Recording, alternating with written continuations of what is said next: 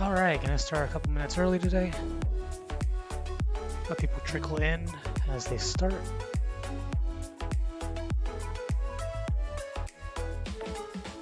Boom.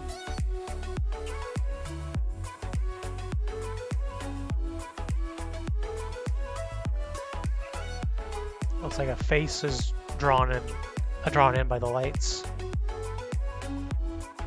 So,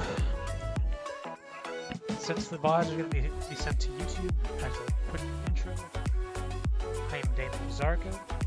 I am a very avid hobby and model kit enthusiast. I love building, I love customizing, I love it all. And so, as part of my content, I do have major projects where I take a base model, which in this case is a Zaku green, and I customize and paint it to match a theme. In this case, it's the Legion, Dage's Legion from Adventure Quest 3D. So, this is actually an empty box.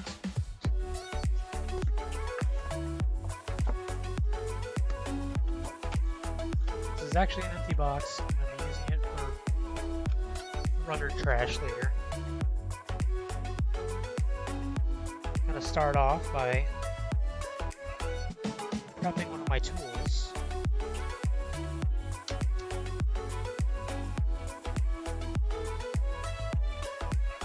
I can figure out where I put it back last.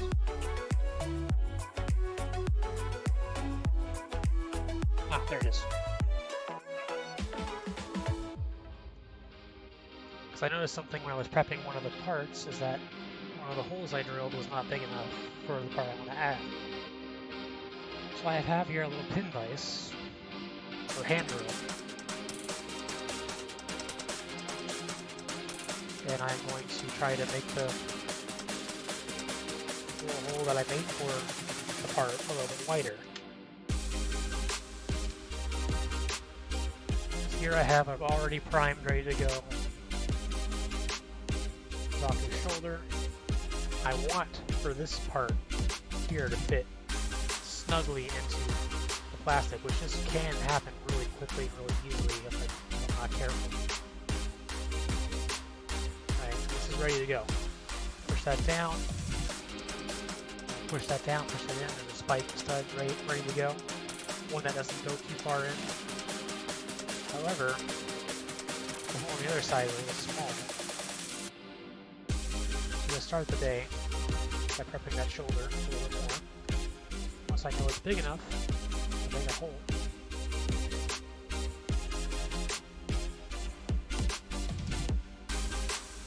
I am going to paint all the primed area.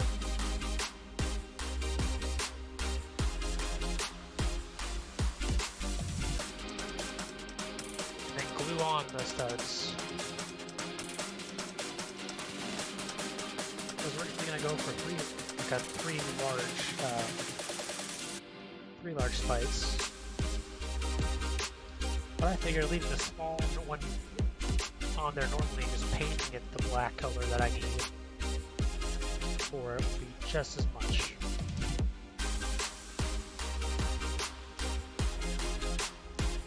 These little pin vices, hand drills are actually really good for this sort of thing. So you get a nice little hole. Take the piece that I'm about to work on with it, see if I can get it in there. If it doesn't work,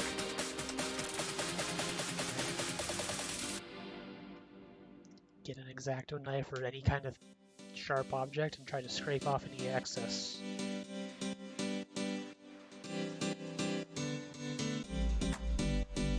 Try to make that hole a little bit bigger.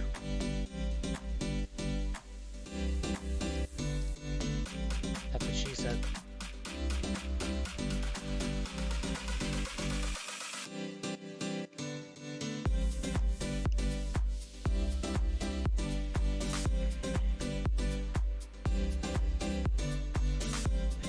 part of the Legion Zaku full custom build. I have here a little box I'm using to keep some of the parts. And on the last thing I was working on painting parts for the head, as you can see here. And I had to do some work off stream to get these lovely metallic beads on the tubing on the head, and also repaint any spots that were coming off. So today, I continue working on the project. In this case, prepping the parts for the inevitable full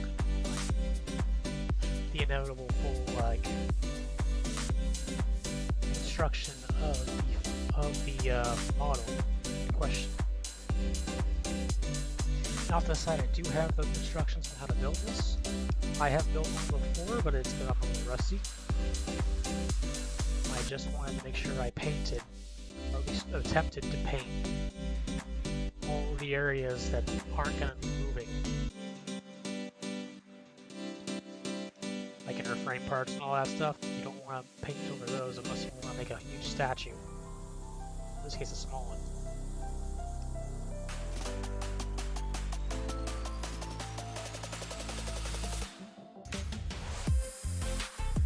If anyone trickles in later, I'm going to have to ask them, because I want to make sure that the music's not too loud on you. And that my voice is coming through clearly.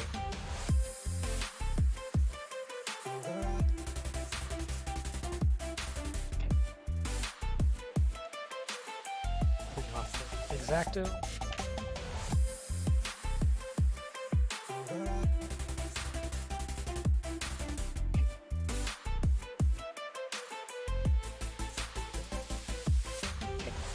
I do have a pin vise.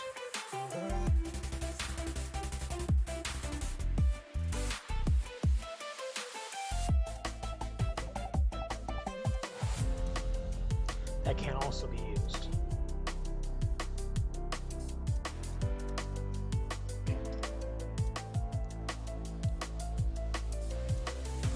Testing. Okay. I think this will actually fit in there once you put a little muscle on it. Hopefully it doesn't crack the plastic any more than it already has. So, put that to the side. Down. That's going to require some painting, and I'm not ready to paint yet.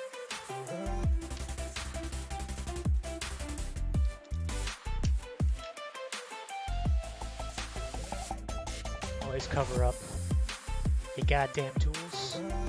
Take good care of them. And last time I did break my main nippers, but I managed to get a replacement pretty quickly.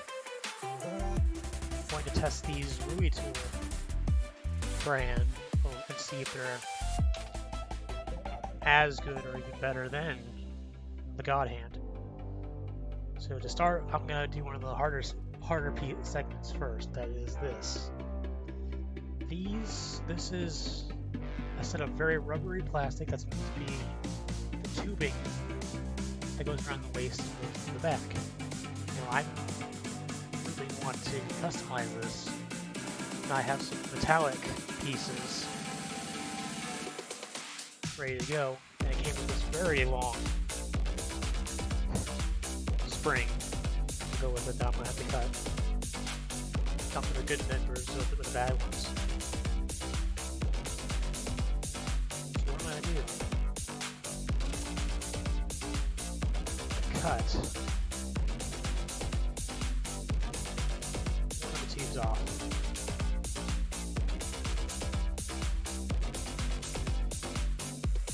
Like that. That way I can measure, do a proper measurement of the spring, and then I can also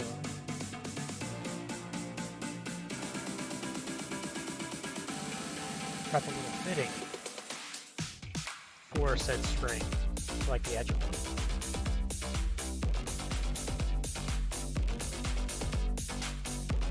I'm going to put some cement on here, even though the spring is metal. This is the Tamiya plastic cement here. Melt the plastic and hopefully melt it into the metal of the spring to start it off.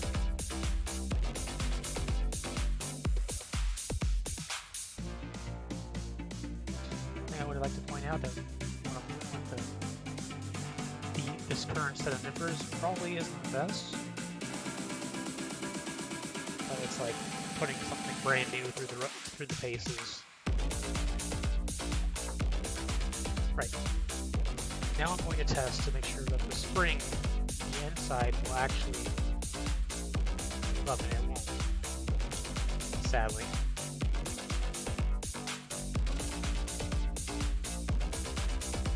So I'm going to have to do even more cutting down. Because I want this to be part of this. I want to keep these segments that go into the model itself. Now I'm just replacing the tubing with the spring and metal tubing bits.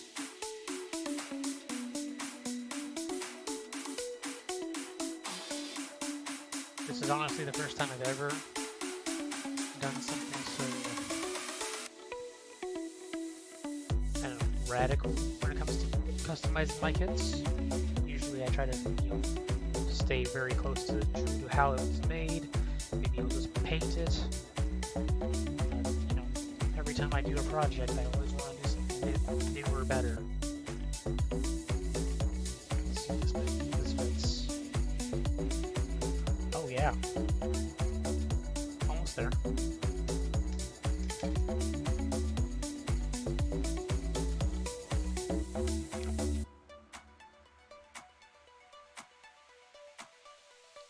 I finally figured out what happened with my last nippers. I was doing some very big no-no tool tips and tricks after re-researching how to properly use them without breaking them. So hopefully for these and the future God hand replacement will last longer. Okay, so what I have done already, I have the spring to have a very tight hole on this rubbery plastic.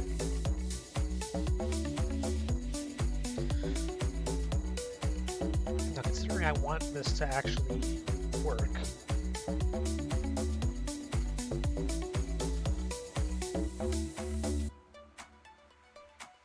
okay, these are very tight sets of screws.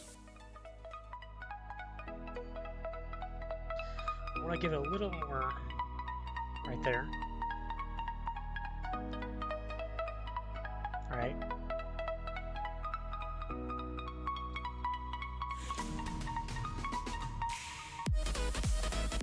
going to stretch out the thing so I can cut the spring at the point that I want it to be, the point where I want it to be. So, using my cheaper nippers to cut them off so I don't break them. Break the new ones. Now this looks like it will definitely be enough.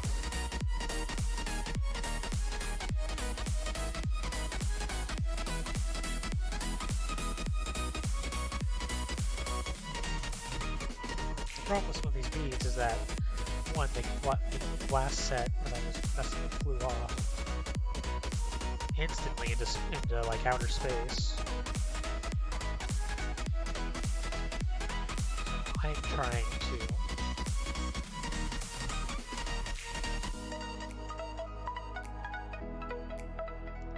set this up. Now, one thing I'm noticing is that some of these aren't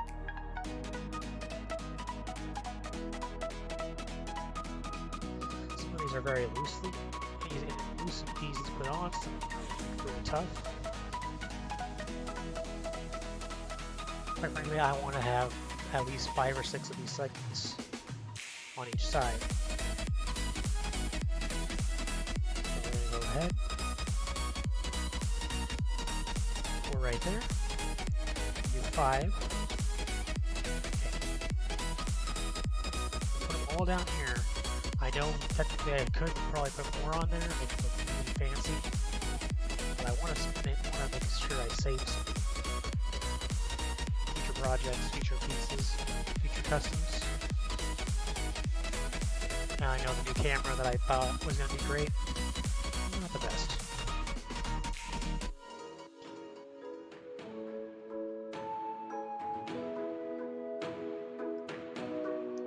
Okay, now I'm going to cut the other half and dip down this plastic, this rubbery plastic, to see if I can get a nice little spring hole.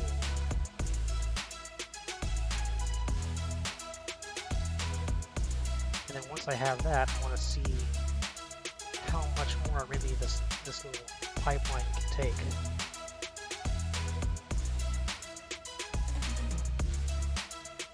Okay. I have 6 on here.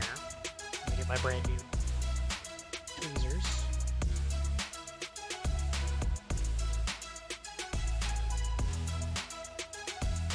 I'll put the rest of the spring to the side. And we'll take this, put it in my box of tossable extra bits. Oh, there was a bug on there for a second, it's just dust.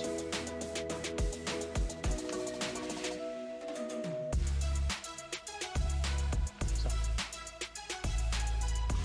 save your nubs. Not really, you don't have to save the nubs, but easier to clean up if you have a way to clean them up immediately. Okay.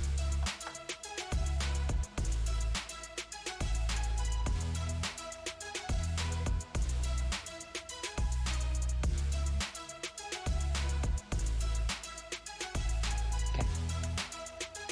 Last I counted, there was an even amount of these.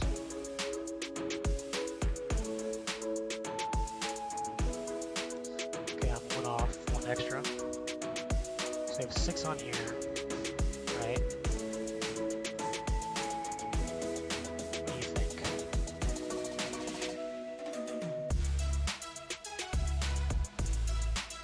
I mean, if I do 7 or 8, I'm only going to do 7. That way I can evenly distribute and prep out some of the pieces. There we go. Done. Now I'm going to do something a little extra. I'm going to take the pieces at the front and the back and push them to where they're practically on top of that extra piece of plastic that's there. Make it like a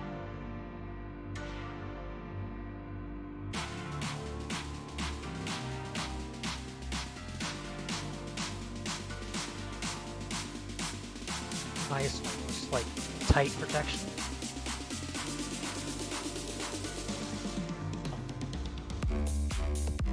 If there's 7 on this side, you gotta make sure to count and make sure there's 7 on the other side. So what's gonna happen is, like, when I go put this on the back, on the back of the other one, I'm gonna have to like bend this maybe. Bend parts of the spring to go with it. But there's going to be like a whole entire like torso in the middle there, so that might actually help out.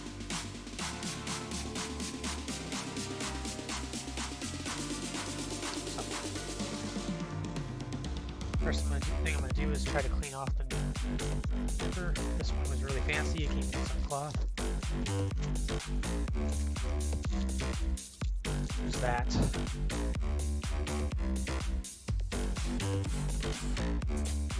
Get off the miscellaneous plastic. Then I'm going to do the same thing to this other side. And now hopefully the spring on one side stays.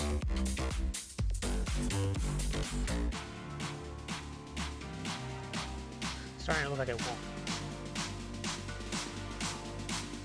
not very easily, so I'm gonna have to probably glue that in place.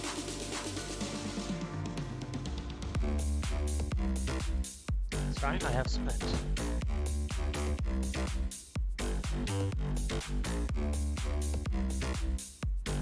Careful drops.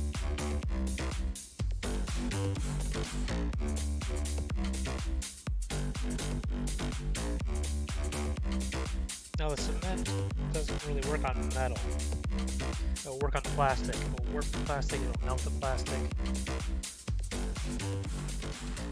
Now I'm hoping that it'll melt the plastics just right where the spring that's in place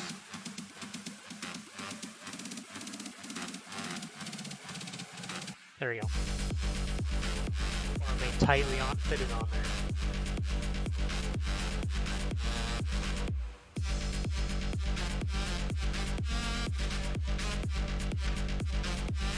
And you know what? I think while that is the glue on that is setting, I'm going to go ahead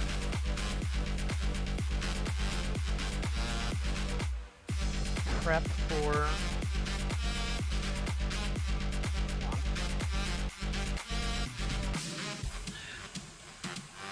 where'd the dropper go?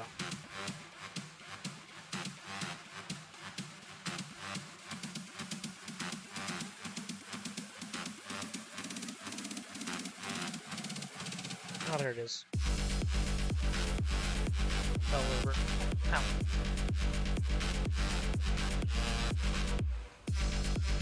Rolled off my desk. A water dropper for the paints.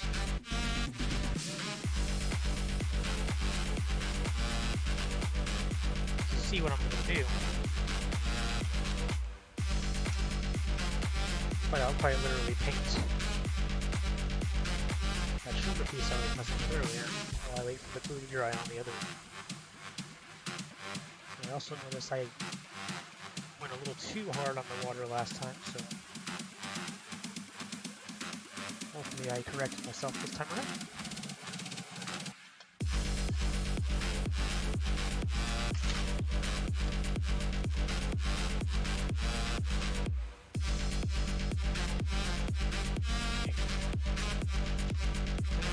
I want to keep it good standing or good health. That's will be healthy. Get some from that.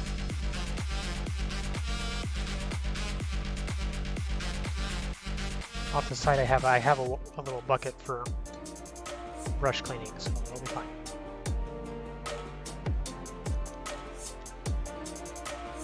Okay.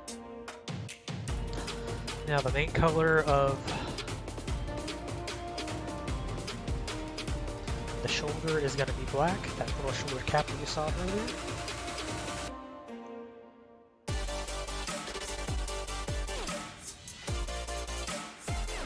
Maybe I'll do some lining in blue.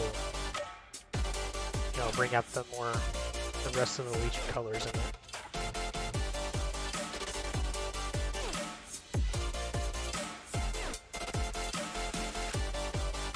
So.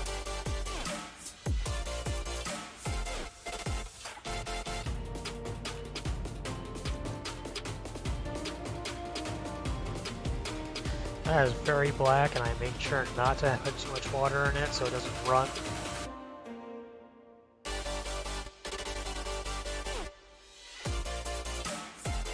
Also holding it over the paint in case any of it drips.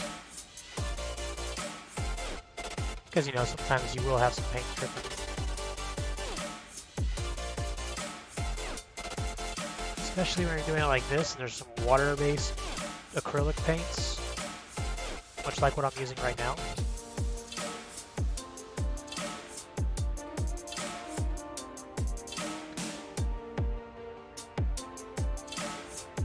So that's done on one side. I keep dabbing a little bit more on there to make sure that the paint hopefully sticks. I think it's running because I put too much water in it. But you know, mistakes, we live and learn. Such is life. these spots I don't really want to paint are over the special holes I put in it to add the future metal spikes.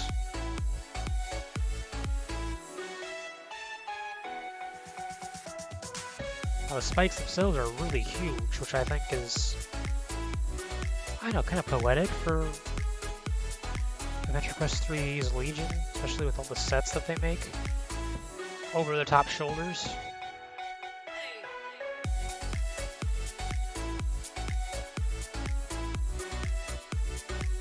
So.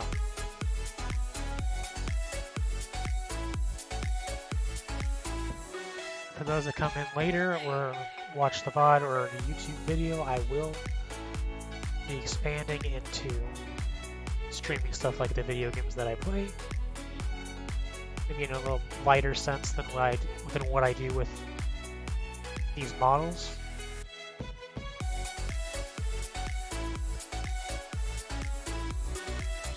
We'll see as life goes on. I don't know what my schedule really is going to be pushing all of this.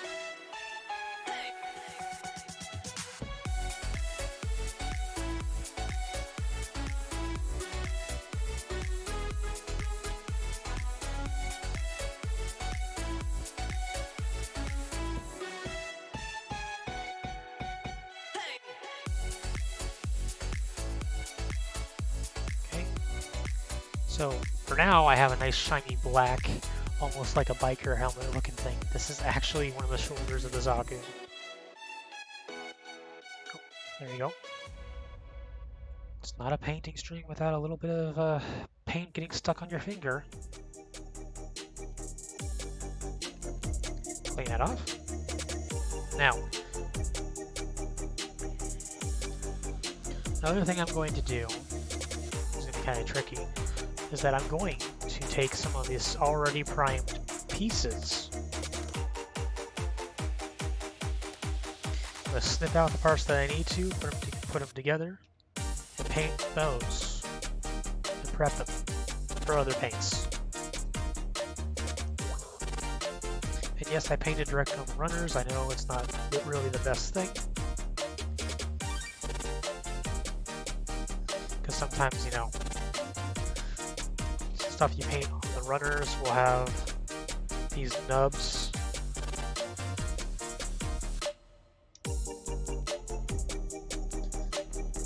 There's always these little nub pieces, I don't know if you can see that very well there, that weren't actually painted when you were priming, like I was.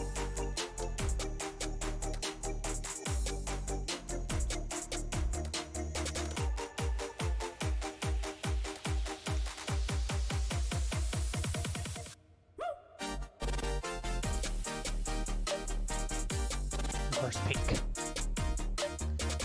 Pink is the new Legion, guys. Not really, it's not. Definitely not Legion. I'm gonna double check some of the instructions for that shoulder panel. C124 according to this, which I have the runner off to the side. So let's go ahead and grab that.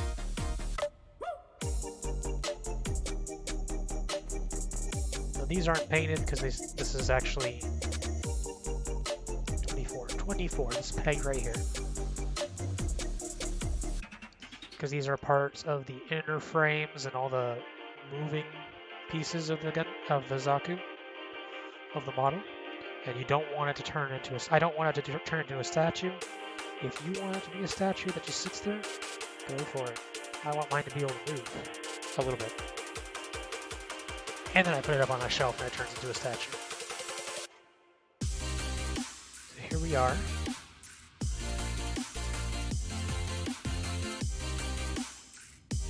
Of course, I'm building a lot of things out of order. That's fine, especially when you're trying to paint them.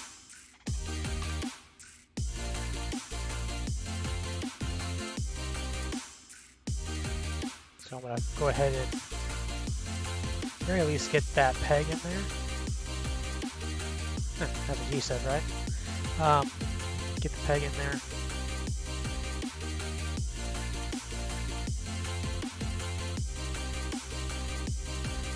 And then snap it right down in there, hopefully.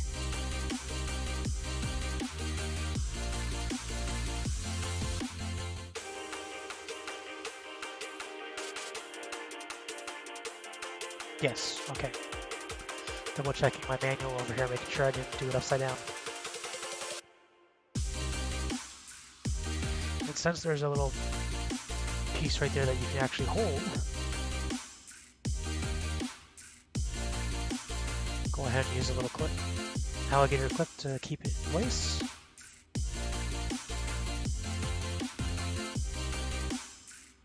And in my case, just paint on the black that I'm going to be putting on here anyway.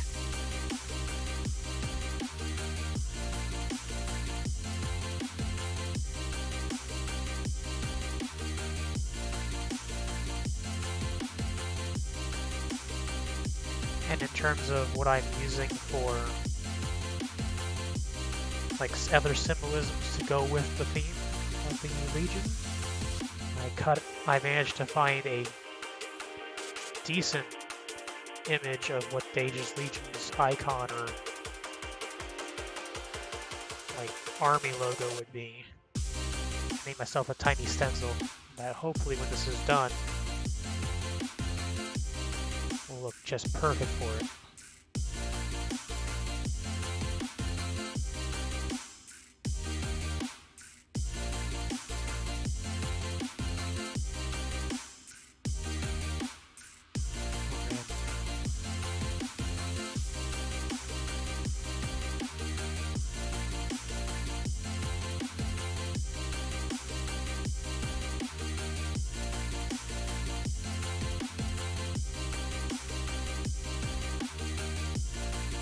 I'll go ahead and clean off the brush real quick.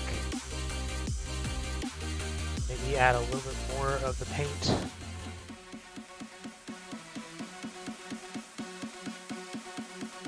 That's not the right paint.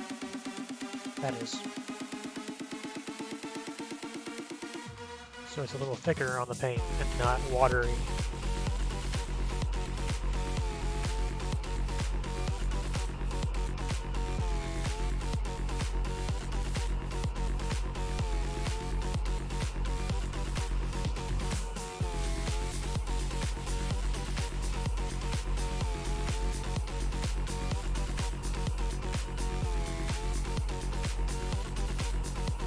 Of course, there'll be a second coat that'll be put over this anyway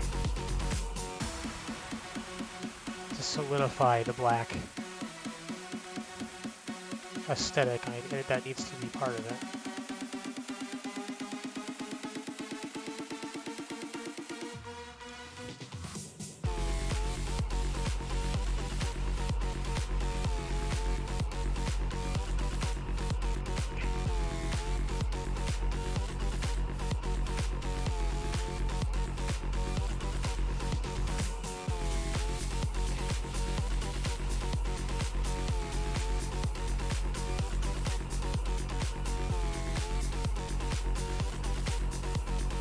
Of course, anyone asks why I painted these on the runners before getting them, or you prime them on the runners before cutting them out and getting them ready.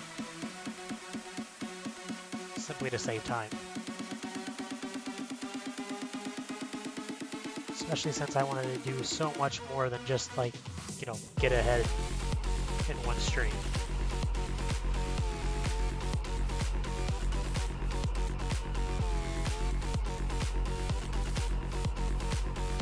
That was an intentional bad joke.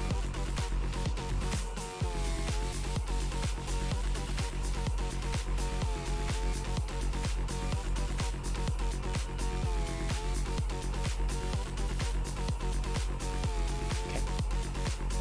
There's going to be some like brush strokes in the paint, and that's fine. It's exactly where I want it to be. Because the next time I go and put a coat on it,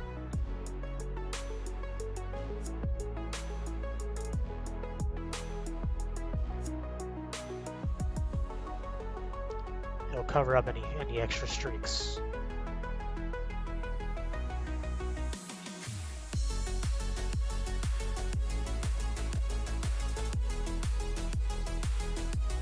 And of course the plastic to this was originally green.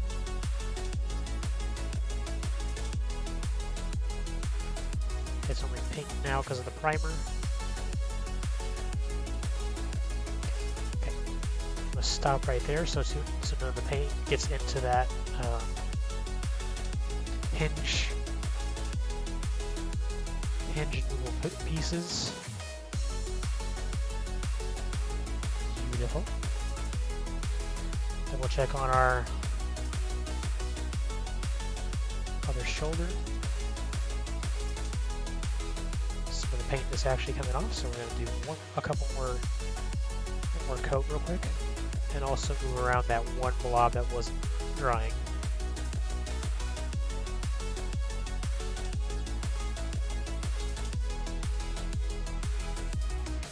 And of course, when all this is done, I will be, giving it a top coat that'll seal in the paint.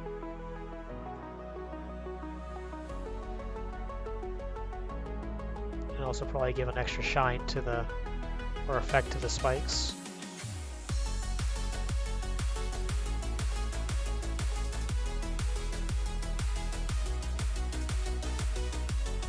There is a very thick little blob that's just sitting there.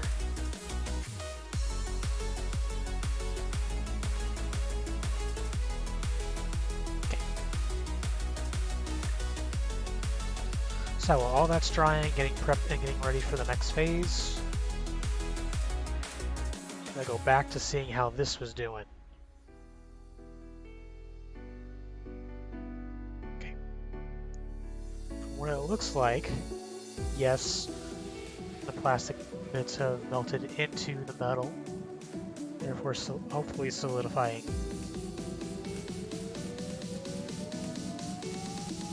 The connection.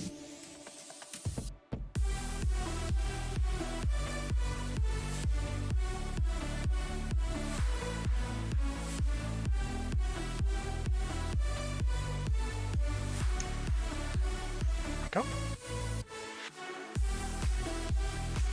Next we'll get our brand new super nippers.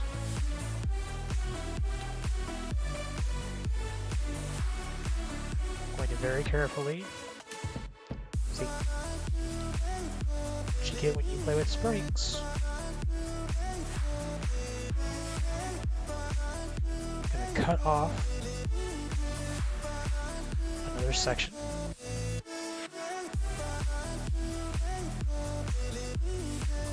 And then use the same nippers to cut off excess, so that way there's a little stub there for it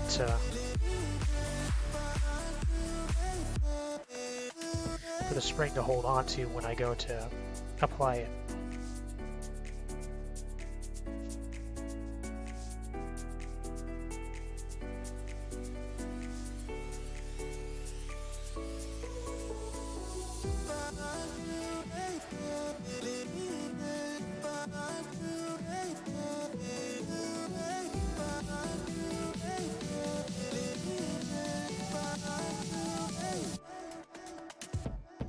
Okay, there we go.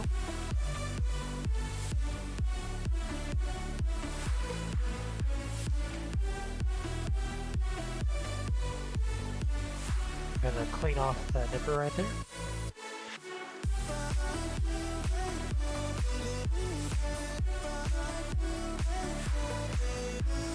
Do exactly the same thing that we did to the other side, which is trying to fit the opening of the spring naturally snug onto that rubbery plastic. Now if it can't, like it's doing right now, just gotta clip off a small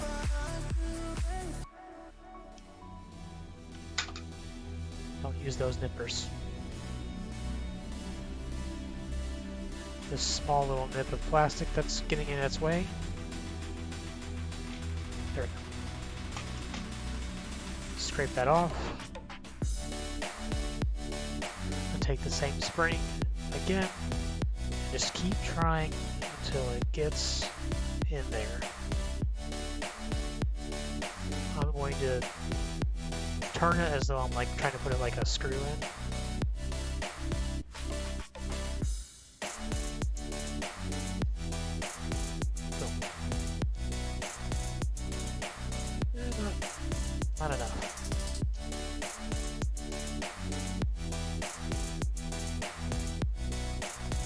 This is in fact very difficult to do, and I'm finding out now.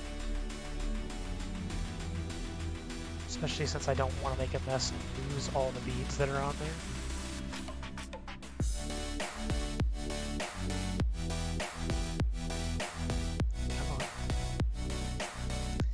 Come on, you little bugger. There we go.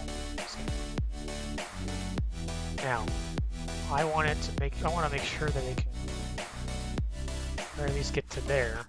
Maybe a little bit wider so that.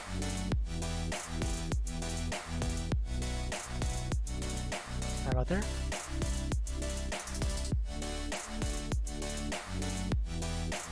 Use a little muscle, a little bit of hand muscle. Don't use the good nippers to clip the metal.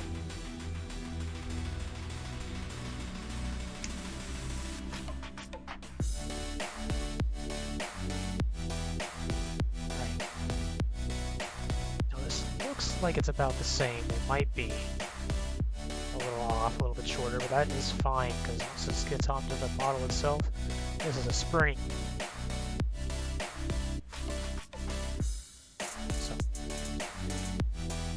Take the good nipper again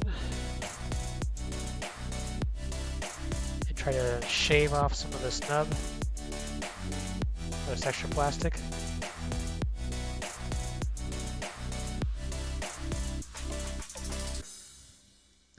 Until we have a very slim enough piece of plastic for the new spring to hold on to after we get all the new beads on there.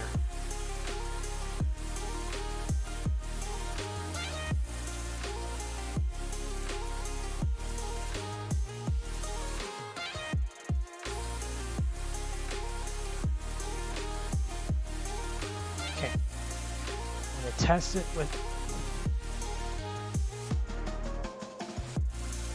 Not enough.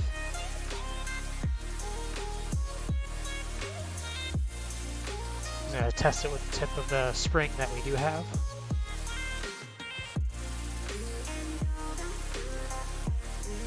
We did not have enough yet.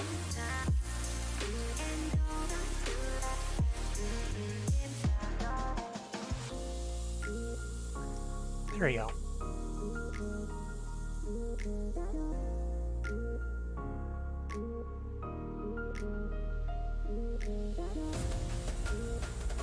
Okay, looks like it will actually hold on to there.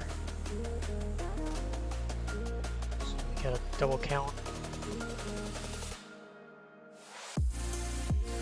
And 1, 2, 3, 4, 5, 6, 7. 7 of these.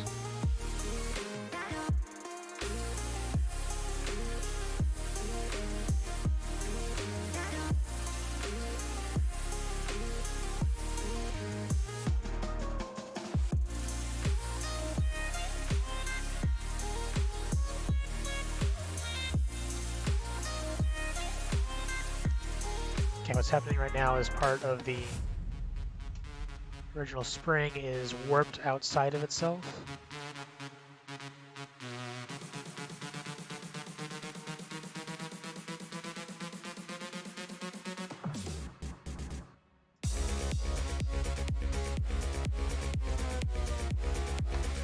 Okay.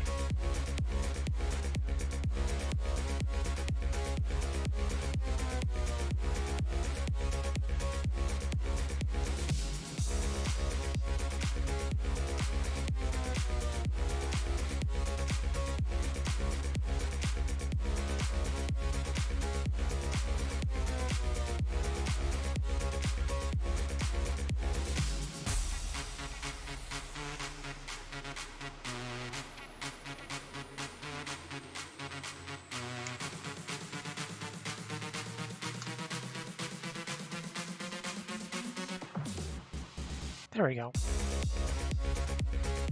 I'm going to do the same thing I did with the other one, which is push it up to the plastic.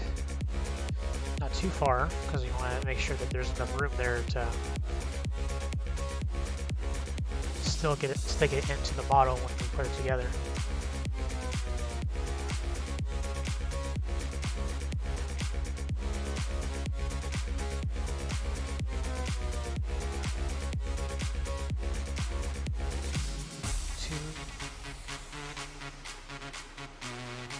Speed 3.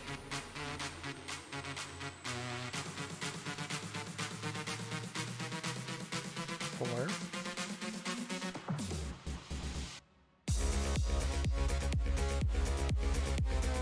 One.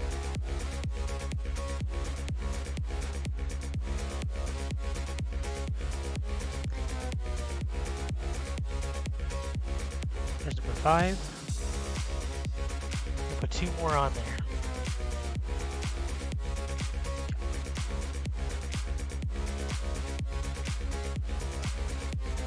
Four, 5, 6, 7. And once this is done, and we know for sure this is going to stick onto the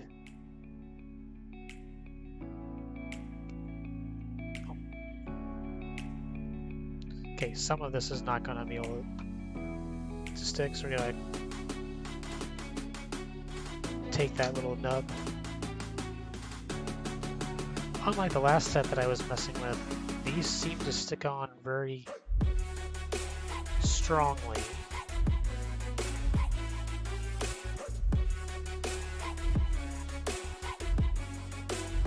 So I was actually really scared. I thought this was gonna like fling off and I would lose half of my metal beads again, so.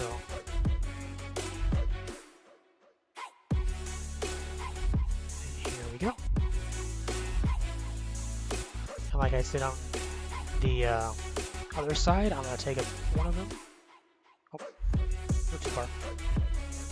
Just rest it on top of where the spring is holding. And we are going to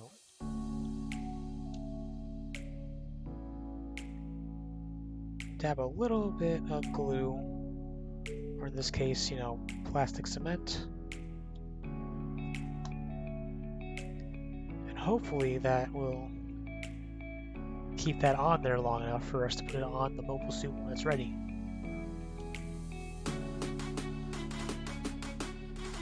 Now, I'm gonna double check this. It's not that bad.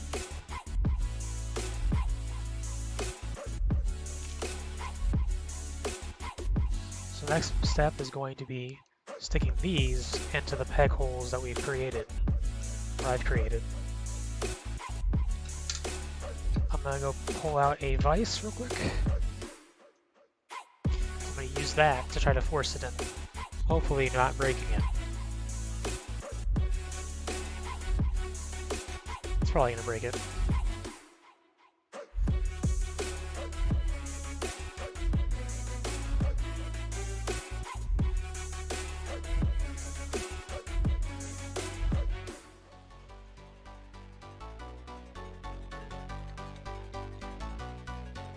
Okay.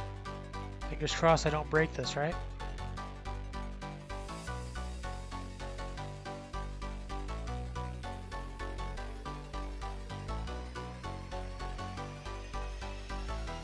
Did absolutely nothing to what I wanted it to do.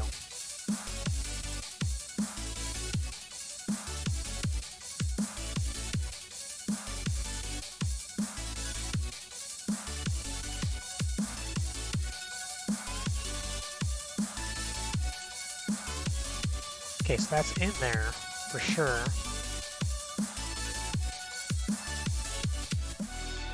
I get it, some of this paint might not be fully dried, that's fine. So long as I get this piece into the plastic like I need it to.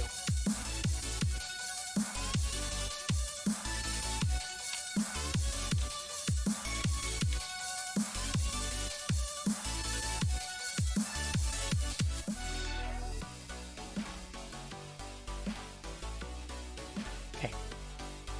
That's not the best way to do things. Do not do that.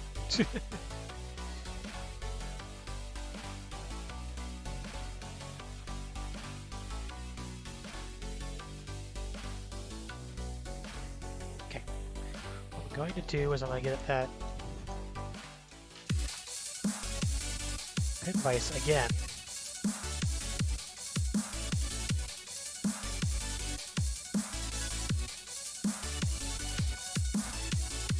see if I can't widen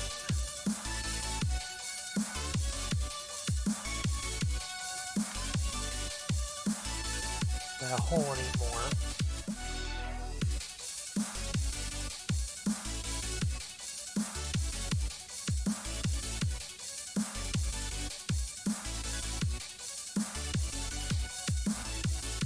Ow.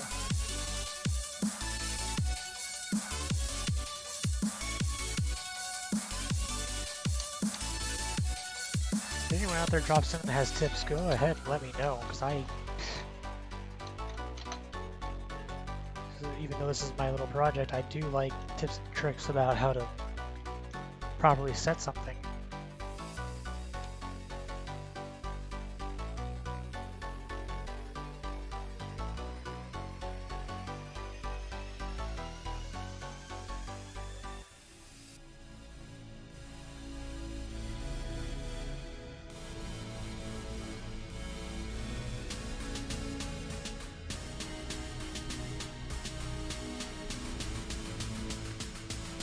Oh, you know what? Look, I did it! So much for that tool.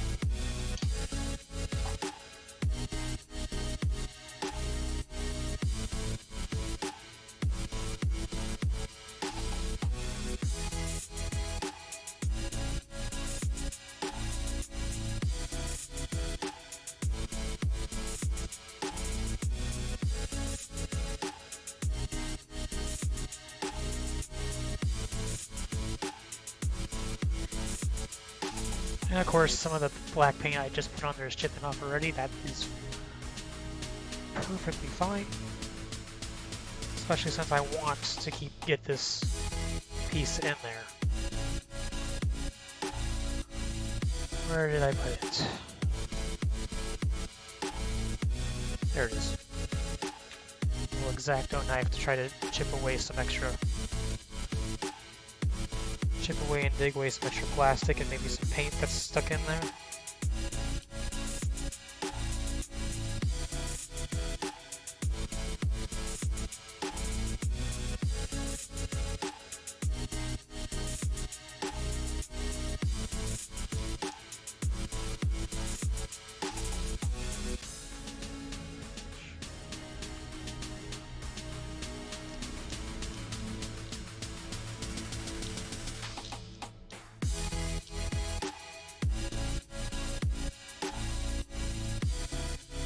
Like I said, some of this paint coming off is fine. There's going to be a second coat.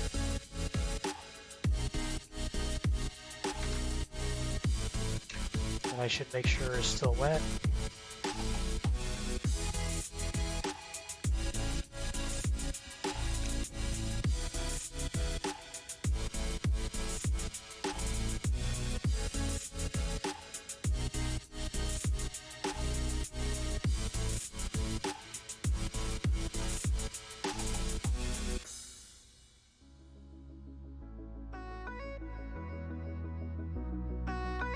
There we go. Can I tell you how painful it was to get those in? So what I'm going to do now, for sure, is try to apply some extra black paint in there.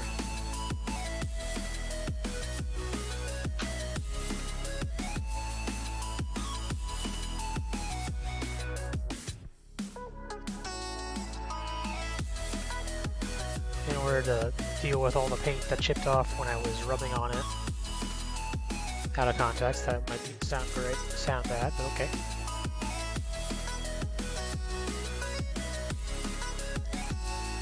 Add context.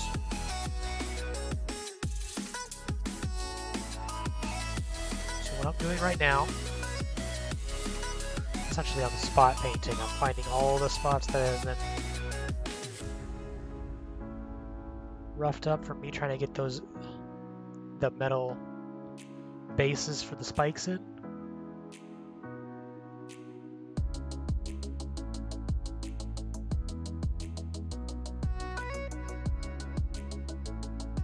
There we go.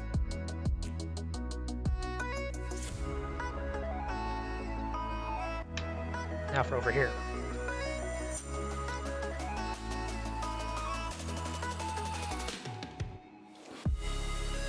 For the very least, for this top section right here,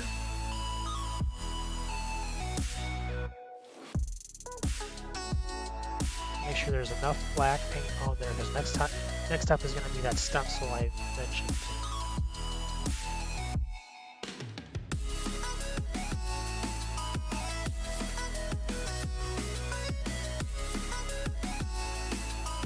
I'm not too big of a stickler for some of the detail, especially since I need to make sure this moves and it attaches to the shoulder that I have yet to finish building, or even start.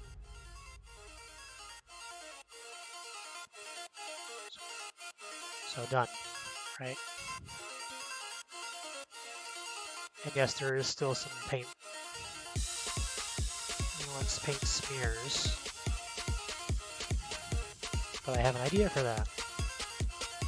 I'm gonna use a bit of a whiter, brand new brush. If I can get in there. Okay. So what these are just ordinary paint brushes. Got them on it way back when for different kind of set. One of the things I found, especially with this acrylic type paint, is that if you just get a wet brush, gently go over it, you can actually smooth out some of those details. Or at least make it so all the lines go in one direction.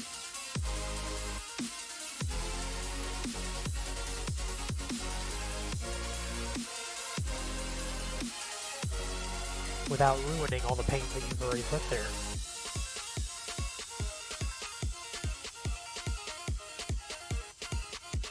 Or accidentally applying an extra coat that you didn't want to apply.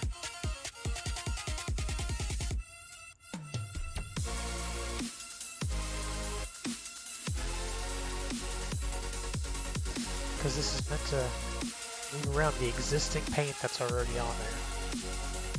Maybe I'll do a quick tip.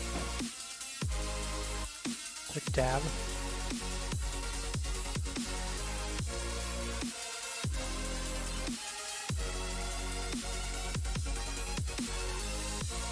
And voila! And there's a nice solid black shoulder panel that will eventually get that lovely, lovely blue Legion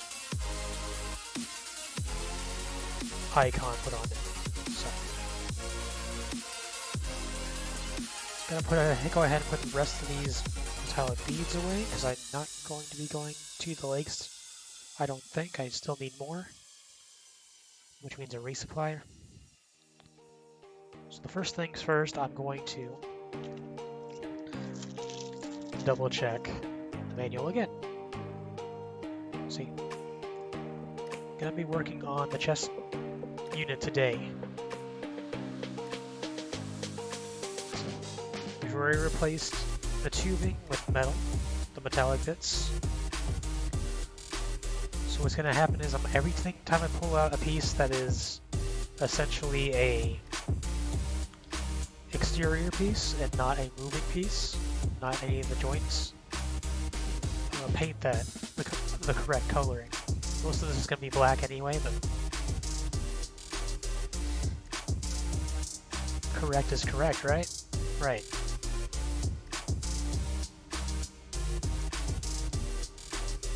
Ah, there it is.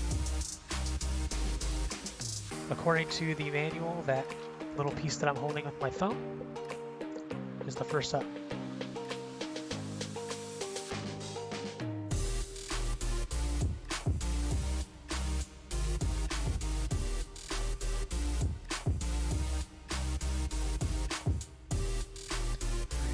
Got some, actually not very good, not that bad on the nubbing, so I think these nippers are great for this part.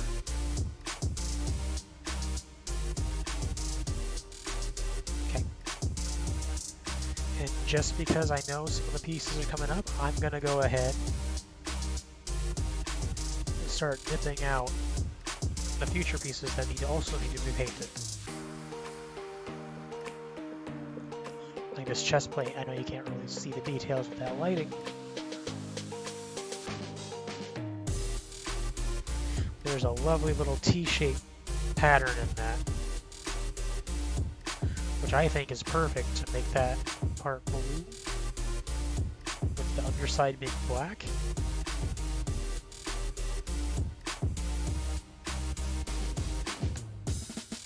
I don't know, what do you guys think?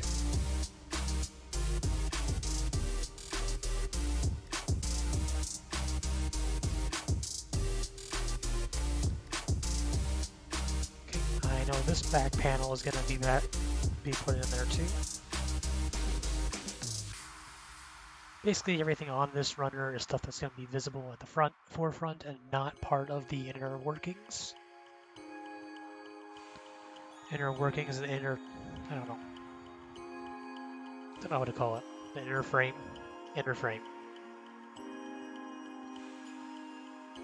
And we do know for sure these panels right here are going to be part of the body as well.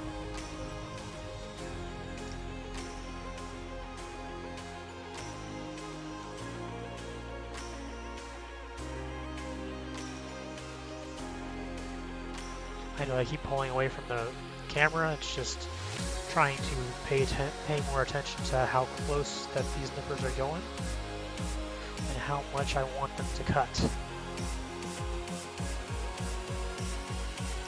And not leave you with extra work.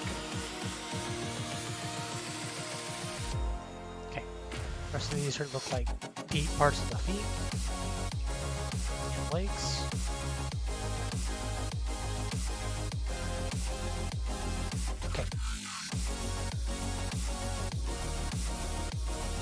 So far, according to the manual, the only parts that we're about to have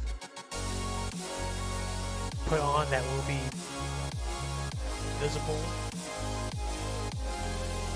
and not part of the movement or the articulation. Articulation will be what's first.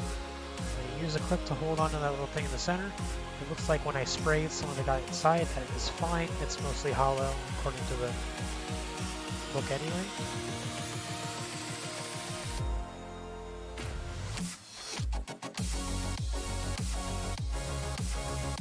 Before anyone asks, this is a wet towel. This is like a piece of there's paper in there. This is a piece of an old towel that was going to be thrown away, being repurposed.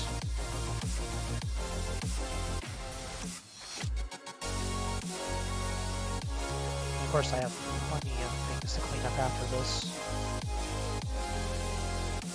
Okay.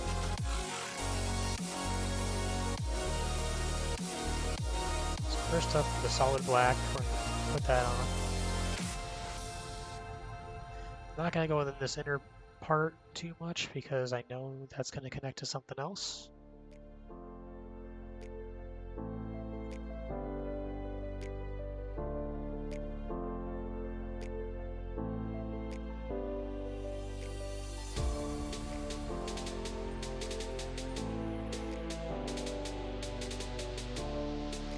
Maybe I'll get some of the edges to make sure.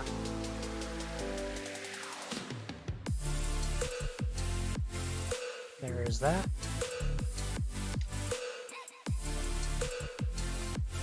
Do the same technique as before, get a wet brush, slightly wet.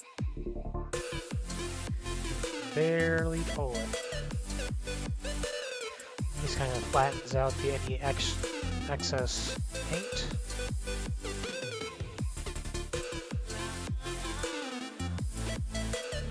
Without totally like rubbing off what was there.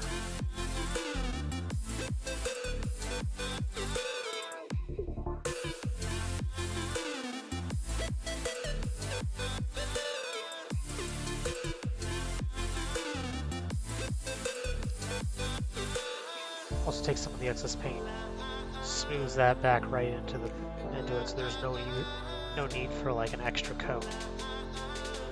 Still gonna do an extra coat. There we go. So blackened out waist unit. Okay. Do this again. This time we're gonna get this part that has a C-clip on it. You don't want that, you know, getting too much paint on the C-clip portion.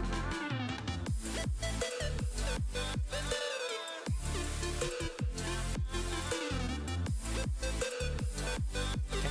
We don't want any black on that brush, not too much anyway.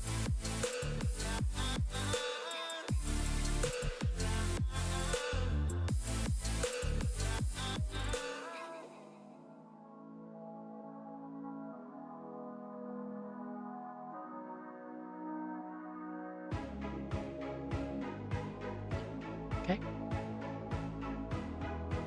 Keep looking at my camera source in OBS to make sure that you guys could see what I'm doing.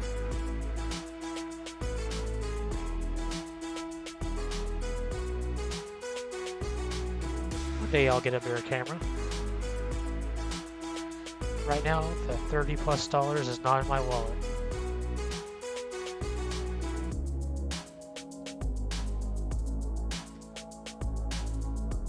Good news about this tiny piece is it's probably gonna dry quicker.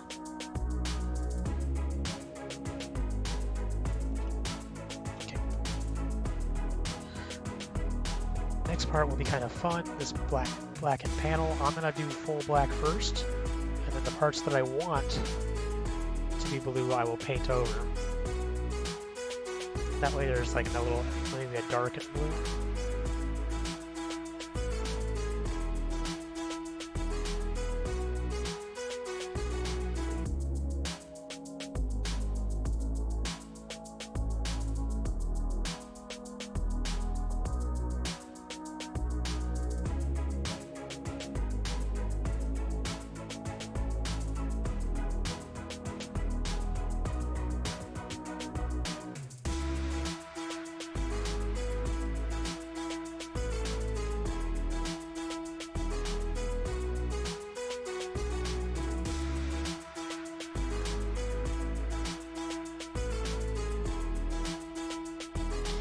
Or does this song scream like Wild in the Jungle type of thing?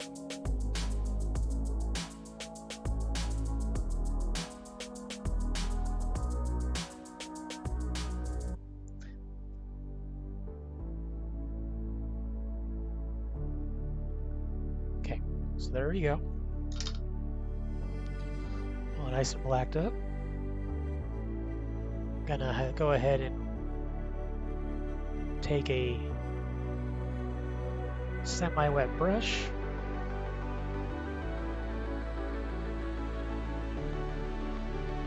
Looks like I put too much wet.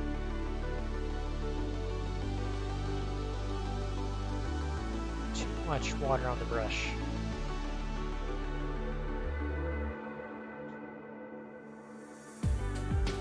That means this is gonna need like a second coat of black paint once this dries.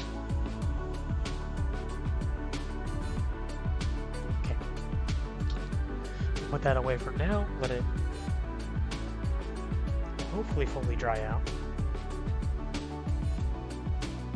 Before I get into the next one, I'm going to show what's going on with that shoulder panel that we saw earlier. The paint has solidified into a nice black. Of course, those shiny little bits that you see on the side are actually holders. The actual spikes will go inside of them. So it's going to have like very extended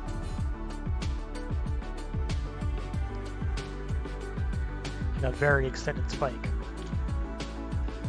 It should make it really cool.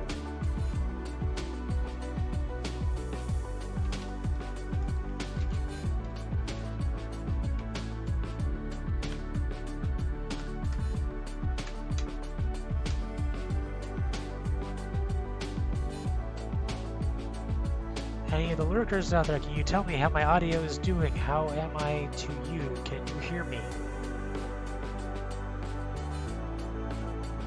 Because I'm not seeing you.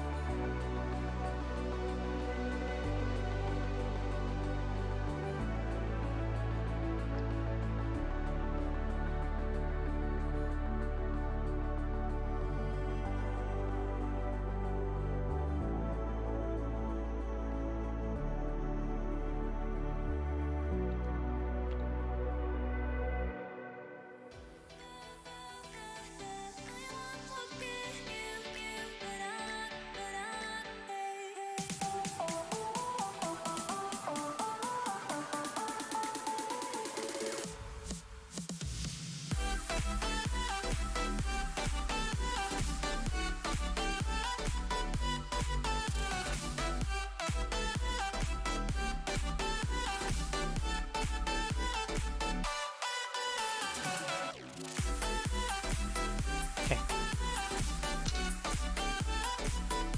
Gonna try this method again.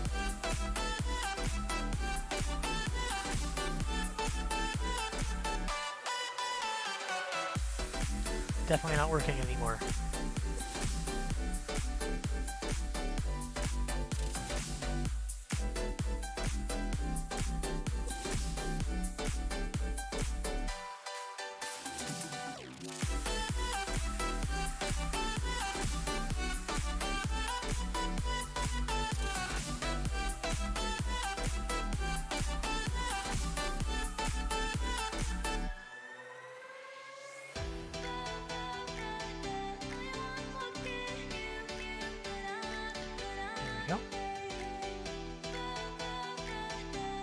One blacked out panel. It's gonna be like a shoulder panel. And actually, a better way to describe it is it's gonna basically be this guy with black and blue, except I bought a green kit.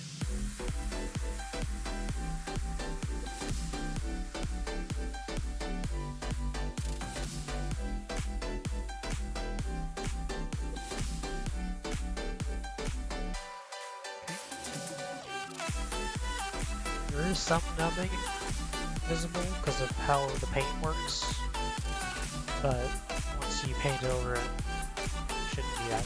Well, once I paint over it, shouldn't be that bad.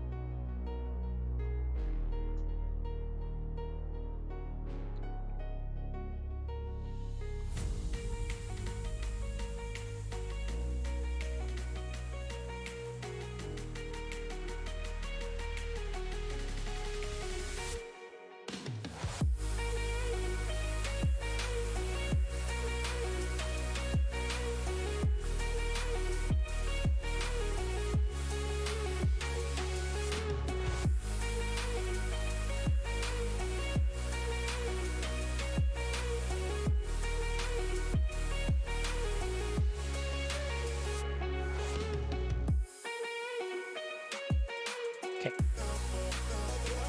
Hopefully that's enough.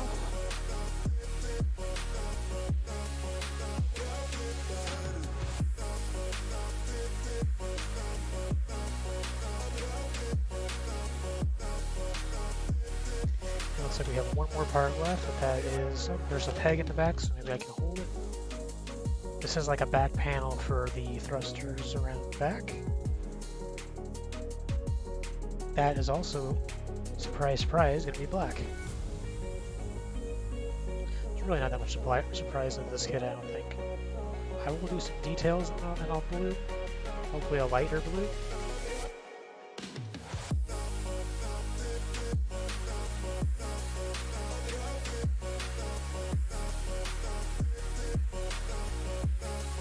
But until then, make sure to do base coats.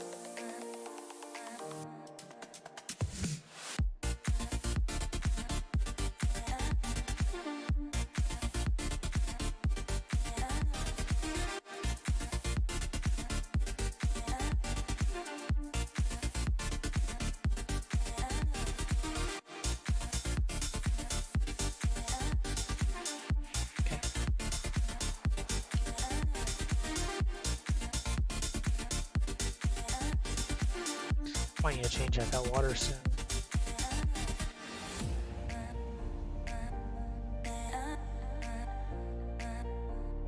Okay.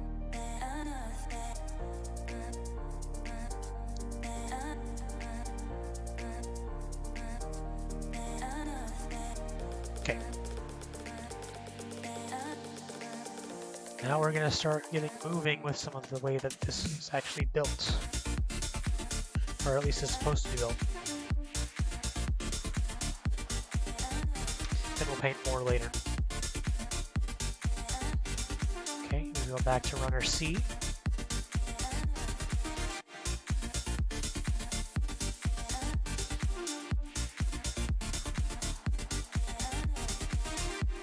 C21, I keep reading it as 1.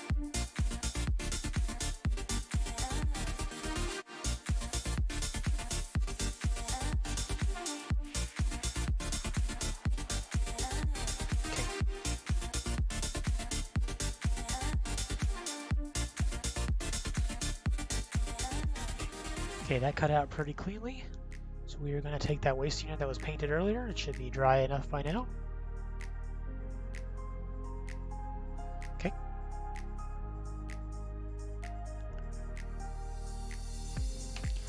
Going to declip it.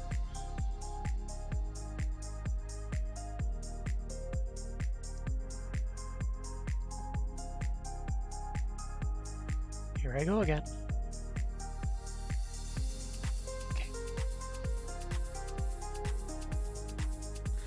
Done. There's a little piece of plastic in there. It's telling me in the instructions to twist it a certain way. Up like that. And what's going to happen is on runner C1 there's a couple more pieces. It's going to kind of be sandwiched in. Sandwich.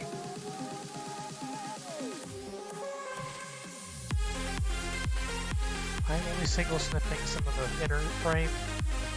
Or actually most of the kit is going to be single snip. Normally it'd be a double snip. So it looks like we need 26 and 27.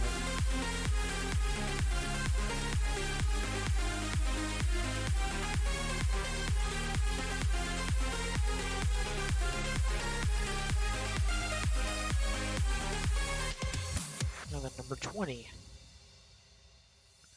Right here, which I assume is a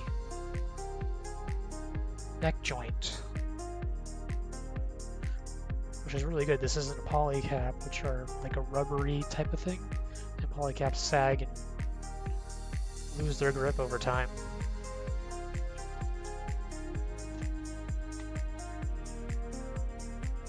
Sadly, that's probably what's going to happen to the Mandalorian I made last week.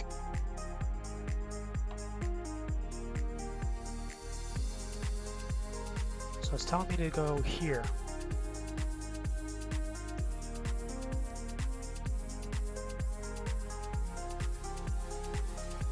Right. And then it also says put this ball joint hinge which is probably going to be the neck, right up in there.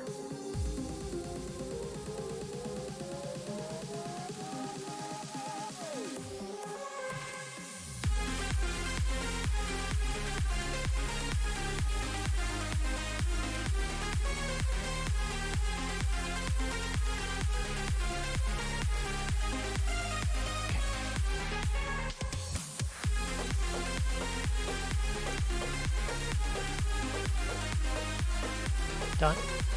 And it also says to lift it up again the other direction in order to get the other piece in.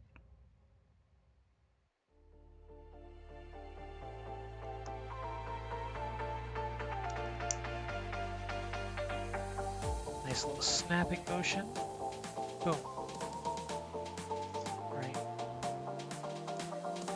Now this back section and probably this little front section are not actually moving. So for stability purposes, I will do a few dabs with quick drying cement.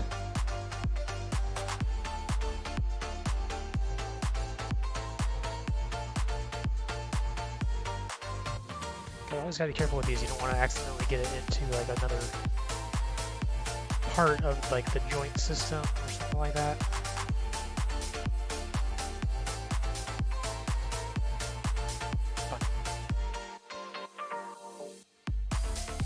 And all that does is just, so you can see it, very simply melts the plastic that it's put on. And if you have two pieces of plastic stuck close enough together, they melt into each other. That creates the adhesive that you need. Actually very cool. Okay. Now, for the next part, actually requires this chest plate that I need to finish painting.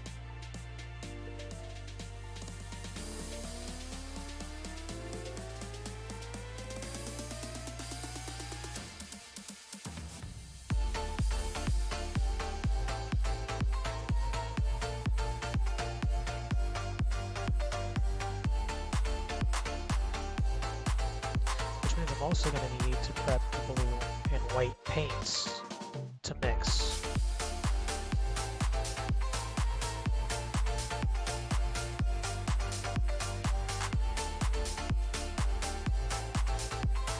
So there's that. Got ourselves an oceanic blue and pure white.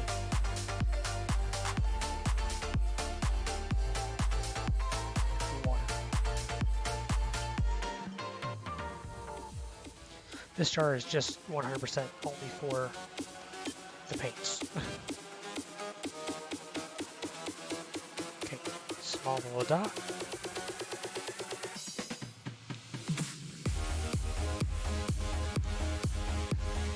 Shake up the bottle.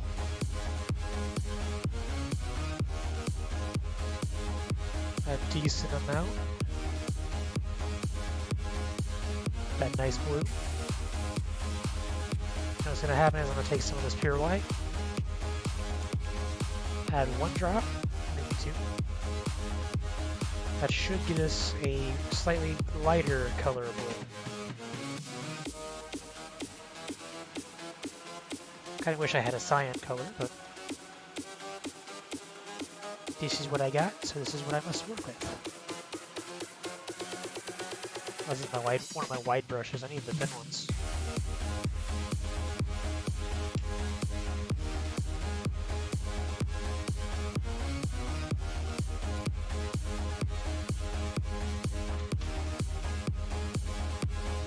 The next step you gotta do is, for sure, if you want to make sure that your paints, especially in these kinds of mix, I guess like any other painter, you gotta make sure that they mix it well.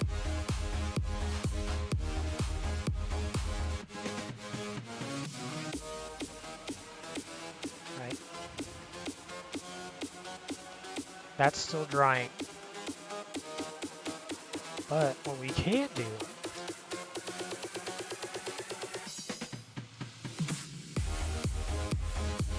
Let's prep this little thing.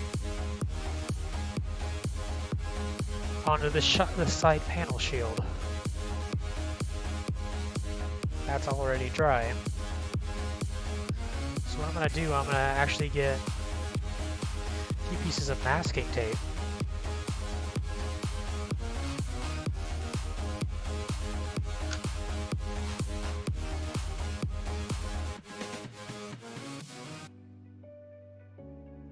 Put them over the top and bottom of this.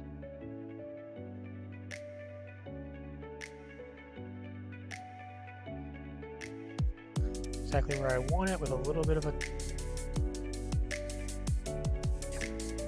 a tab sticking out so you can rip it off. Get another one for the bottom section, and I'm just gonna paint all in there with a brush to get the blue in. Blue. If I can get it in there.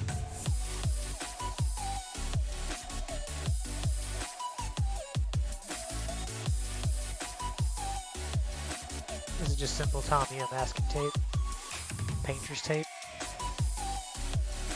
Probably get it anywhere. Quickly realizing that this knockoff stencil of what would be Deja's Legion is gonna be crooked, and I think that is actually perfect for what's about to go on.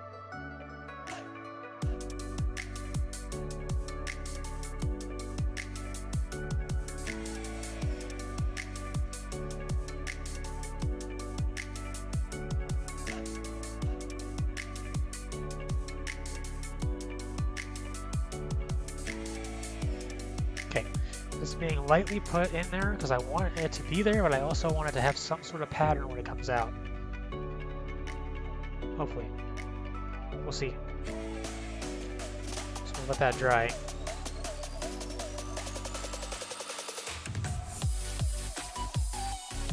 And then I did say I wanted to get this part detailed. And then in this case, I just want a little bit of a blue line in that crevice.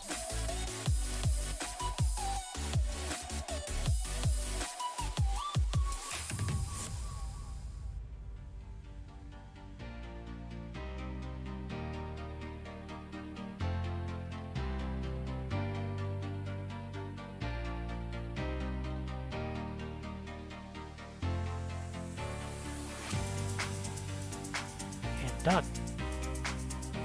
Little blue stripe.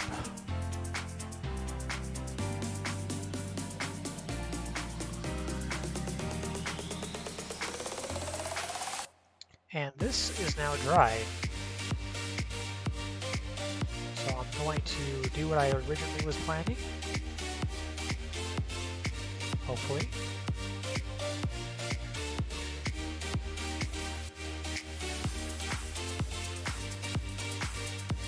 I want this center piece, this little T looking chest section. I want that to be blue.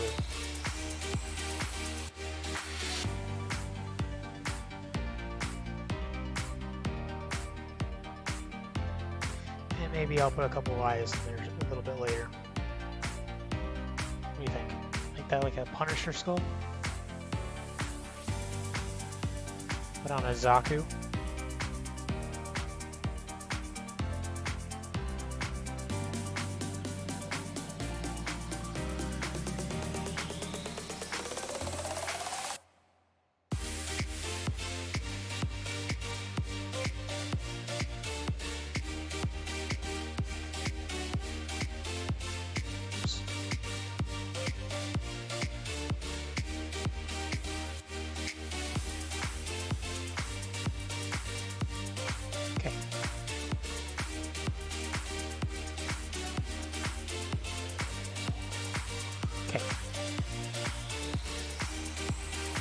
I think that is very good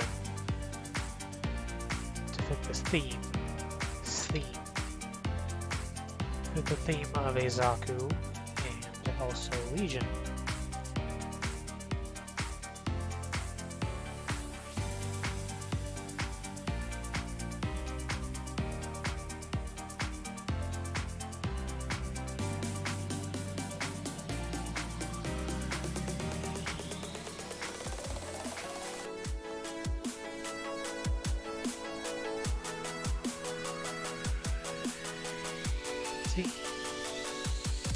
get it.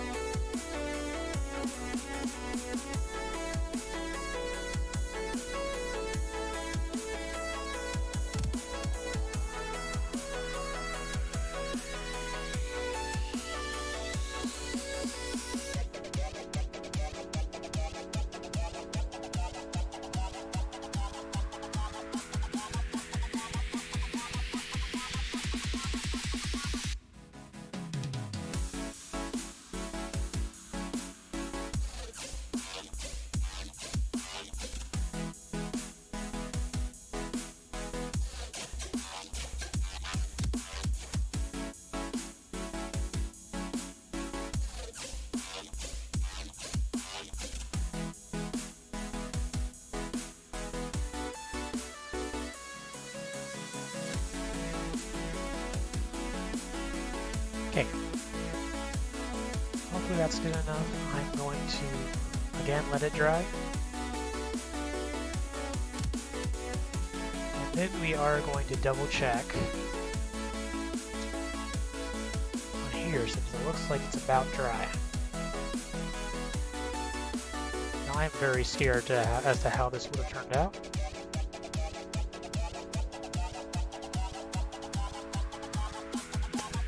Absolutely horrible. I don't know what I expected, but maybe I should hand paint that in, huh? There's some paper left over, there's... Yeah, we're not gonna stick with that.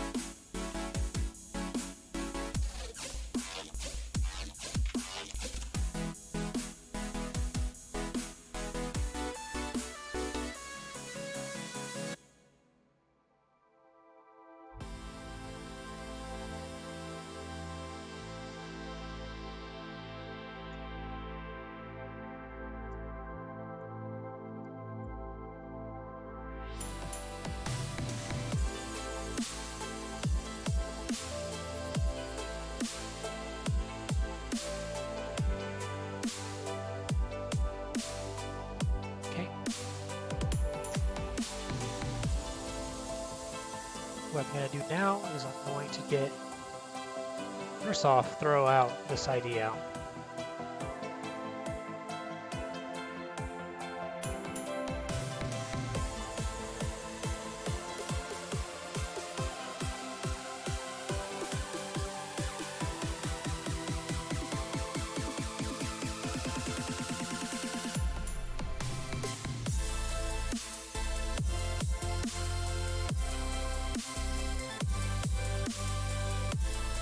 Maybe I just underestimated how paper works. Who knows?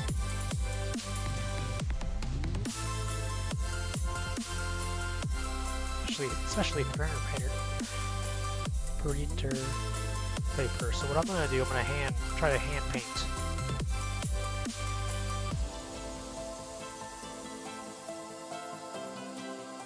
You know what? I might need to.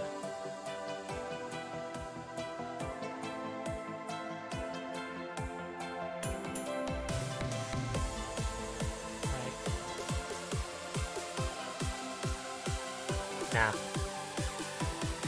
not doing that.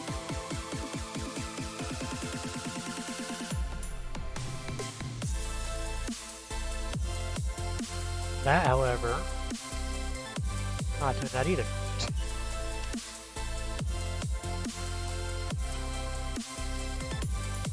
Going back to straight black.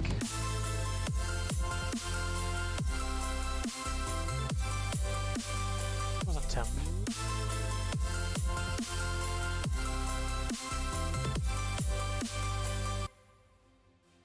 Okay. Definitely looks like a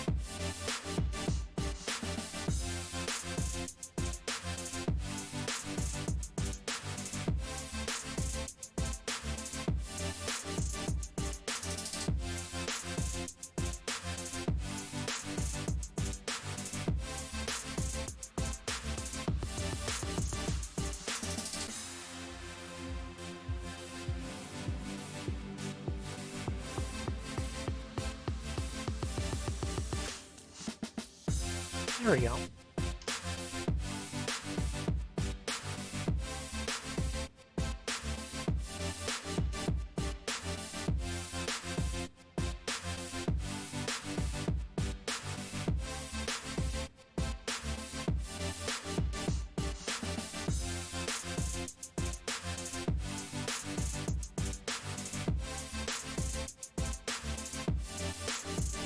I think after this amount of paint, I might be done with this chest piece.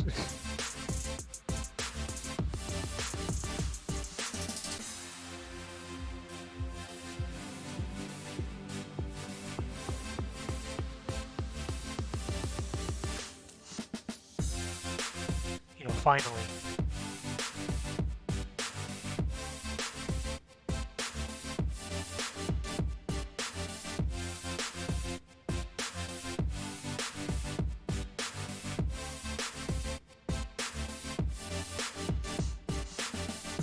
I think that's it.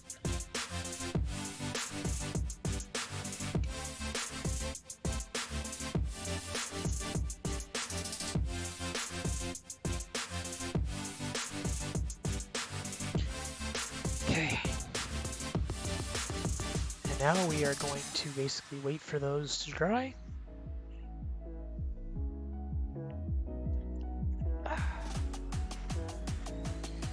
Grab some brushes maybe.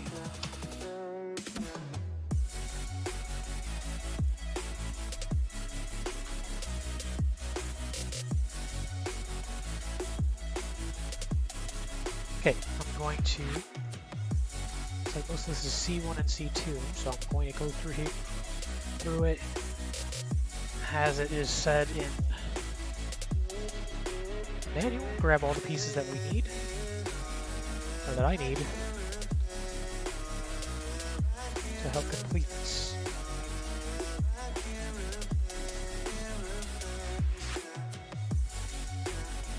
Definitely looks like I can just put this on there without worrying about the rest of it, so.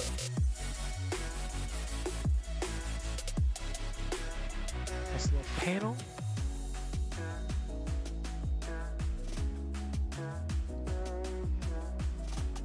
And the verniers.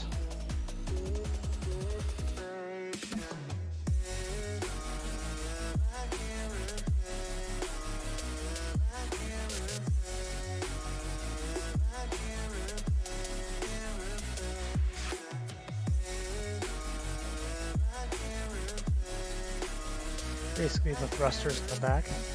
I'm actually planning on using a new paint marker on these. It's supposed to be a silver plated one. I'm super excited for it. C25, C24.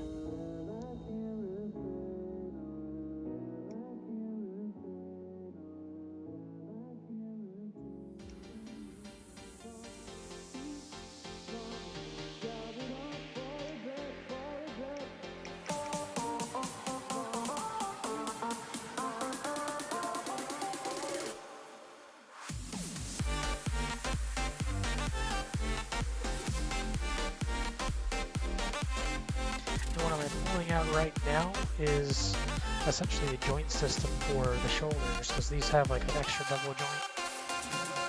Extra double.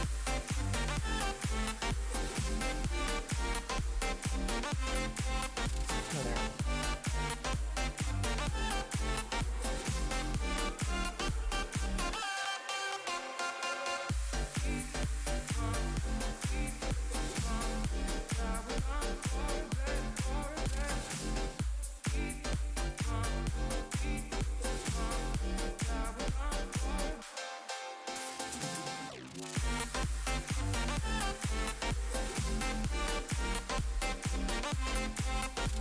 What these are going to do is they're going to allow for an extra range of movement when fully built. As you can see in this guy, this is something I built about a year ago.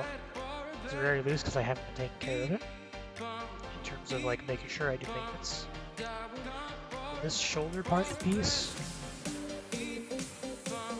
pops out. Oh, not that far. It pops out a little bit for a little bit more range of motion. Pose them. So that's what these sets of small joints are for.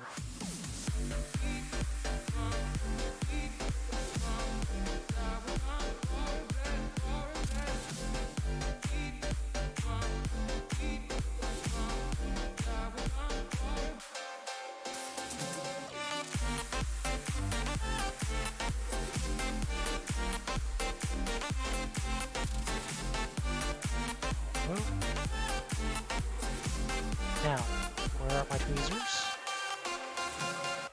Gotta love new tweezers. This is a new silver-plated Gunpla marker EX. It's basically a paint marker.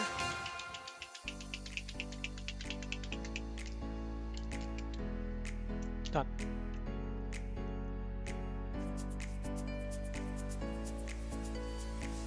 Okay, maybe not there.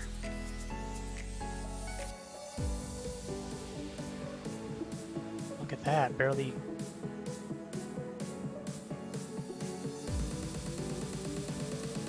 It's on.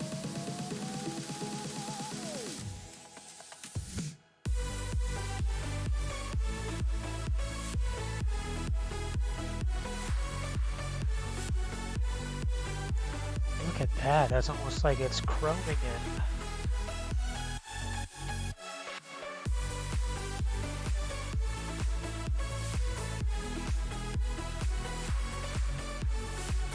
This is exactly what I had hoped for when I got this.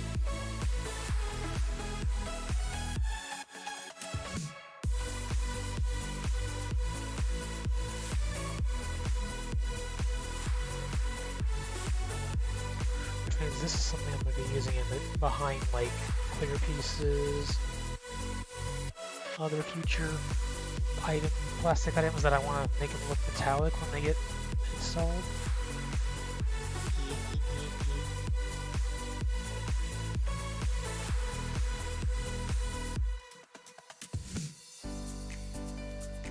Look at that.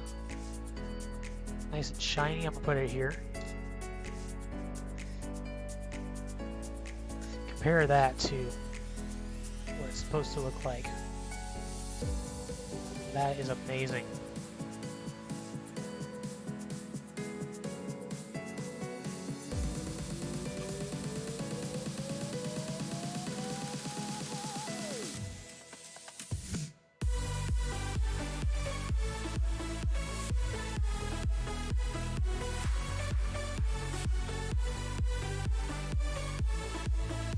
Look at that.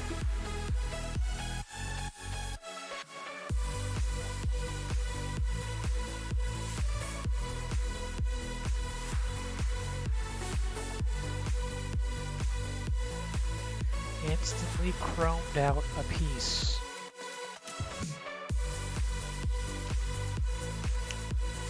That, my friend. That, my friends, is a good marker. My friends. Okay. Don't need the verniers yet. And according to this manual, you're gonna wind up putting this back here anyway. Right.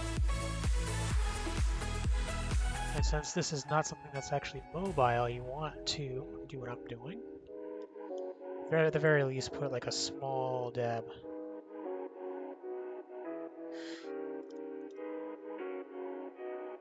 The plastic cement down so that it'll seal it together to the front section, so you don't have to worry about it falling apart later.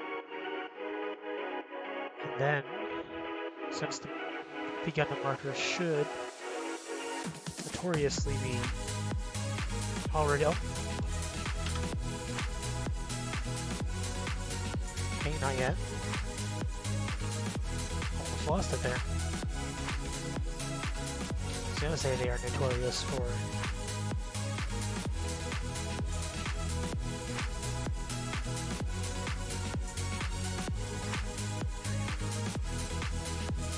okay, looks like it's about done. Notorious for drying faster. Obviously, I was wrong.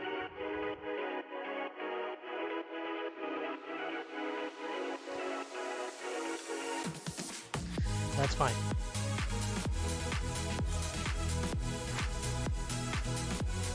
Okay.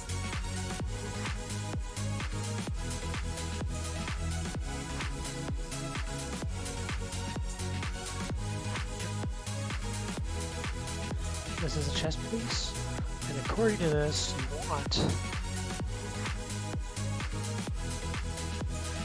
to use this part.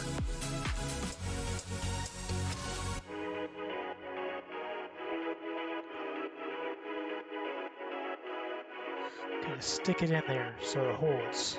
This is why I kept the plastic, the rubbery plastic, as much as I hated it. Because it keeps the foothold. This is a really decent hold.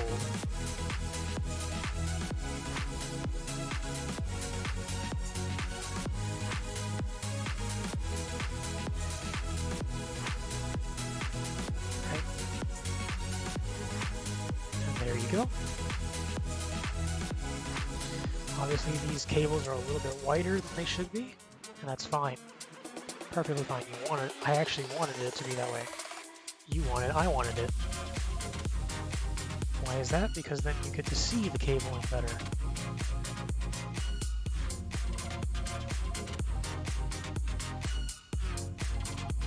Waiting for the SpongeBob narrator voice to come in and tell me I'm wrong. Maybe I should make that an alert. Nah. Pretty sure that would be copyrighted with that man's, whoever that man's voice is.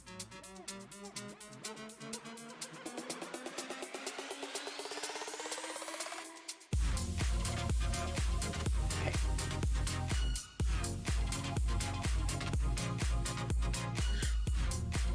Okay, immediately one of the issues I'm seeing is, especially with this plastic. Oh, you know what? Yeah. The plastic in the springs.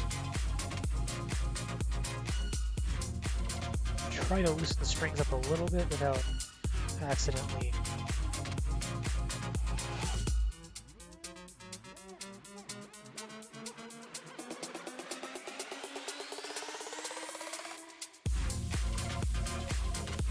There we go.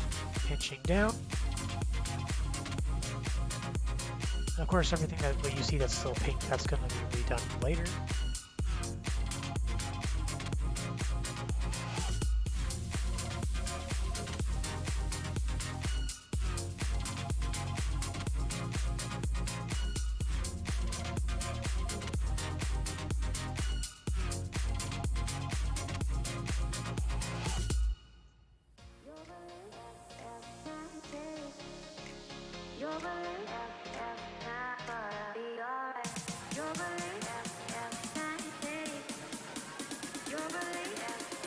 That is my fault overestimating things. But you know what? You live and you learn. It's fine. It's fine. Okay.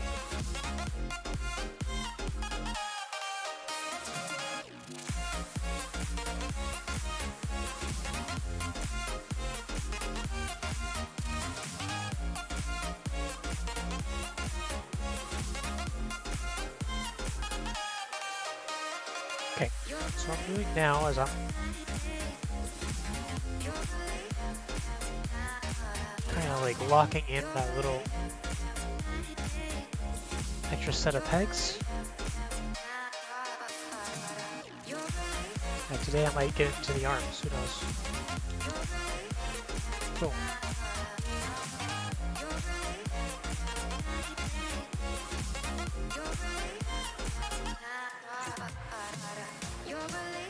Yeah, wow, that's definitely like extra cable in there.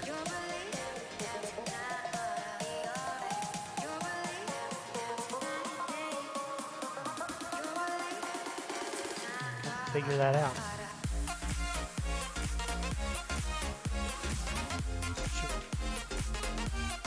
Thought I was gonna lose that there.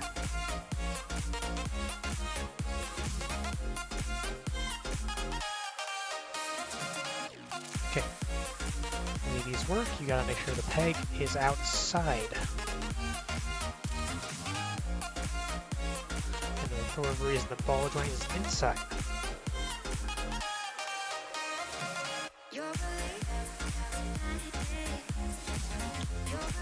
And voila, we got a torso ready to go. Obviously, the cabling could have been done better. That's my fault. I wonder, actually, do you think I'll be able to redo this?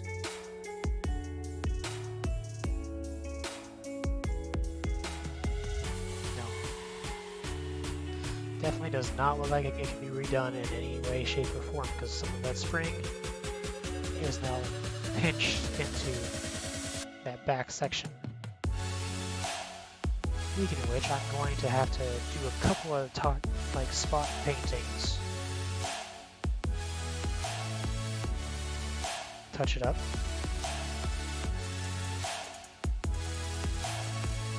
This is something similar to what happened the other day, or the other day when I was doing the making the helmet and putting that together.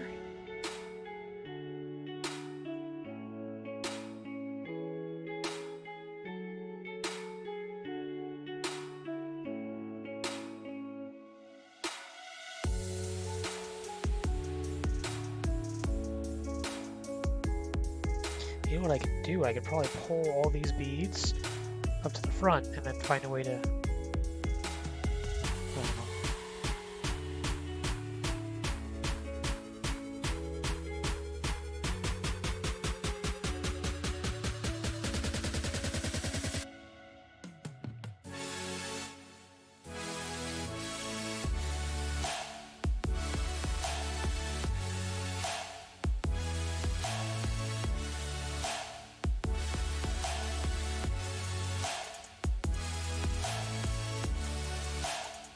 I think I nailed it, aside from the cabling.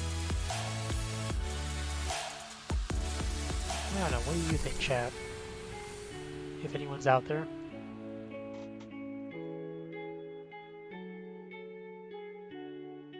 I'm going to apply these verniers now.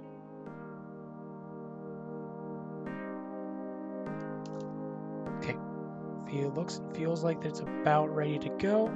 I'm going to a small dab of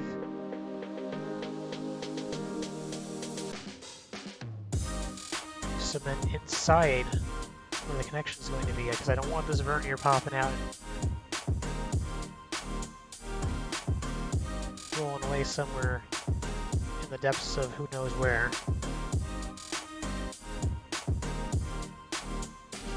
Done. I still think that looks really good, even with a couple of quick paint blotches. I'm going to do the same to the other vernier.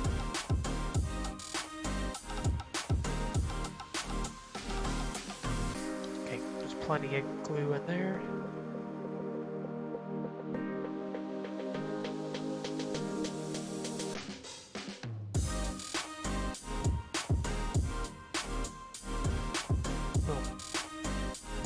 Done. Get some nice shiny looking verniers or thrusters in the back.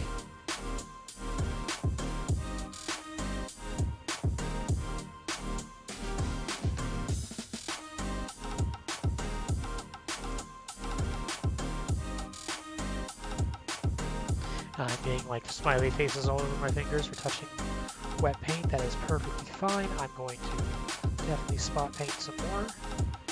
And then let this dry.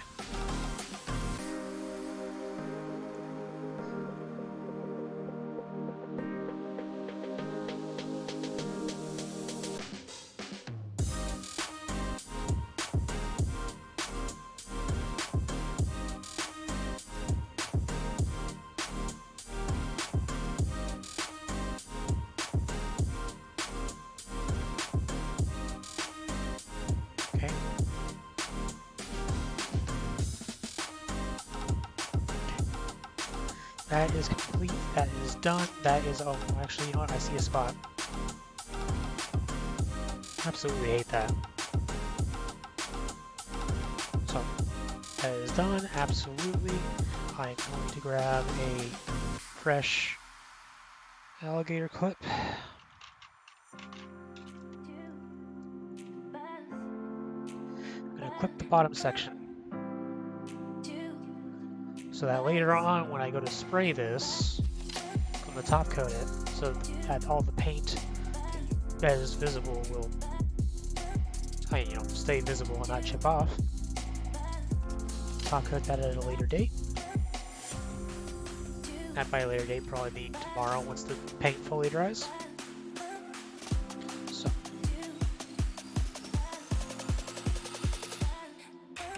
Torso is really all I wanted to do today, but since I have a little bit more time on my schedule,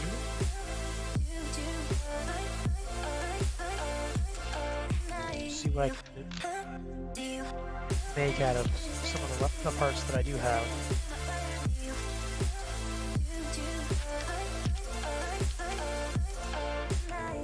Okay. I am going to finish this shoulder panel. That's actually really simple.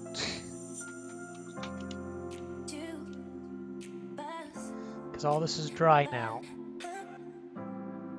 There's a ball joint inside, a ball joint socket inside. Done. Super long, super pointy, metallic spikes.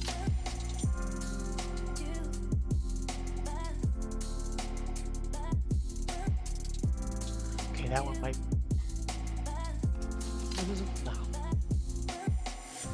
So imagine that on the shoulder of the guy up there. That's nuts.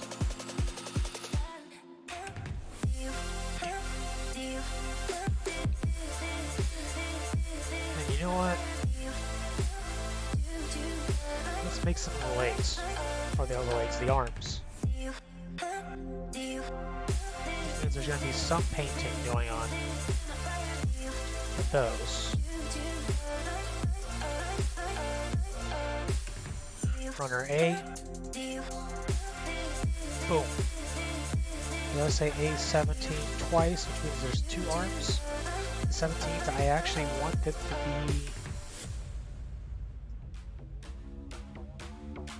be blue. I think.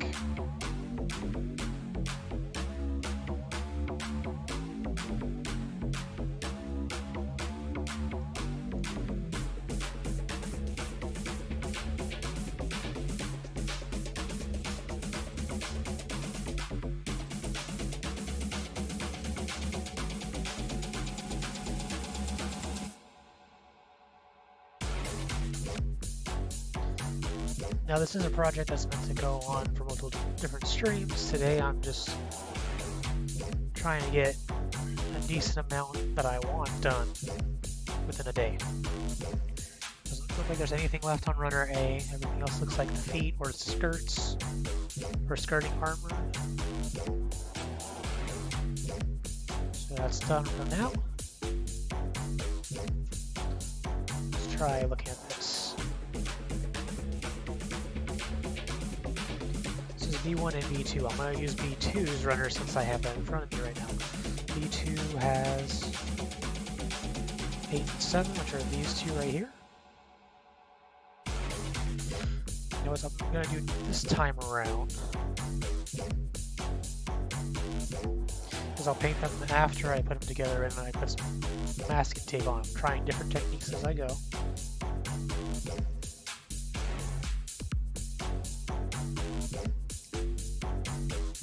I'm hoping that it works. These are elbows, I think.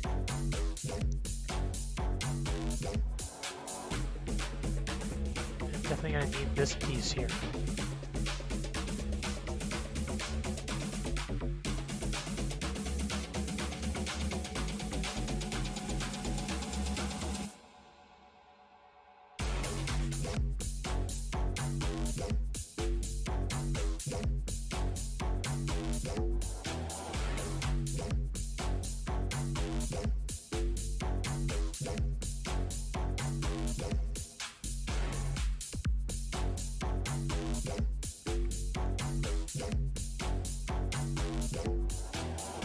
Alright.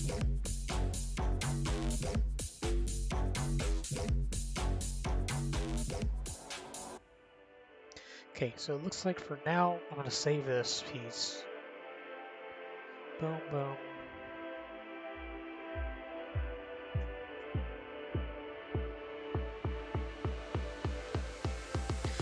Boom. So I think what I'm going to do, get a couple of clips, alligator clips. These are the ones right here that are now free and available. Have them just fairly gently grab one of the pegs on the inside. Very gently. So the paint is starting to dry up. That's fine.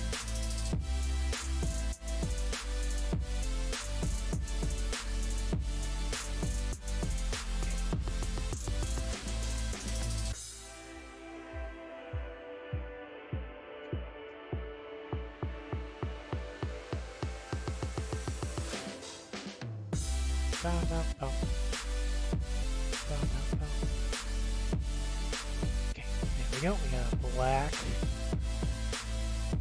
I believe this is part of the elbow. So blackened version of those elbows.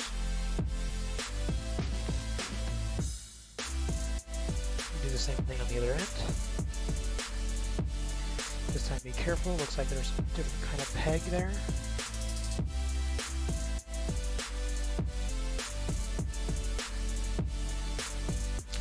Sure as my alligator clip got an eye there. Wonder when that happened.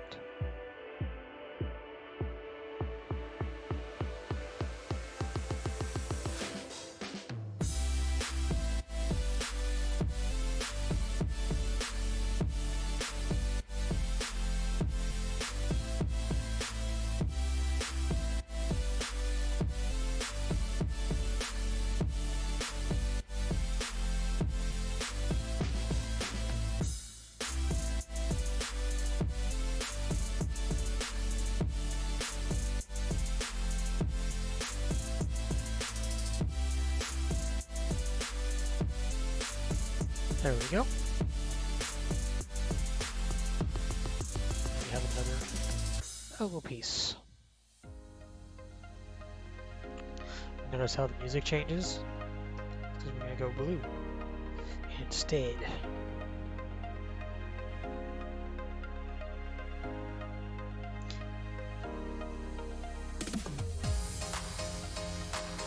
No, I'm just being a goober. I don't know why it changed. Unique timing.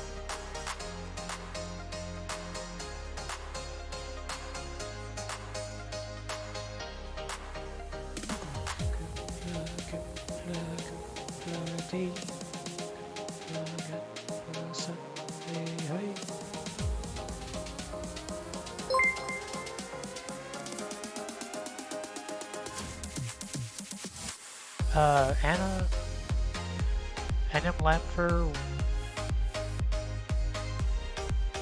Anna, thank you for following. Sorry, I kind of had to stop halfway there. Welcome and welcome.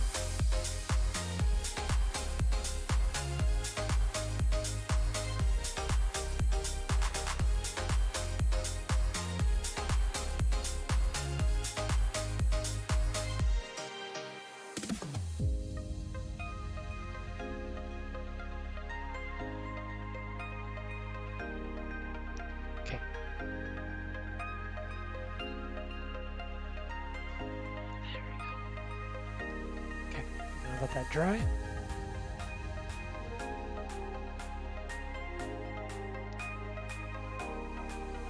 And then try to find another clip.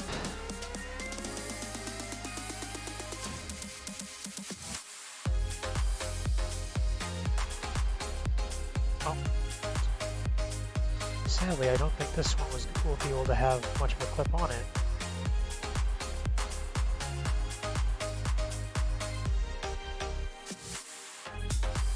There we go.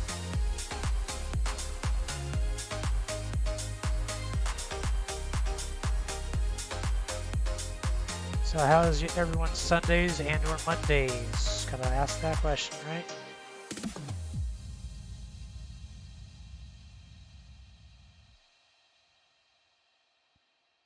And if you are just walking in, I am working on the main project, which is the Adventure Quest 3D Legion Zaku as a full custom.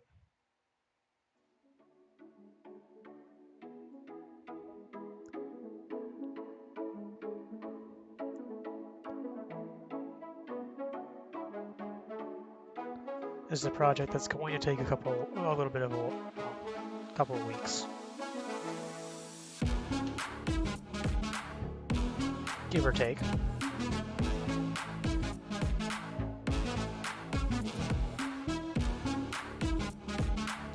Okay.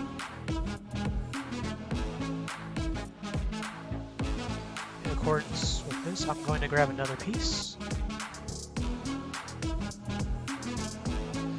off of my primed runner.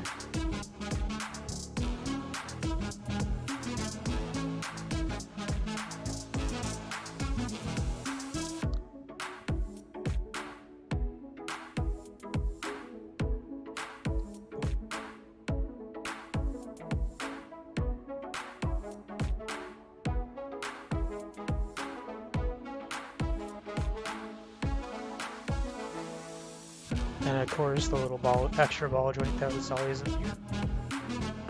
It's partially falling apart there, but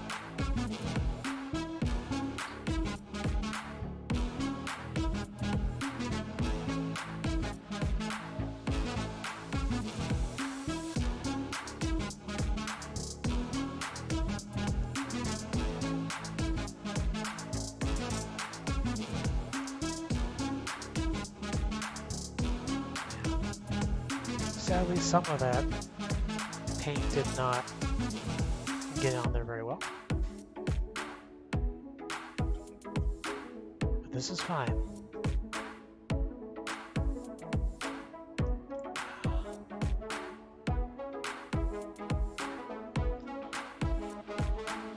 Put once over of the torso, the torso units.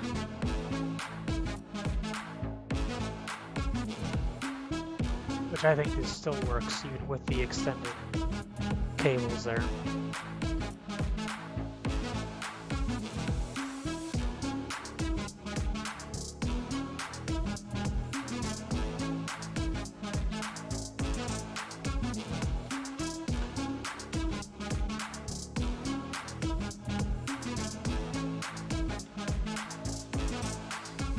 Some extra alligator clippage.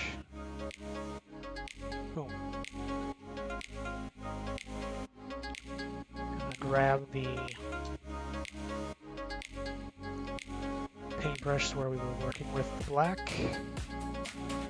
The solid black paints. Looks like we might need to put a little bit more water in there.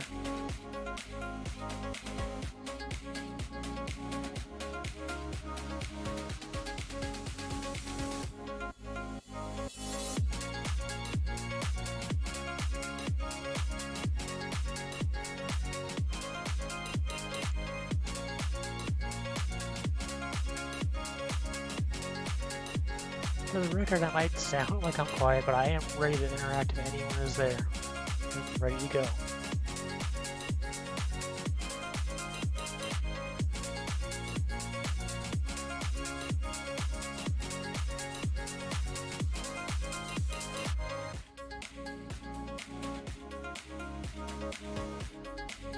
Or is my OBS not picking up anything?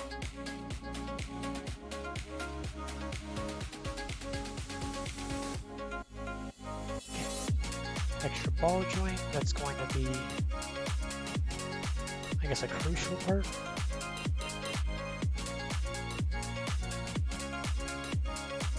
This last piece of this arm that's going to be painted in is kind of crucial. There's nowhere to really hold on to it to keep it from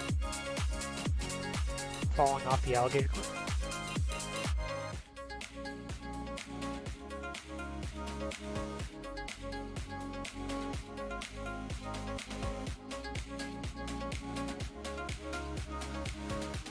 And of course, when this is all done, there's going to be some primer again. Not again, but not primer. Top coats. Actually, just one top coat. Probably a gloss.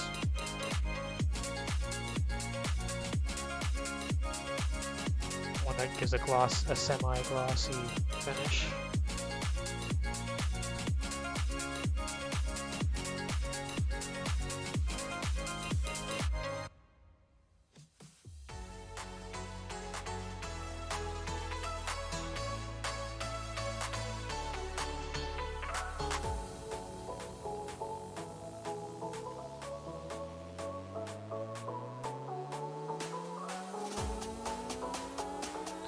Add a little bit more paint to the palette. Fresh paint. Normally it's supposed to keep it a little bit moist, but have the palette moist, but I actually want the paint to stick today. Okay, there we go.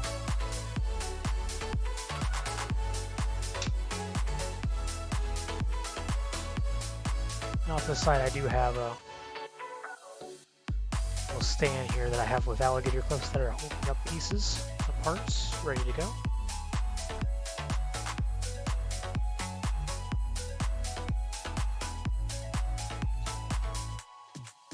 I'm going to jump around again. I am going to build specifically this section here.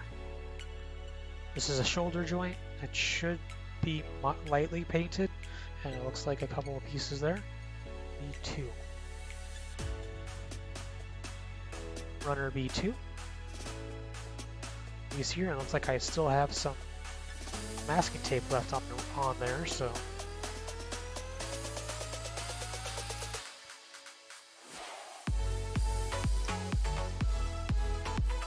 Just blabbering.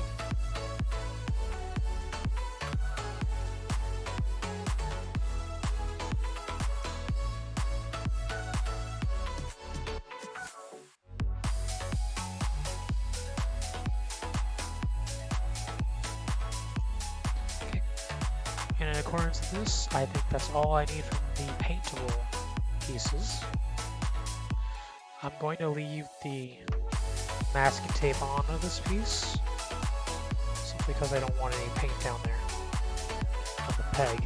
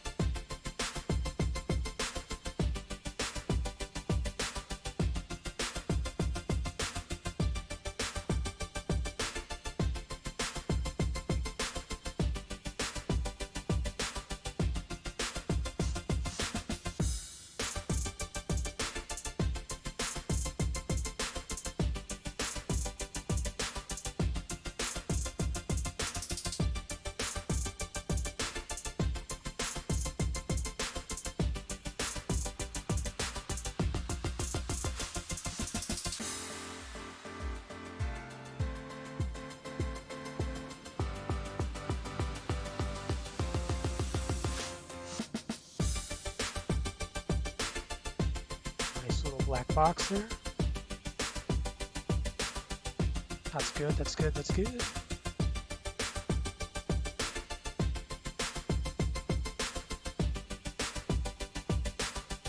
let's see if I can move that around. There we go.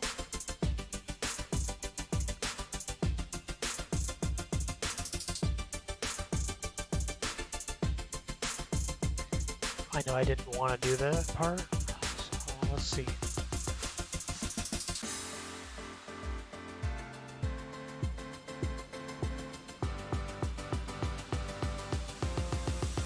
Hopefully that holds on long enough. attention to just let me finish painting.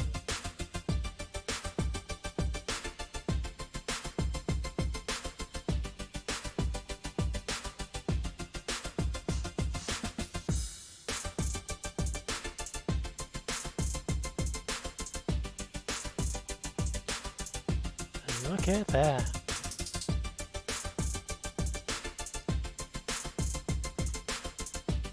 Looky, looky, looky. I'm doing it. Okay, that is still drying. This one's probably dried, so we're gonna go ahead and work on that. How's this one doing? A little bit wet in that spot, but other than that, okay, let that sit up there for a minute.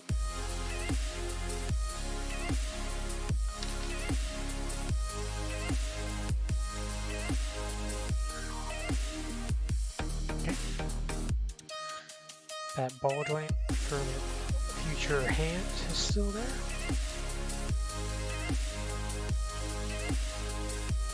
Let's get the other parts.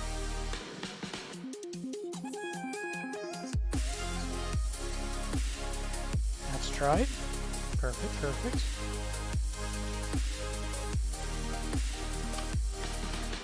It's hot and dry. Almost to the sky.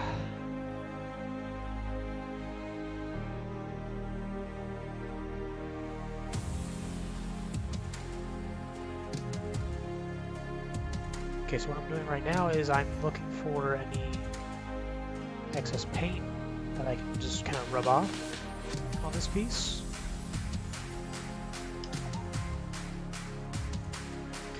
So far it is exactly what I wanted it to. Very small dip.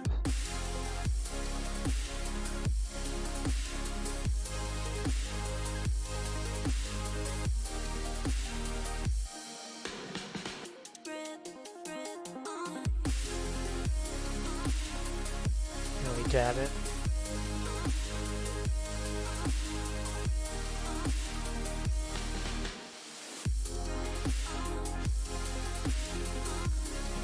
Move around the excess.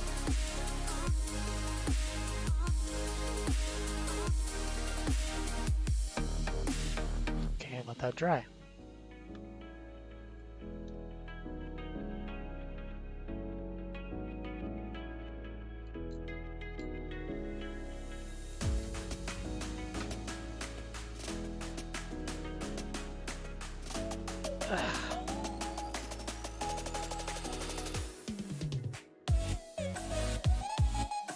So while that is going on, I'm going to check one of the runners that I already have here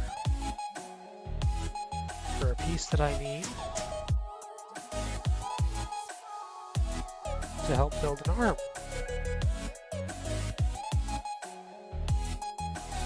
Well, this one right up here.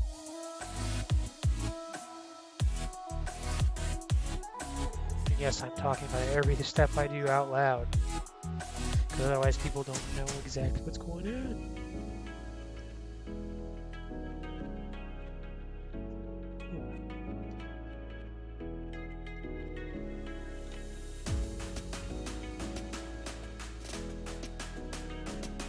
These are really good nippers, by the way, for as far as a replacement goes. This here, this is telling me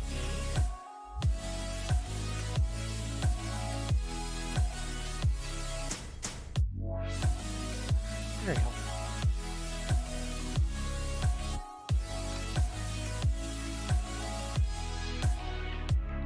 Something required for movement. I'm going to turn on a small fan near me.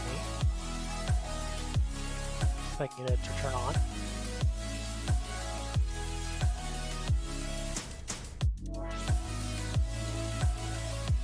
Hopefully it doesn't catch on the mic. I'm going to use it to try to like blow dry some of the pieces here.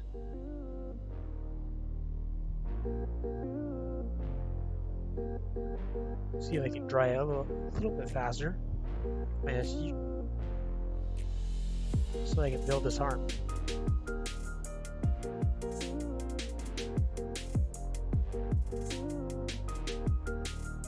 Almost there.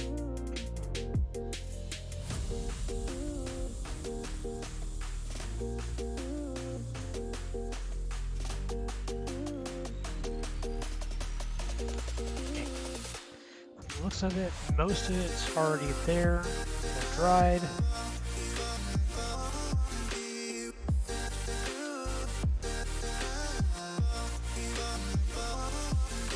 Kick it off its thing. And use tweezers.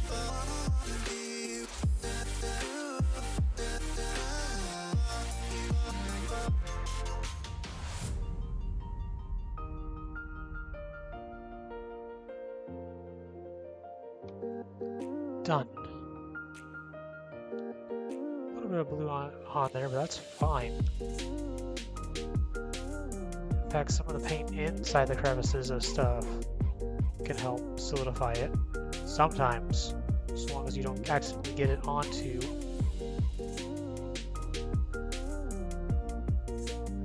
the parts that require movement, like this little elbow joint.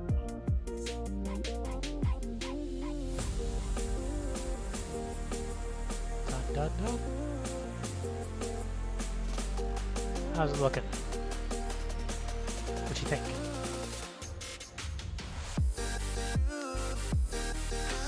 I know, y'all don't really think nothing out there.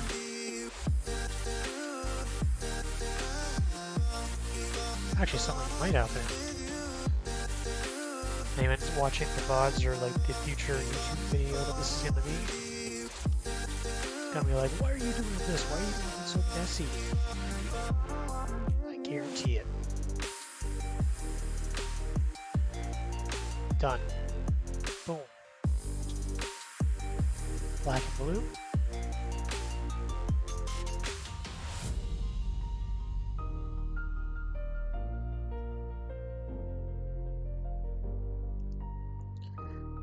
Boom, boom, boom.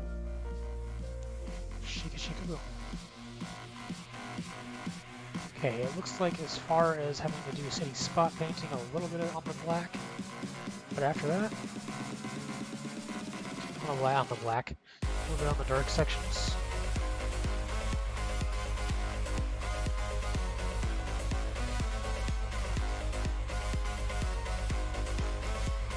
Here's what it is, man.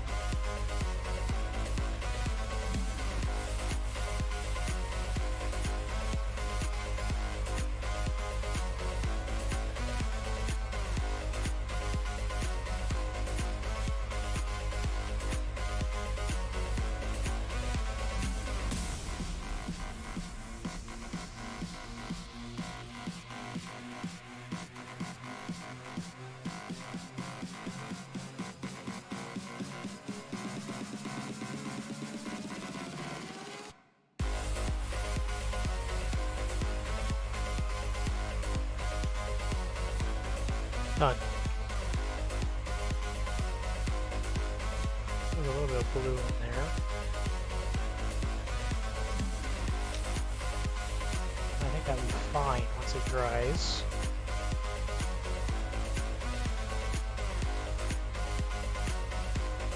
Okay.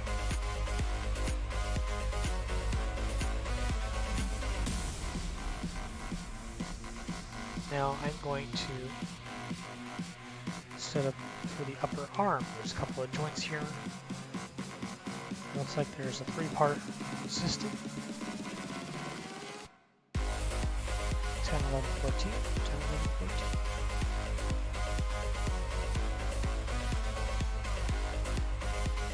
You think I'd remember this from the red Zaku?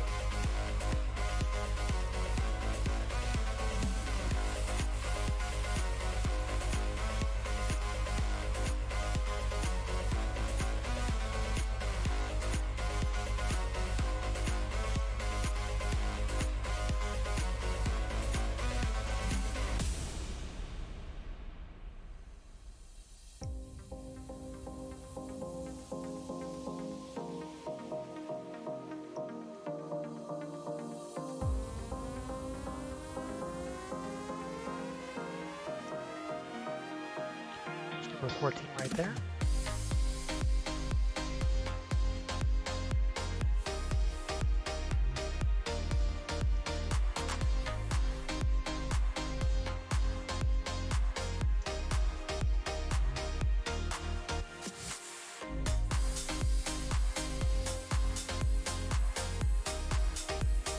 You know what? I just messed up.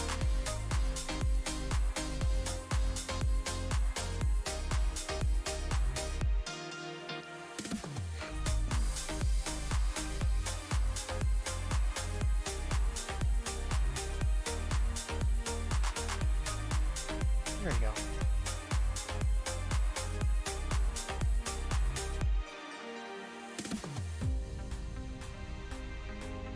Done.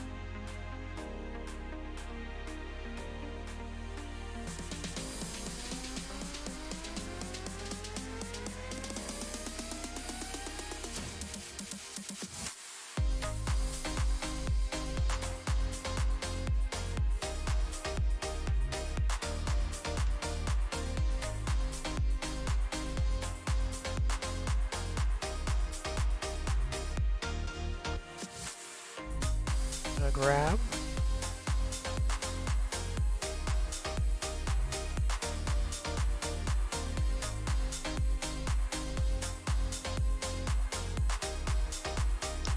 There we go. I'll have to do a more spot painting later. Looks like this is gonna be a double jointed arm. That's actually really good. In terms of articulation. Because you don't want this to be the static legion. That's a different thing.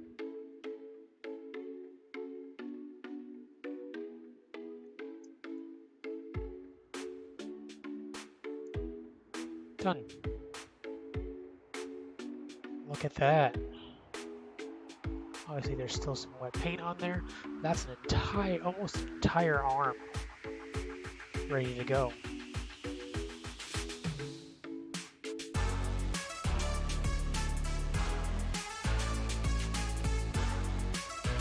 Have that just sitting there. Now the next part I'm going to again flip around. Let's try to go back into this part, this section. Because I do believe these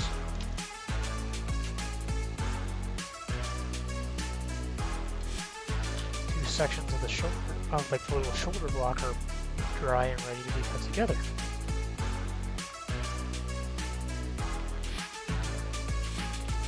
So we're going to do that. These look like C1 and C2.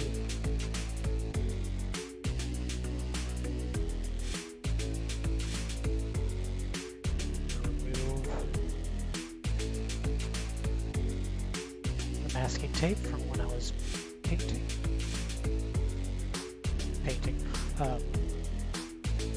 What's the word? Priming. Spray painting.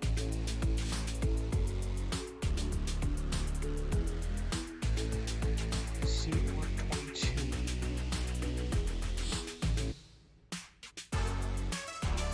Right here, 22.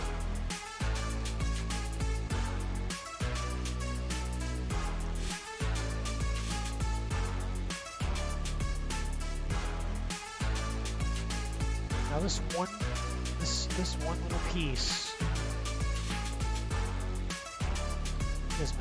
is the only thing designed to hold on to our crazy shoulder piece here. Here's the other piece.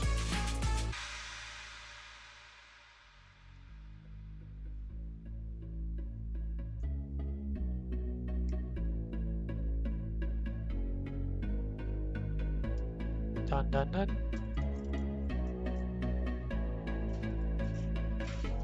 There you go.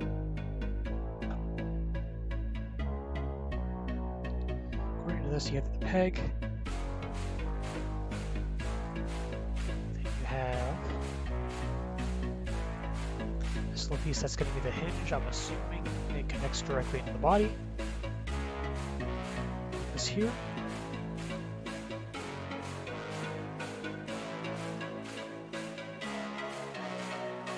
A ball joint that's meant to hold our crazy shoulder.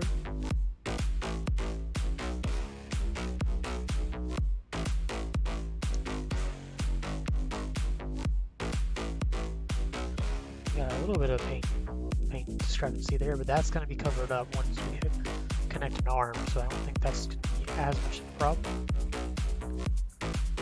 We have a shoulder. And for the fun of it, we're going to make a simple gripping hand.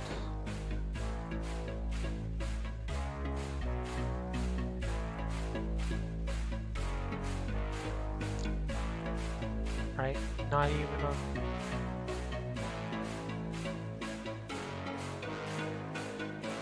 34, 32. Not even a special wide dynamic, just a fist. We'll worry about weapons another day.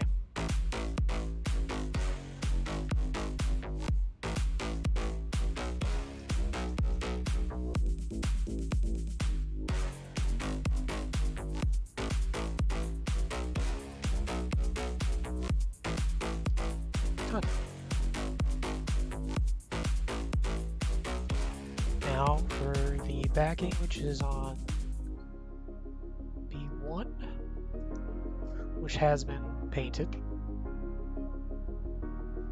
1-1.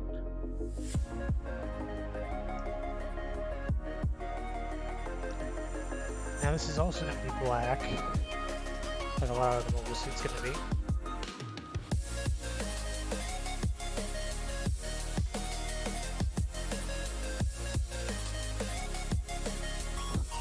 Once I finish this arm, I'm going to be calling it a day. Actually, no, I'm gonna have a little bit more time, looks like. So, instead of calling it a day, I'm gonna go and swap to something else. Build an entry grade Gundam I have sitting on my other set of the other part of my desk here that I've been wanting to build for days. Just that, saving it for stream.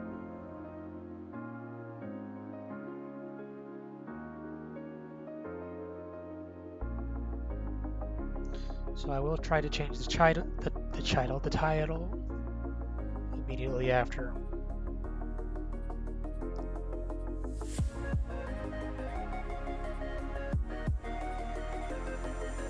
This is where having friends or mods would be really helpful right now.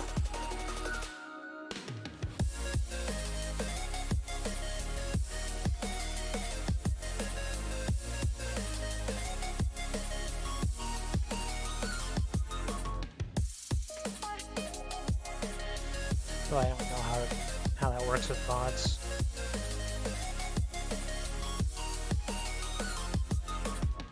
Requires a lot of friendliness. Actually, you know what?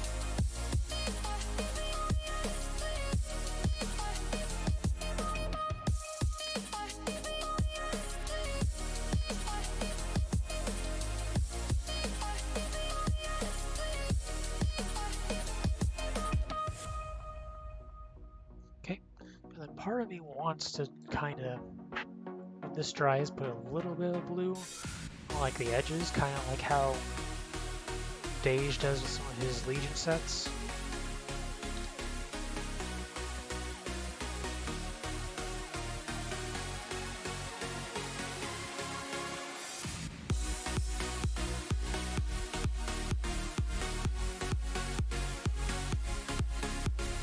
After the first stream I did, there was a post-stream set of pictures. I think in this case it will not be one.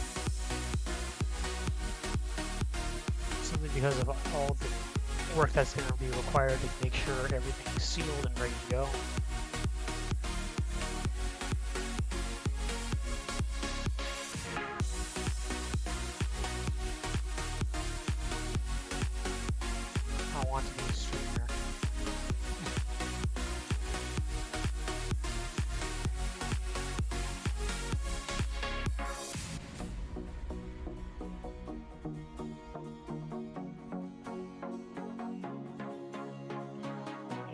refresh chat real quick.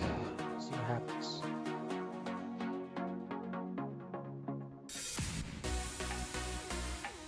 That's on stream chat. Okay, we can refresh this.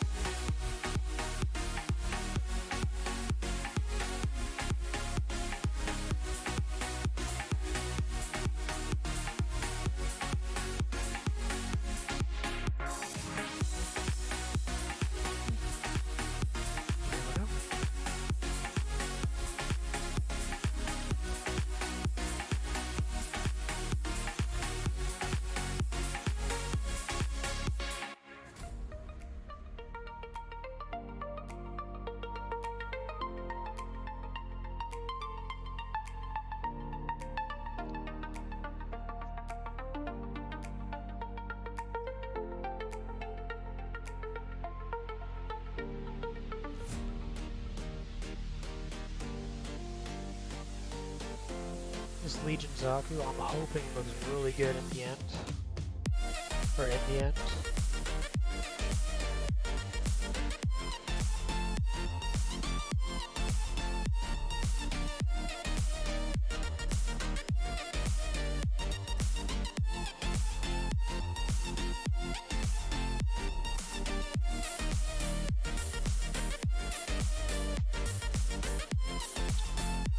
Just to show exactly how much work has been done today, or this last couple of hours on stream. Oh, excuse me, indigestion there. Maybe my lunch is trying to come back to bite me.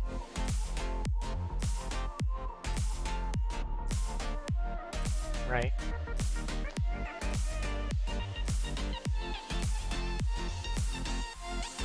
Okay. Part that's good. This arm segment that the hand's gonna be, jointed into. We got ourselves a shoulder piece, which I'm about to pop on.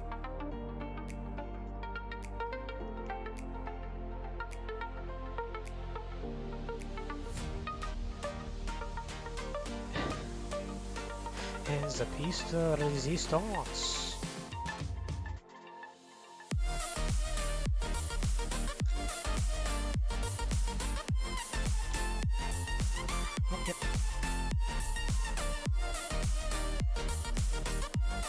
There we go.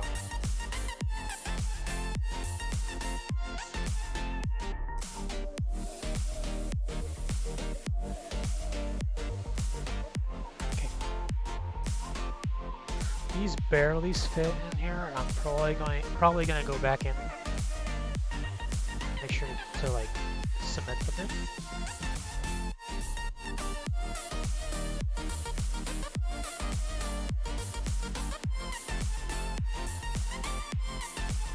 There we go.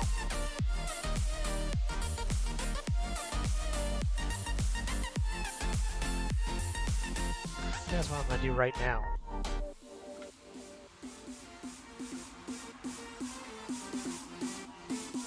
Aside from that arm, we got ourselves an entire upper chest and back.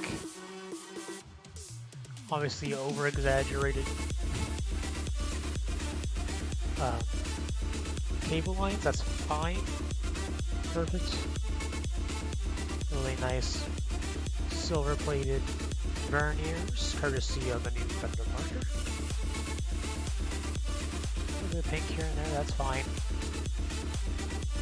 For picture's sake, it looks gorgeous, I'm sure. One is fully built and fully primed.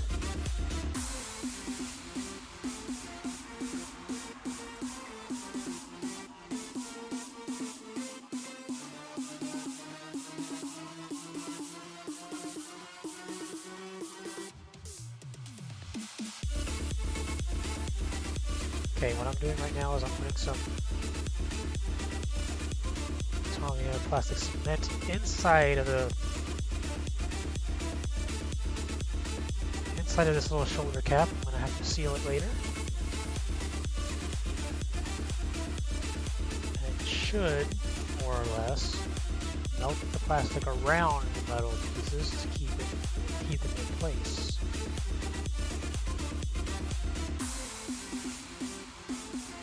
Let's hoping that it does this. And fingers crossed, everyone.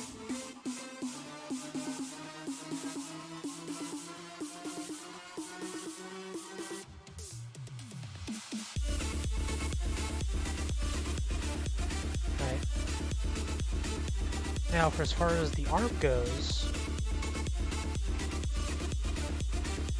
I'm gonna have a alligator clip holding the ball joint that's gonna hold the shoulder.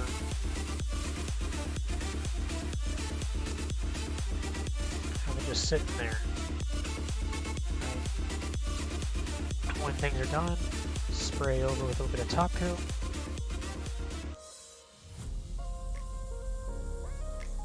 But of course, make sure that the joints inside are not slowly being eaten alive.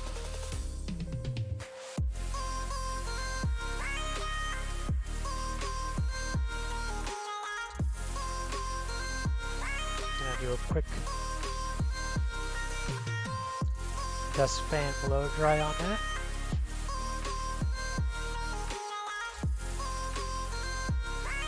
Hopefully that works.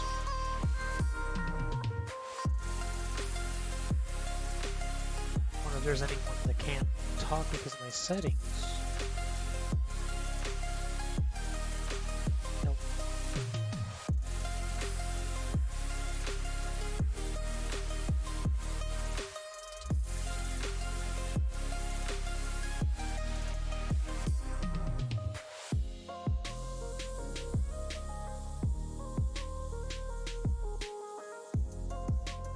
Okay, here we go.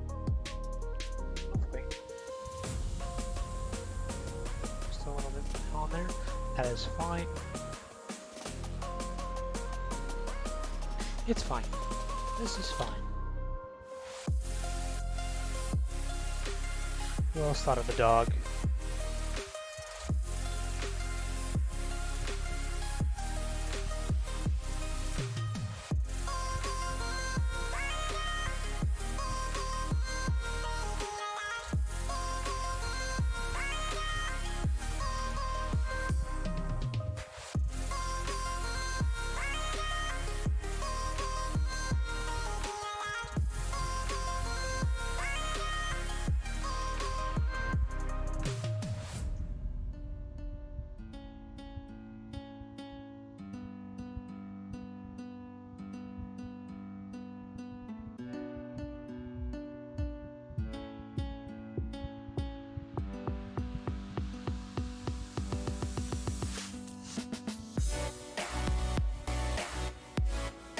Okay, what I just did, I know it's kind of hard to see because I was off camera a little bit,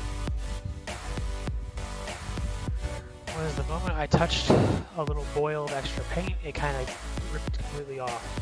So what I did was I barely touched up the piece of plastic and just gently brushed a little extra paint there to cover up the blemish. It looks like it's drying very nicely. The blemish is still there, but very blackened, which is great. I know I left the fan on, I'm sorry.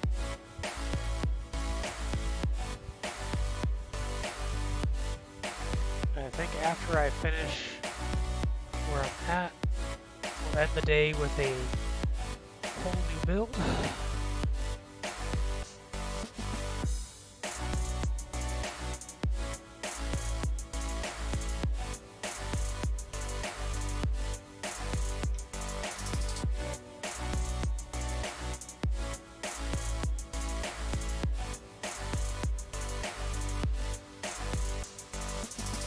There you go. Nice. Backed out. I am removing a little bit of a nub issue there. Nub mark. A nub nickname mark. I had to get rid of it. Sorry. Sorry to all the ones named Mark out there. all the fellas, or ladies, or whatever you call yourself these days.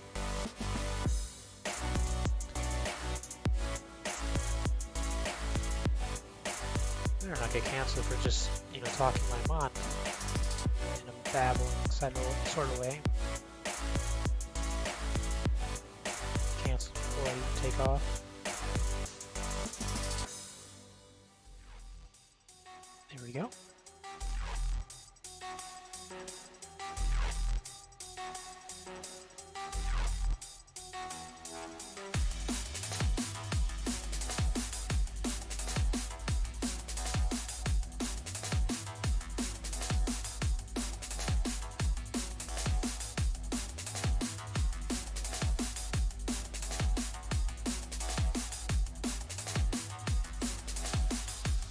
There we go.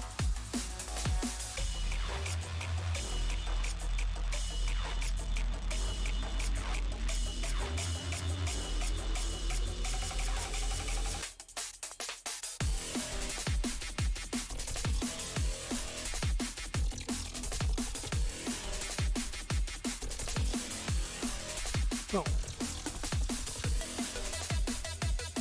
More high-grade Zaku art painted. Color scheme of the Adventure Quest 3D Legion faction. Could also be seen in, like, I think, Adventure Quest Worlds. I don't know, I'm not much of it. I don't play that game. So. As of right now, the main painting segment is over.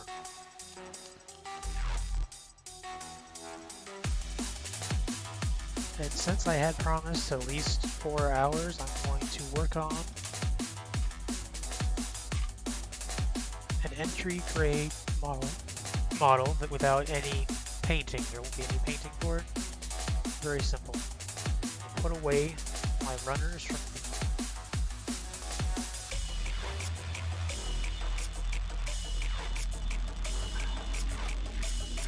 I'm still working on.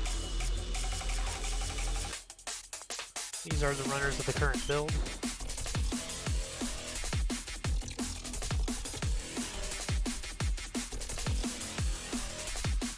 Including the painted on ones.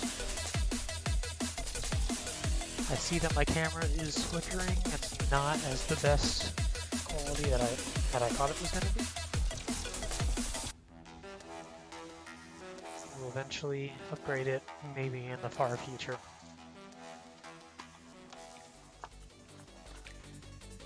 I'd say the future far, far away, but that was the Star Wars stream. We're not going to do that today.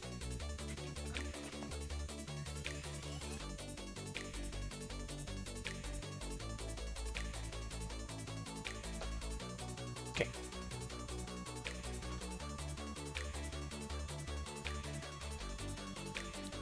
Give me a minute to set up.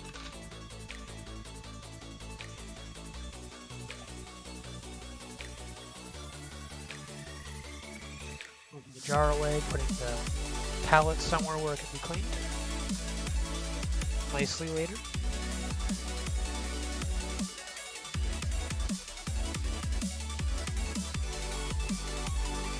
I don't know where I put the thingy to close up and clean up that. Might have to consult someone. Also, this whole idea of trying to make my own stencil for Legion, absolutely not. Not a good idea. Not a thing at all.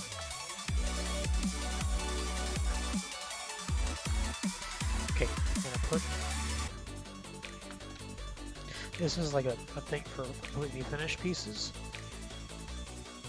I'm gonna put the newly painted parts.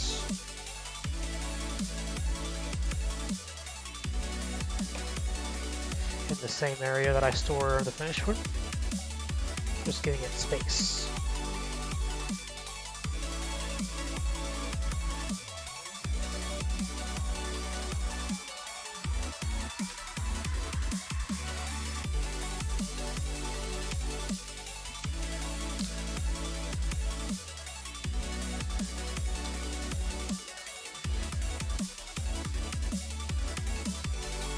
going to change title.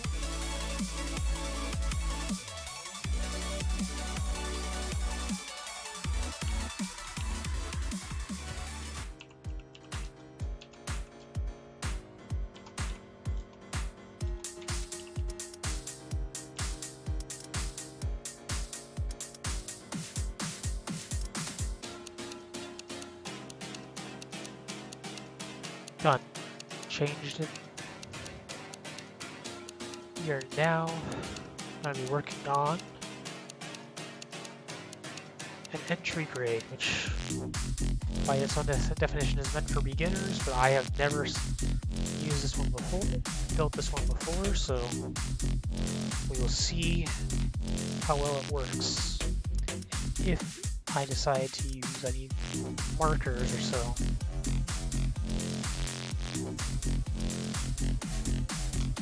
Going to, I know, disgusting water. That was just to keep my brushes wet while I was painting. That's all.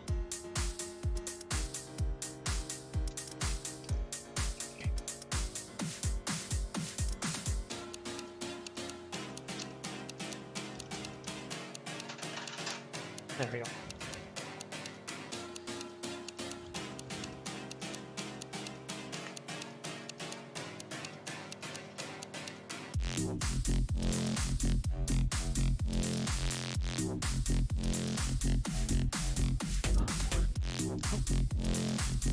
Yes, I got this from a local store. Entry grade new Gundam. This is part of a line of kits where it's supposed to be very easy to build, very quick, meant for beginners. And quite frankly, I don't think I'll ever be able to afford the normal one because I've seen the prices on the new Gundams. This is a very cheap deal for people that want to work on something.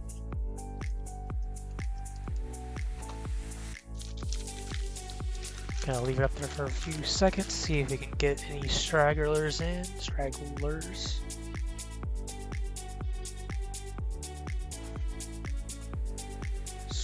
Straggling.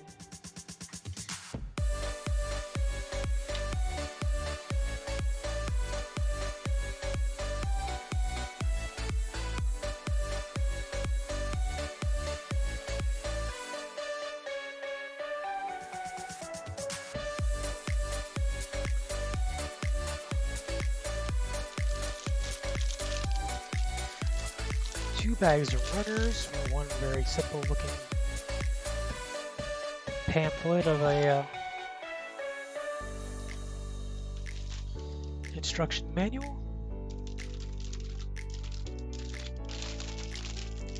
Bag opening ASMR.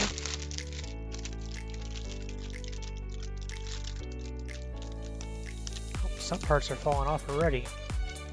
That's not good.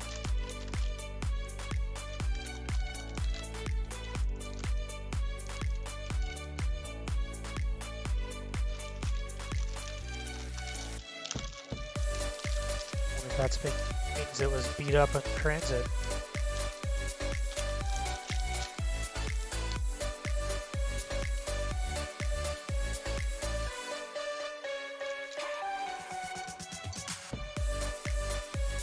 There's a muzzle there.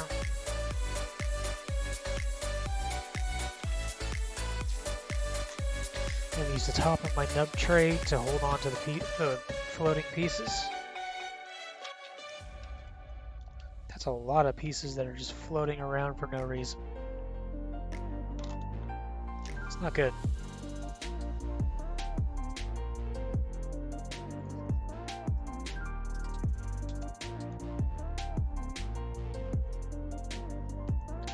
A couple pieces that have fallen off. I don't know what they are or what they were.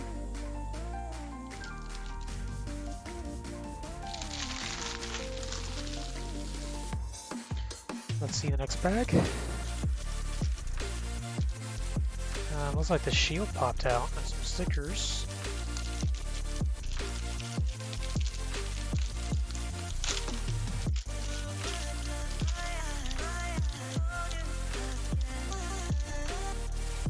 Definitely some stability issues in this package.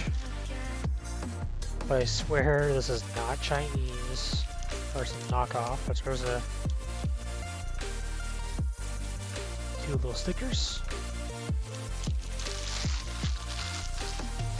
which is really odd because I don't think entry grades you normally come with stickers or sticker style decals. That's a nice looking shield base though. That's like almost like a big monster or a horse mask. Did you just say horse mask? Yes, I did. Okay.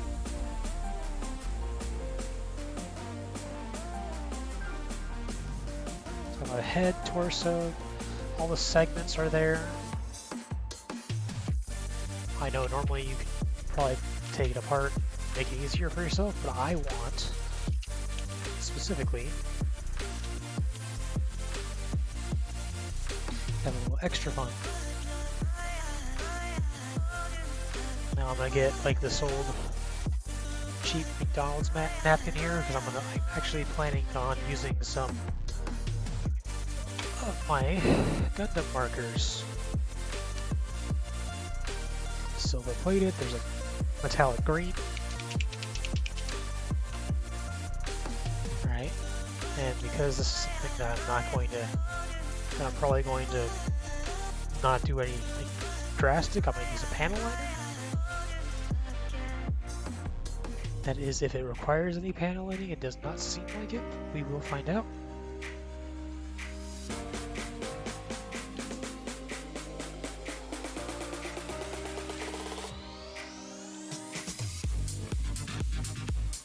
This is the piece that fell out. It does not look like there's any issues whatsoever with it. There's no nubbing, so that's good. Red. Right. Here's here. Now these kits are like supposedly prized at being easy to take apart and pop out with just your fingers before you put them together. I'm going to go ahead and follow through with that.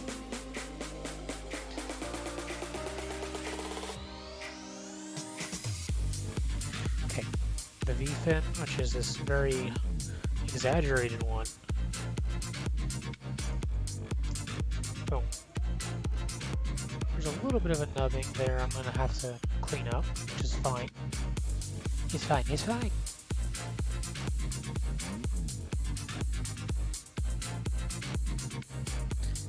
A1 number 8. Right here, this black a little bit.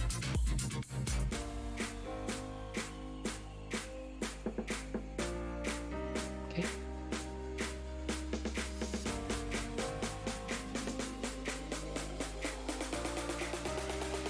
Need runner delta. Runner B, what did I need from B? Ah yes, the entire helmet, which is one big piece right there. Okay, I do not feel comfortable trying to just pull that out. I'm gonna nip it. Even though the rest of it is just falling apart on me.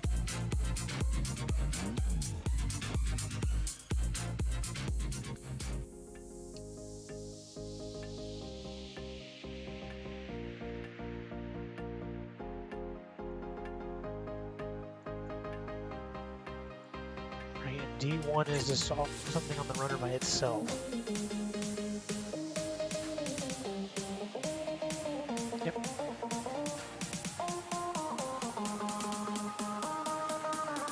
Which is literally just one piece of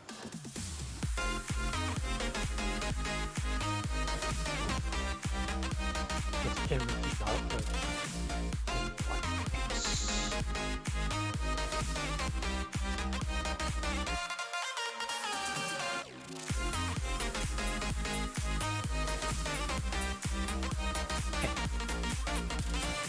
This is very good. It's an easy cleanup.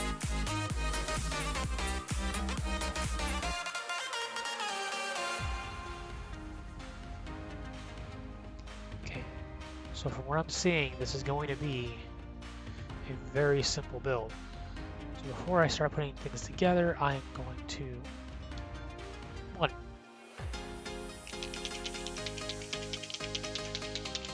shake up this marker. That's already ready to go, but I'm going to make sure I have the right paint in there. As you can see, it goes straight through it, so there's no reason.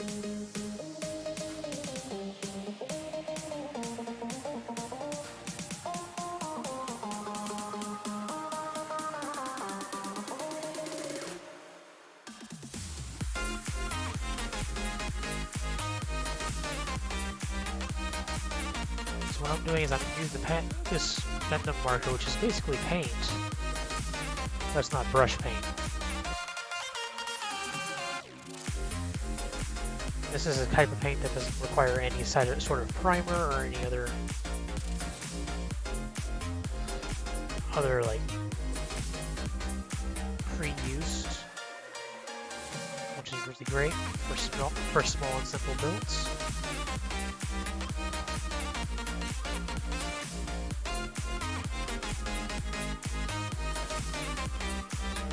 So first off, I'm going to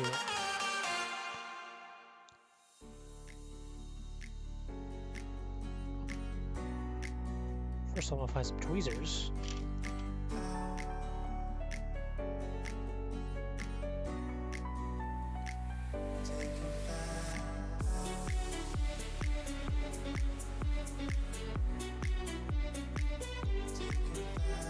The good thing about Gundam markers is they usually dry off pretty quickly. I'm hoping they don't.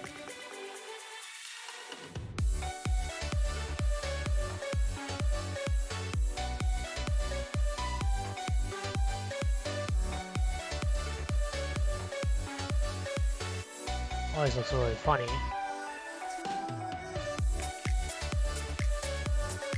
Best part is this entire helmet looks like a Spartan to me, which honestly is a good idea. Maybe I should buy another one of these and make a Spartan out of it.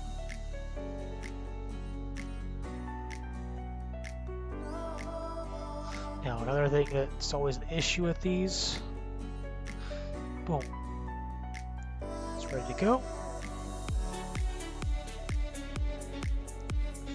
This has a little bit of nubbing or like extra things there. I'm going to get rid of it.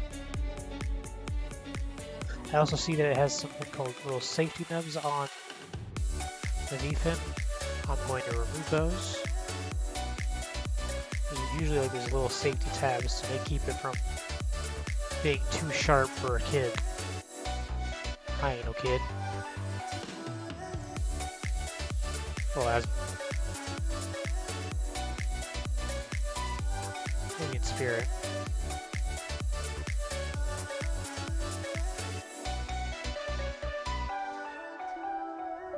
One of these days I'll say something funny.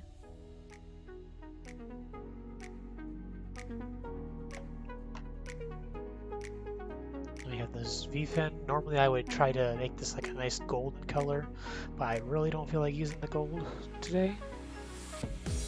I think like for New Gundam, most of what I do is maybe some chrome and that green.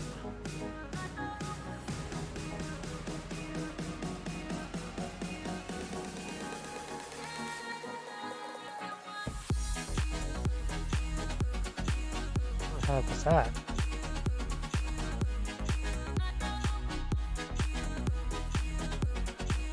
According to the instructions, this is supposed to be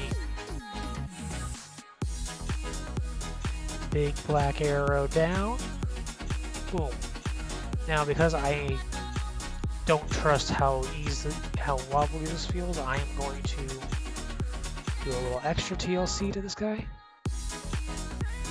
By that I mean I'm just going to gently just tap, tap, tap. Tap, tap, tap. Tap some cement on it. Push down a little bit more so that the desired effect happens.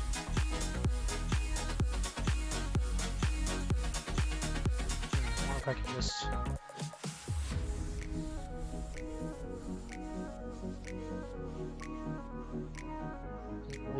much to that, does it? One new Gundam helmet, or head. Now for what looks like the entire torso. Put the head over here for a second. Pushing it right there. Watch as his entire body gets built. Runner C. Is this runner C? Ah, yes, I see it is. C4.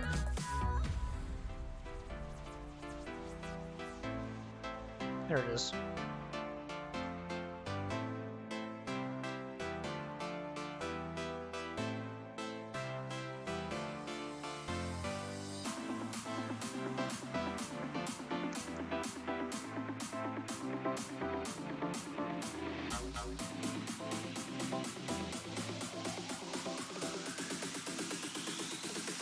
And then B runner B, which is this big white runner. All the white pieces. 18 and 19. See, this is meant to be a really big and tall Gundam.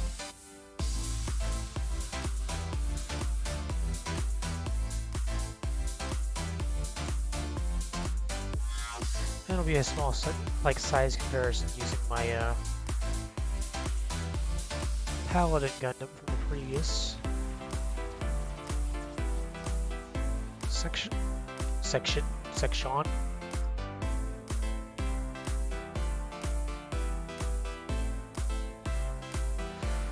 Okay. Let's try this.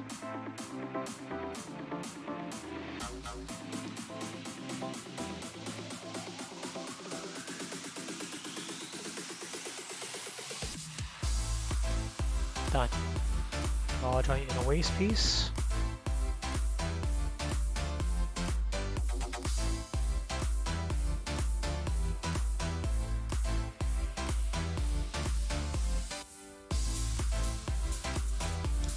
Oh, my camera went.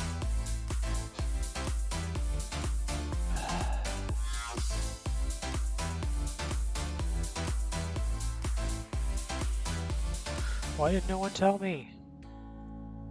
Done. You guys didn't really miss much.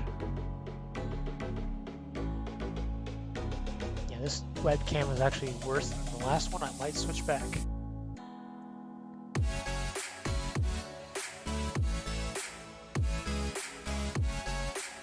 Maybe just use this one for lighting. Done. A alpha.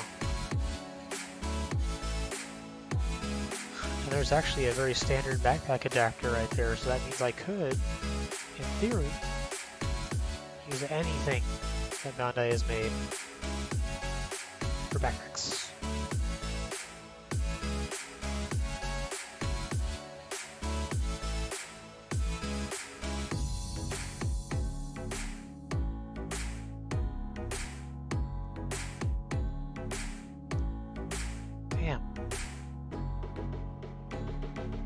I just got stuck with a bad box.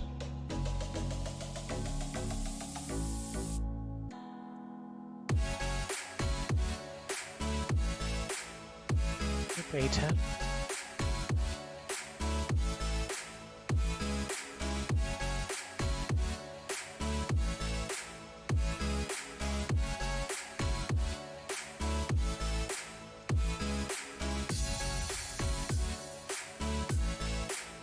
Ridiculous, huh?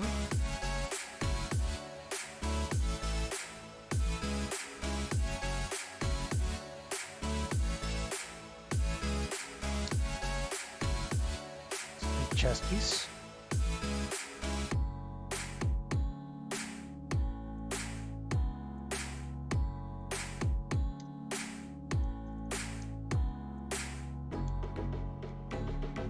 Look at that.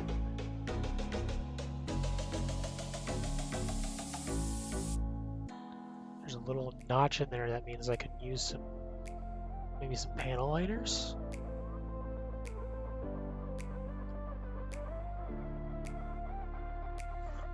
B14 and yes.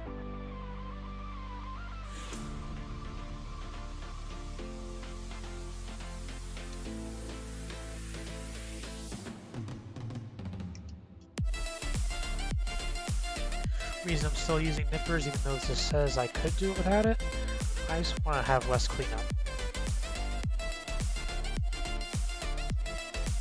By cleanup, I mean everything around here.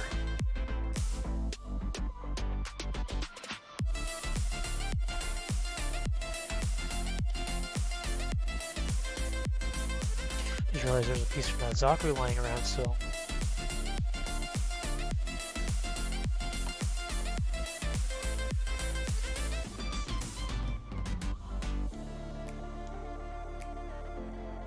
Oh yeah, there's definitely like panel lining potential in here.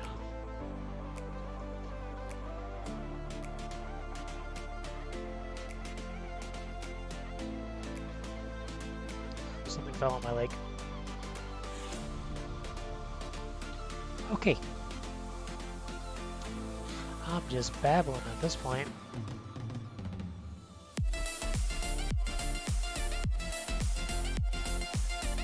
Right. I need A11. It says alpha 11. A being up here. Which looks like this little piece here, a little red.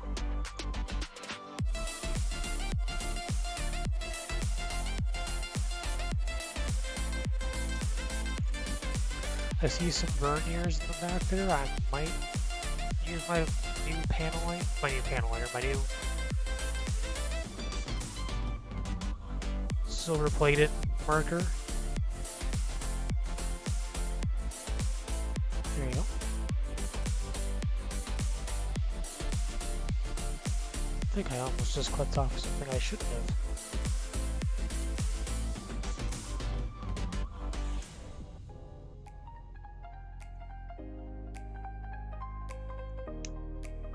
There we go. Very recessed in there. Recessed.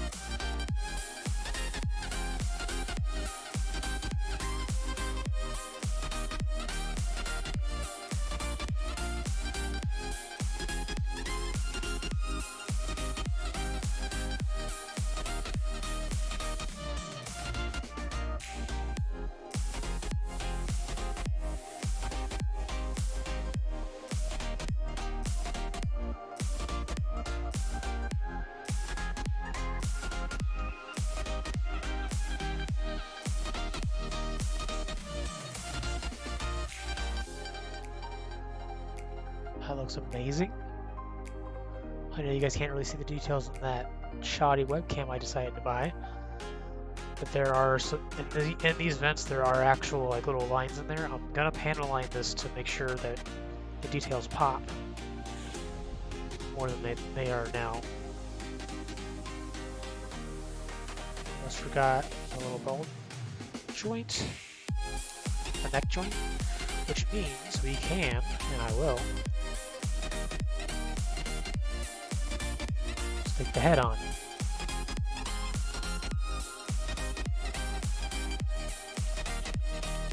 Boy, it looks like there is a lovely backpack segment we're going to be making. And because of what I saw earlier, I think I'm going to make sure to use the new silver plated panel liner. Silver plated marker. I can't talk.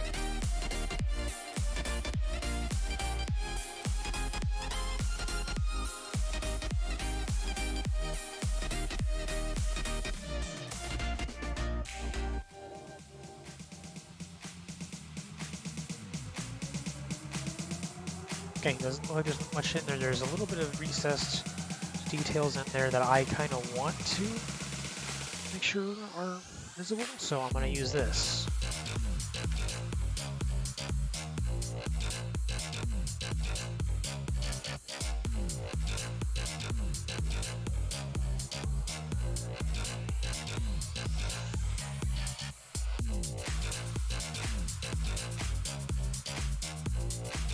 Honestly doesn't really do too much. It does bring out a very nice, almost plated, like a chromatic effect. No? Yes, chromatic. This is actually something I was looking for a while back, but a lot of places said they didn't have it, or they didn't know anything about what I was talking about. But look at that. How shiny that makes it.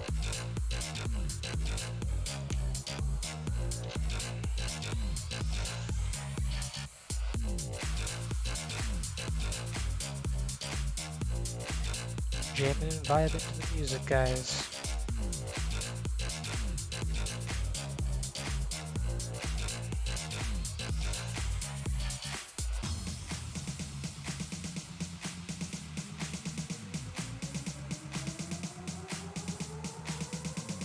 Next up is getting the rest of the backpack set up, which is right here. Look at that.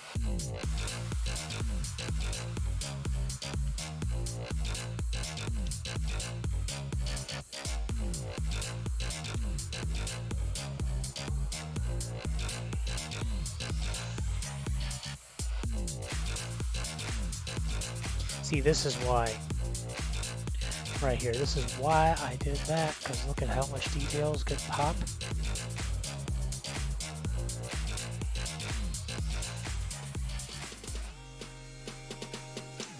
There we go.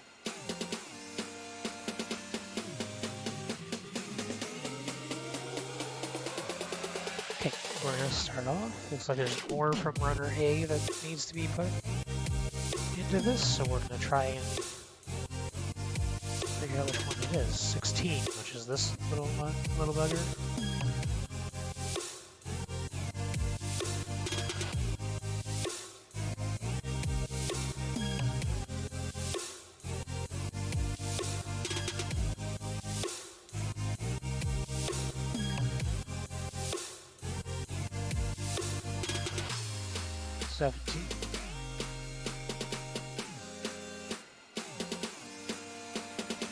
Now, I don't know how color accurate this is for the back section, but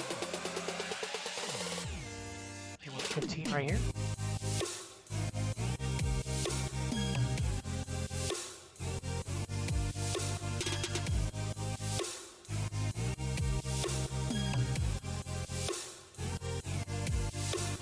Okay, I'm gonna leave this runner here because it looks like there's more to it.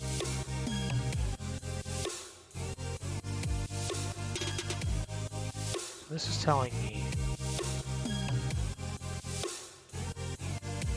this is here, directly on.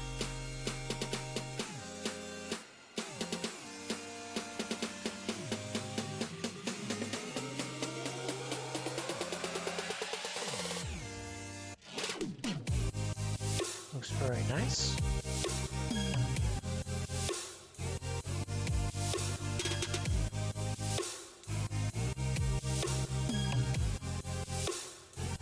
Boom.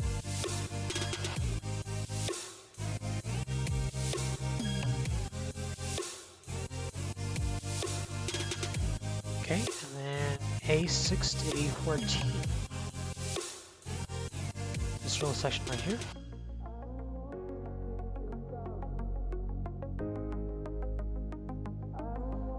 A14, what color is that? Black. It's very, very tiny up in this corner here. Very tiny.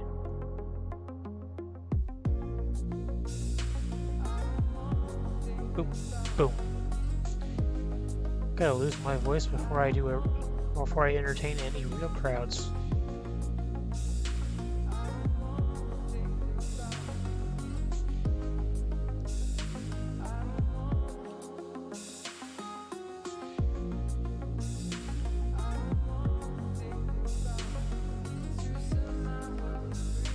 according to the thing, it wants me to do one first and then the other, but I think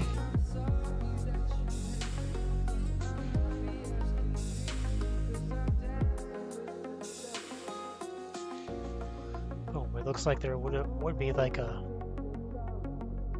beam saber in here.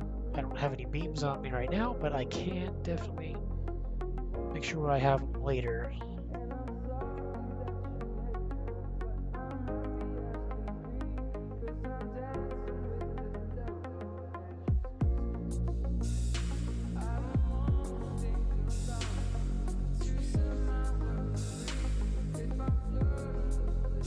There we go. Oh, I see a lightsaber handle right there too. Lightsaber, beam saber. Still high off of Star Wars, I tell ya.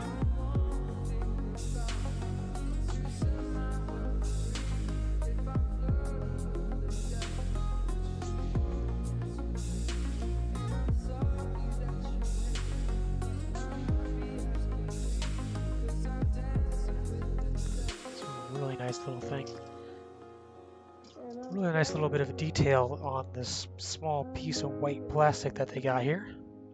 Can't see it well on camera, but they will definitely be panel lining and doing other work on it another time. Maybe, depending upon how much time I have left. Trying to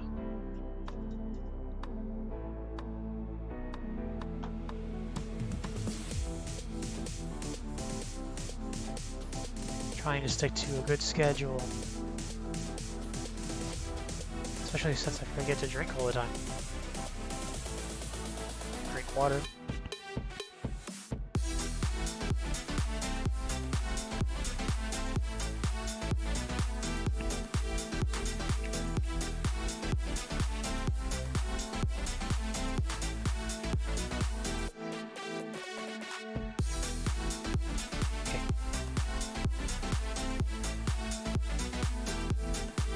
Everything. There's like some space in the center. I'm not quite sure what for. About to find out though.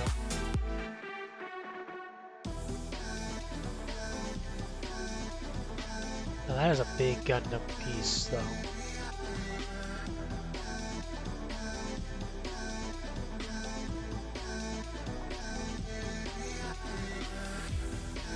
Okay. Now we're gonna do one of the light saber, beam saber, light, power, energy, I don't know what it is. Can we get a fact check?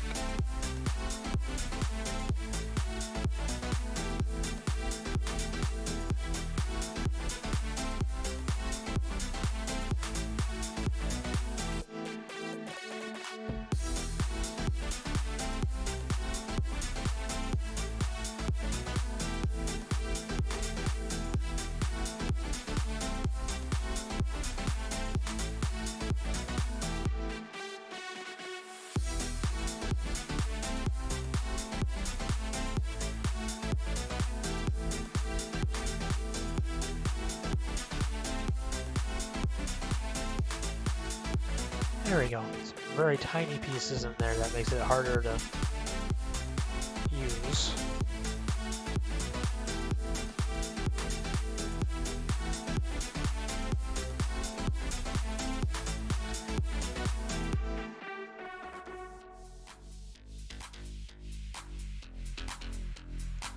There we go.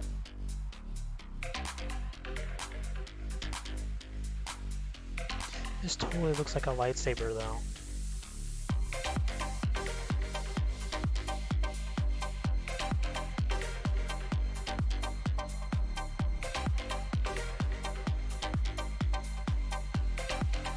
Boom.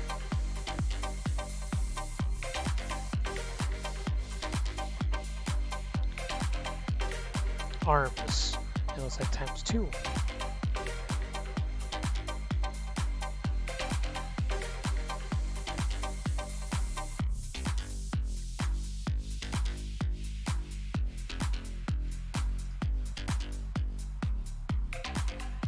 Sets of shoulders.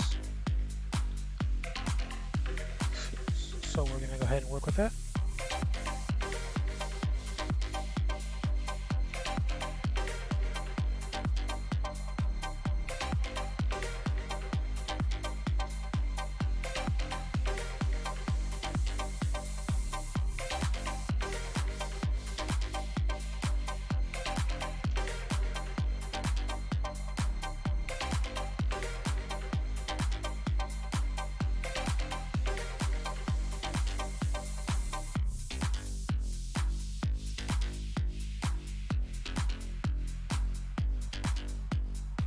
Okay. There is that, and then these two pieces right here.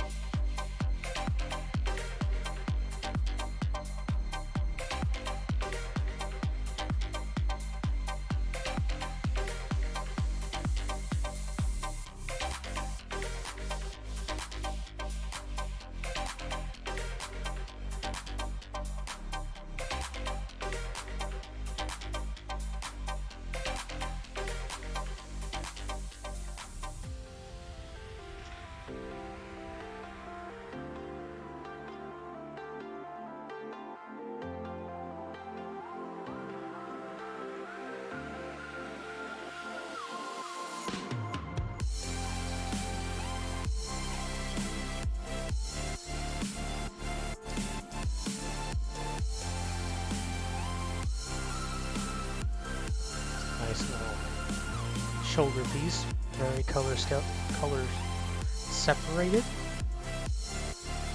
Honestly, I am tired, but I must finish something today.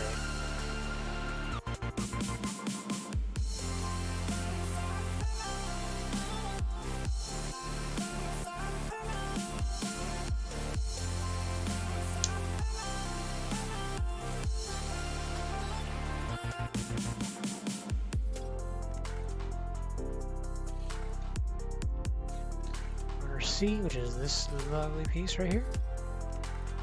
I'm guessing, yeah, those are the feet over there.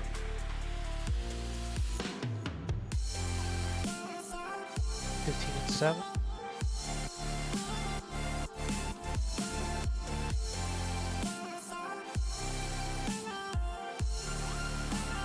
Okay, looks like I found some of the missing pieces.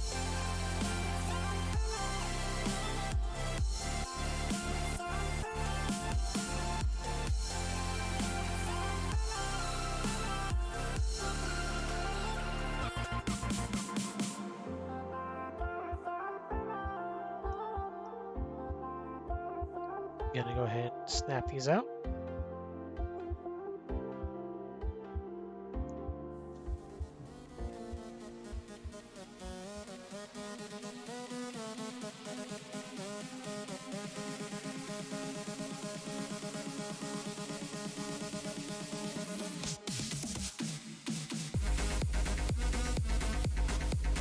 There's 15 here, and it said 7.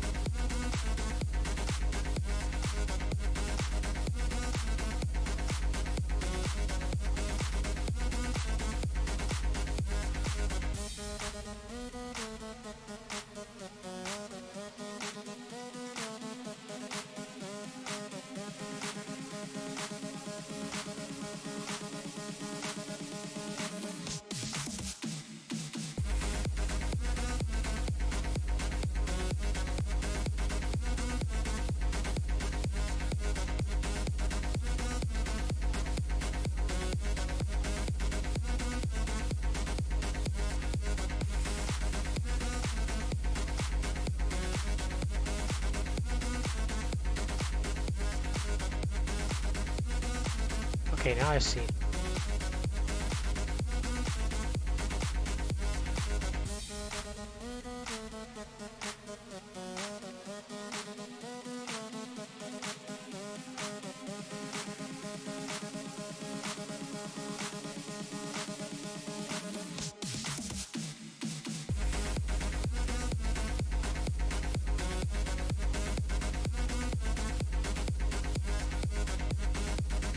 Okay, now we have 2 arm pieces, inner frame arms, as I should say. B11.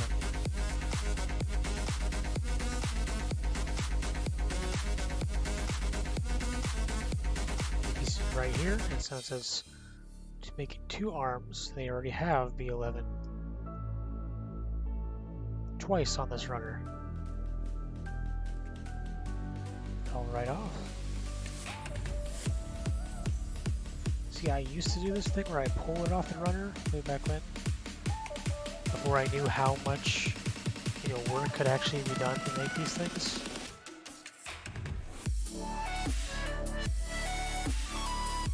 So glad I learned how to do things properly now.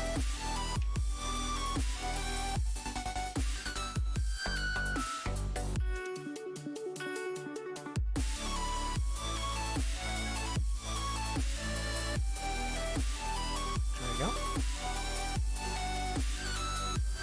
Arms. So I have these two pieces here and here.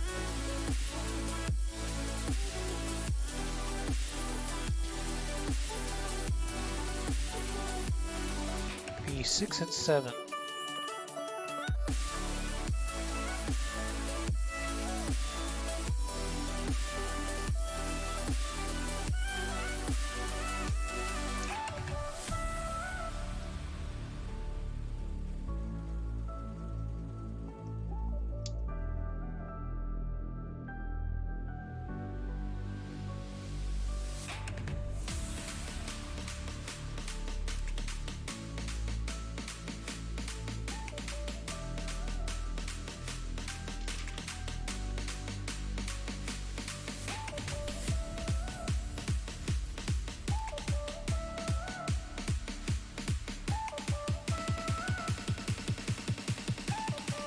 Like making a sleeve, and then you slap on this armor. C12 says 12 and 11. Yep.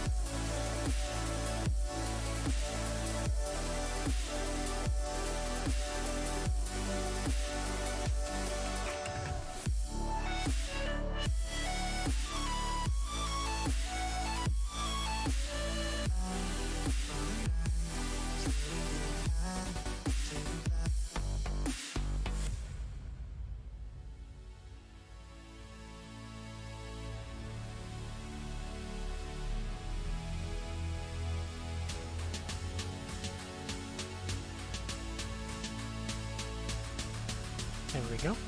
This is A2. Is this A2? Yep. Runner A2. I'll put a couple of pieces there. 27.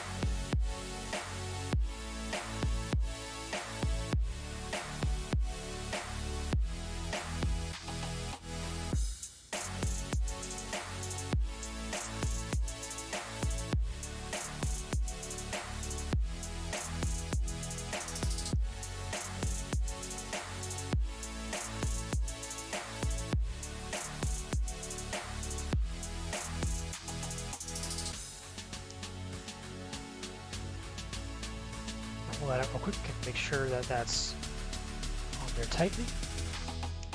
It's also saying from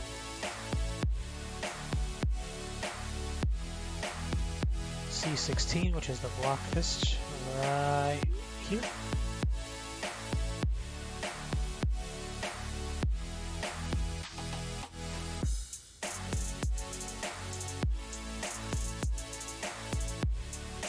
And then it also says, piece over here.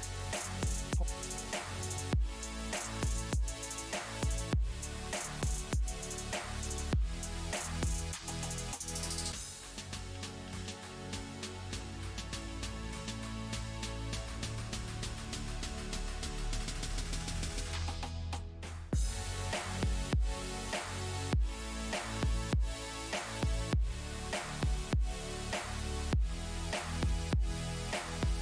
Boom.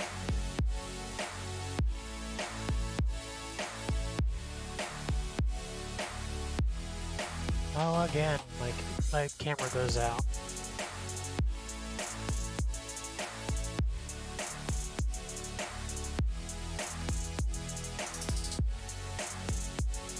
Yeah, I'm gonna go back to that other one, because this one I thought it was gonna be better. It definitely seems more trashy than the other.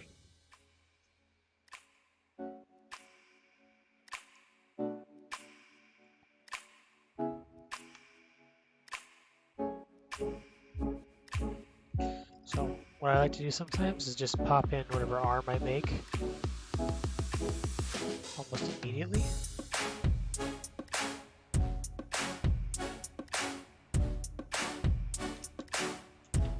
Keeps the finished dude all together.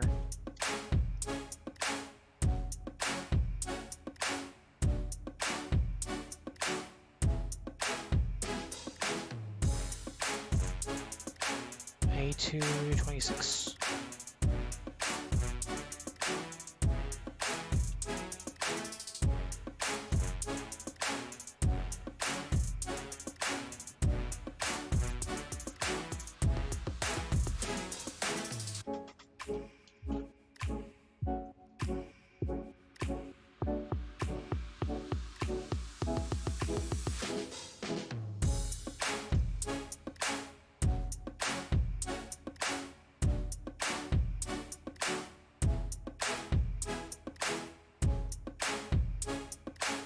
Oh, I see now.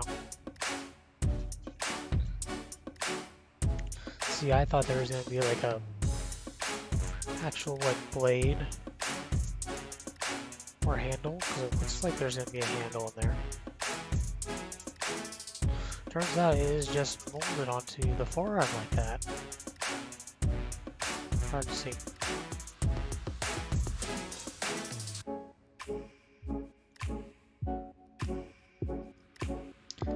I think in the high grades, they definitely do.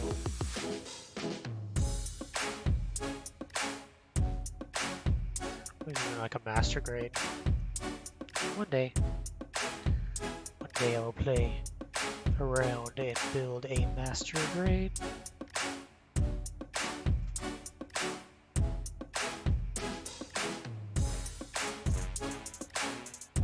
A2. That's how you know I'm starting to lose my mind.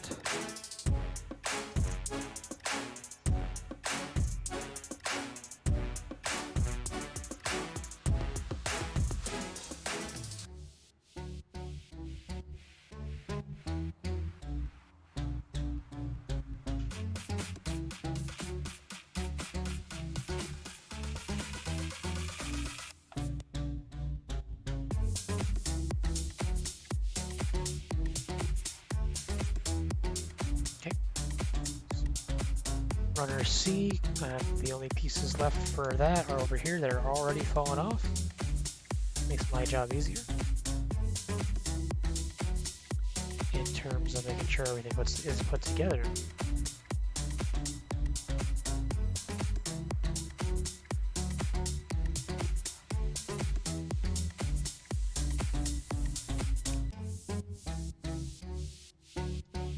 There we go.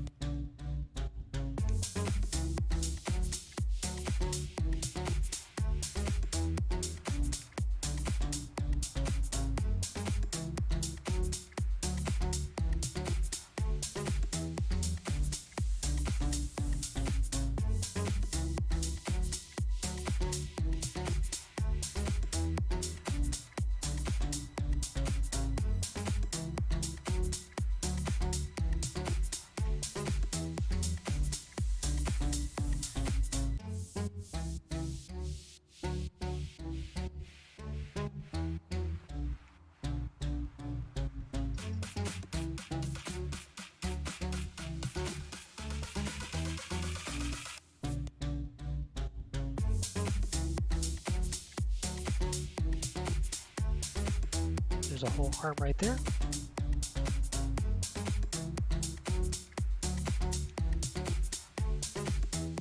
Look how big that is. I'm gonna go grab my paladin gun. It's already like dwarfing the size of it just from the upper body.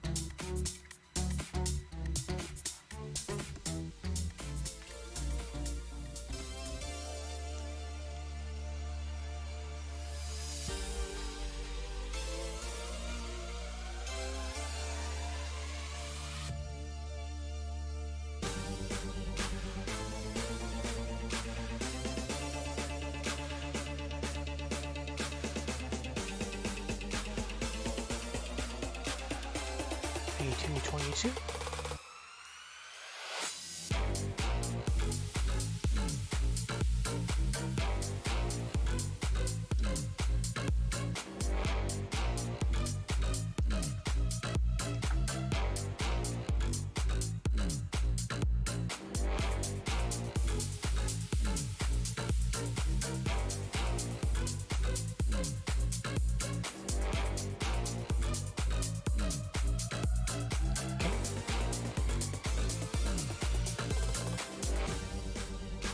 Definitely looks like there's just the one piece left in this runner, so that's definitely good. Means I can remove a runner from my tray.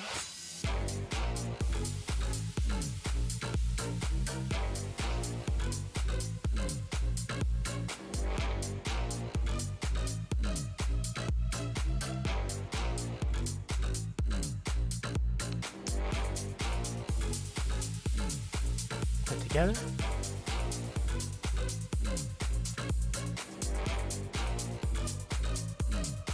Now for a massive, as one YouTuber that reviews them once said, massive butt flap.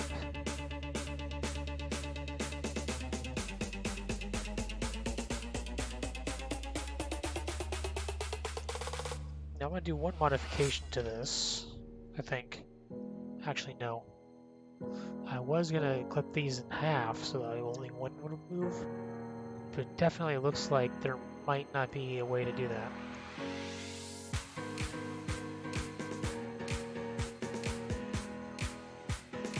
We'll see after I pull off this part. We'll do the mod anyway.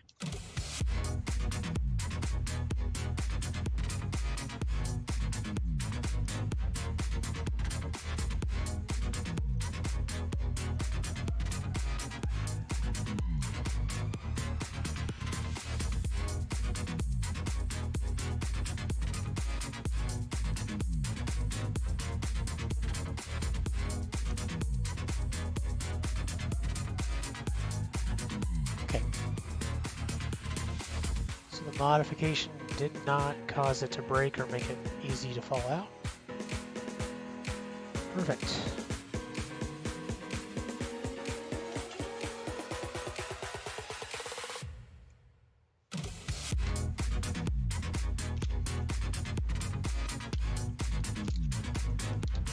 That's interesting. It goes straight into the legs and feet. Or anything else. It doesn't even go into a side skirt or nothing. Interesting. Oh.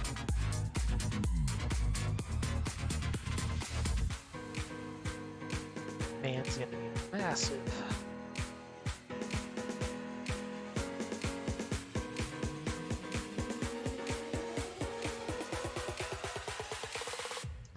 I need to use both of these.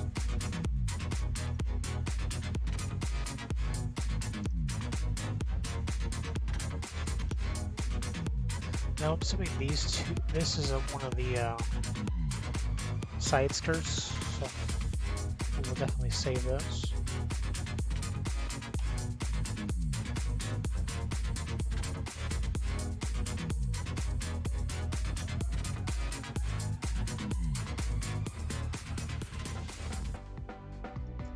Now setting for C, 25 and 20.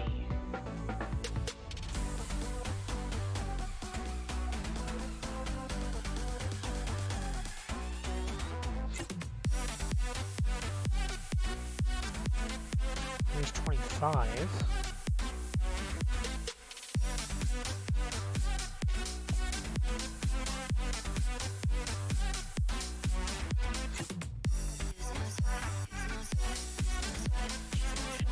Which is this part, same thing.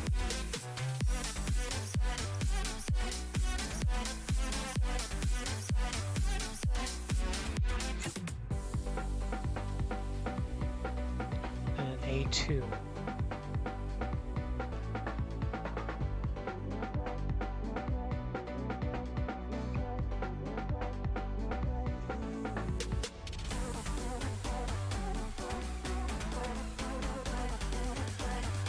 which are these really big looking, like almost boots.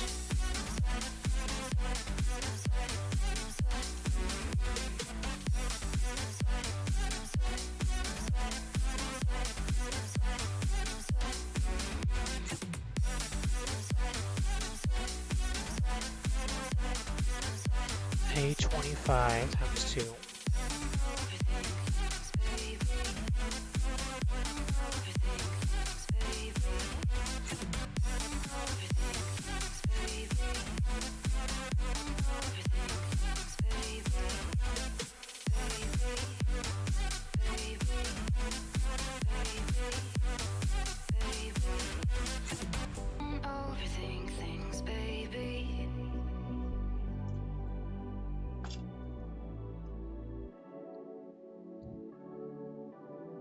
It's like a way to fill in that little gap in the toes.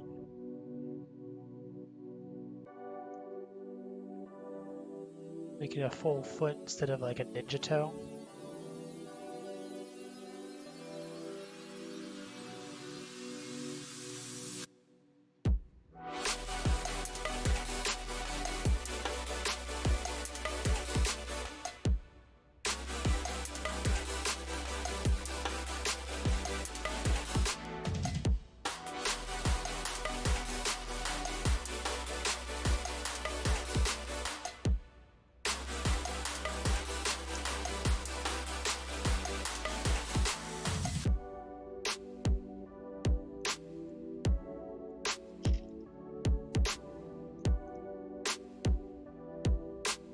Okay, so that's all in there.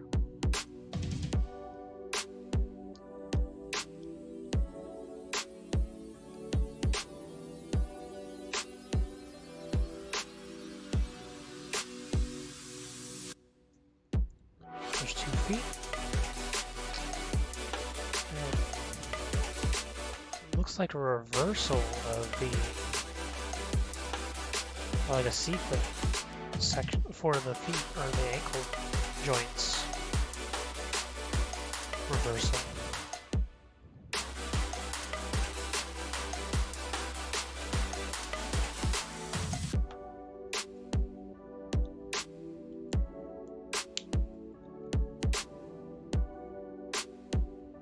Nice little C-clip joint.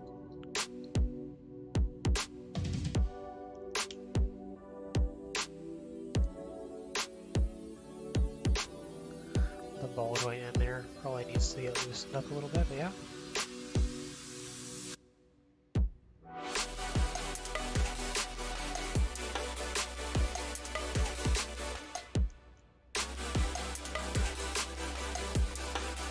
These are some of the pieces that just fell out of the runners, and then I opened up the box before I even opened it up.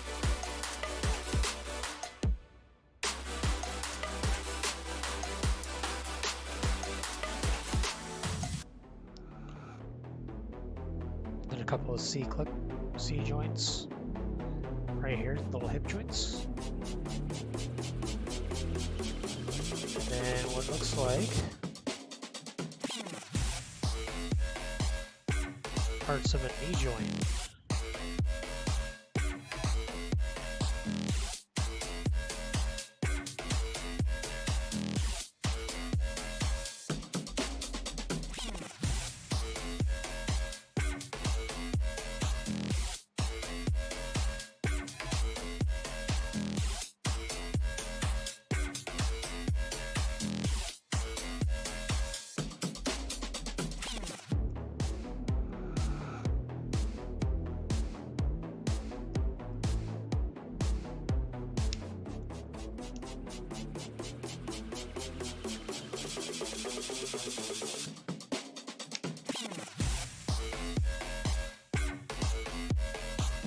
Oh, look at that, there's some like little piping details down there. Making me think of something here. What do y'all think?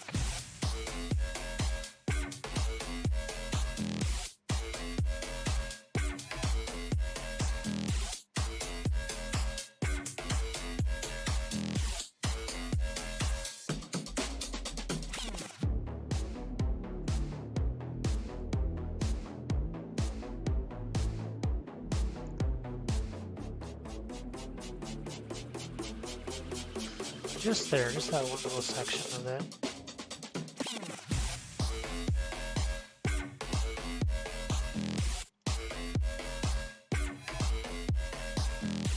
There's definitely some like molded pistons in here.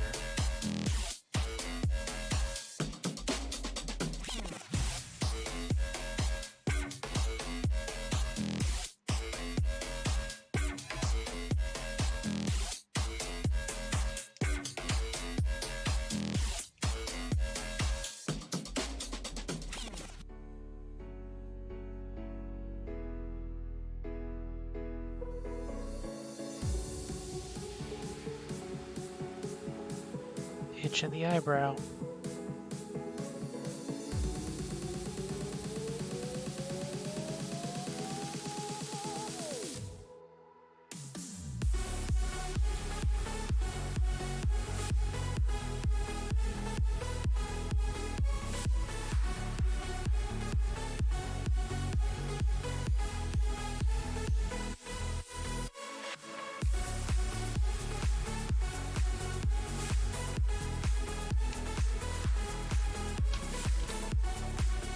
Okay, let's save these for a second.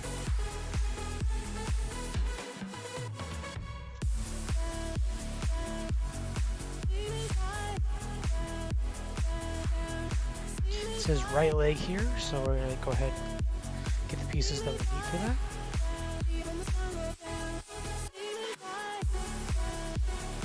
And another vernier, which I believe I would want to keep playing around with my brand new silver plated marker. Not silver plated, but yeah, it's a silver.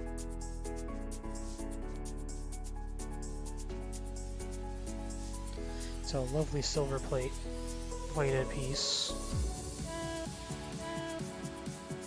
Or gives off the effect of being silver.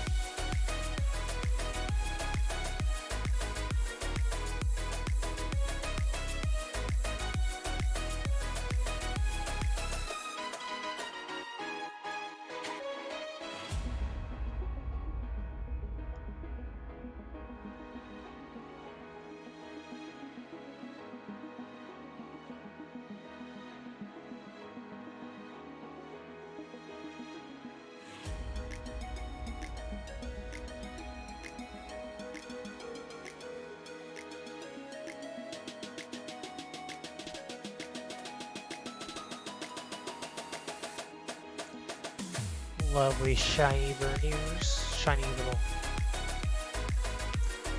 Is it verniers? Someone please correct me if I'm wrong. I keep saying verniers, but... Could just be thrusters, throttles.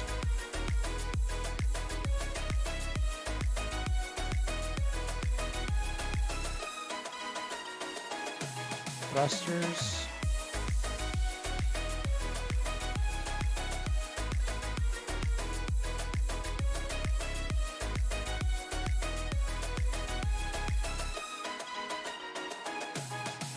things that I thought were the side skirts are not the side skirts.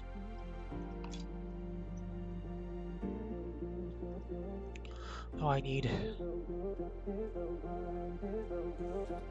A224.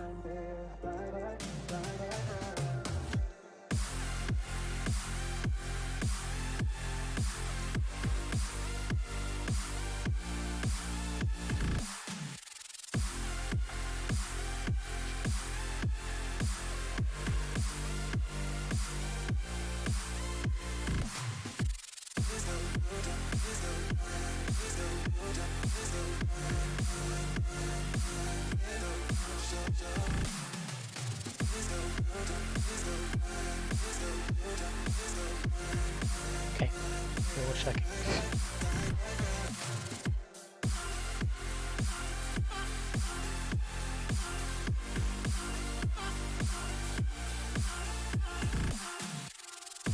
There we go.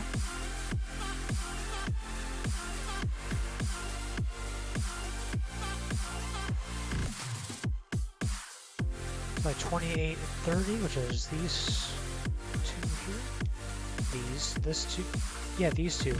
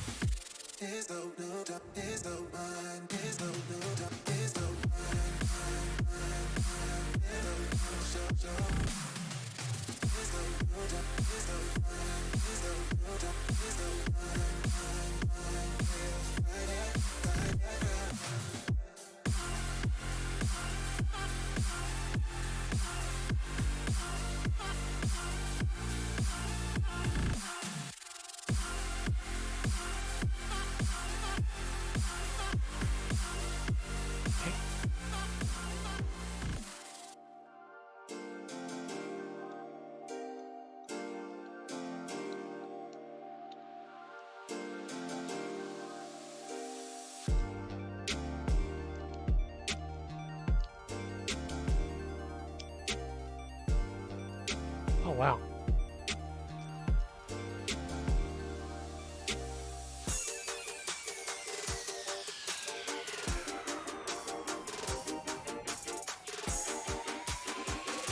There we go.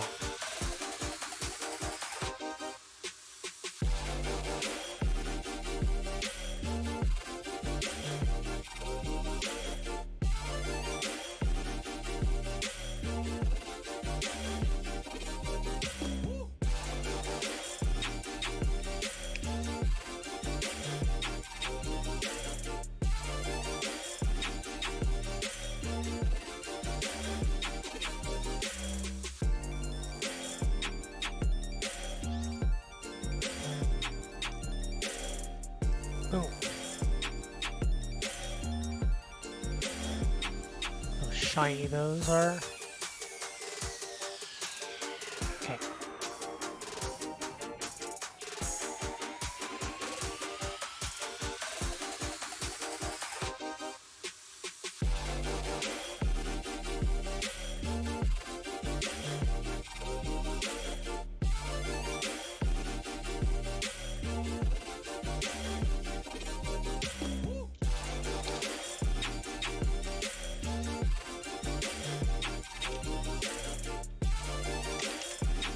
Oh, now we get into the colorful side. That's how you knew you were getting close to the end.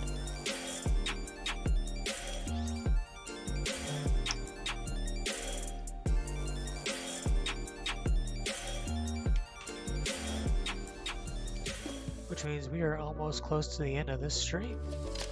As soon as I finish up here, I will do panel lighting and stickers another time. Actually, I'll put the stickers on, but panel lighting I'll do another time. Maybe off stream.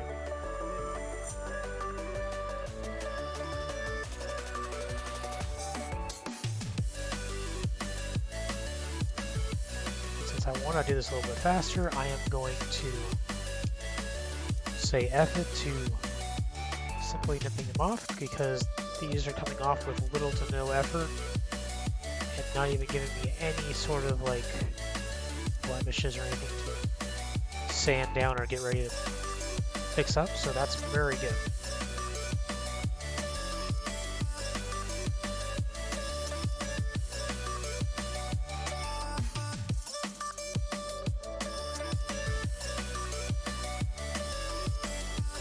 Okay, come on, there we go. Still find it funny, like this whole thing doesn't actually like hold together without your thumbs. It doesn't hold together when you try to put the feet in if you don't hold on. Oh. Right.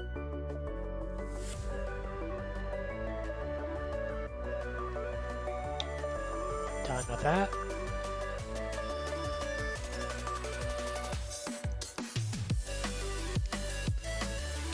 The reason I'm going so fast now is because I know how to build this leg now. If it's just a mirror opposite or a copy of the other one, pop, done.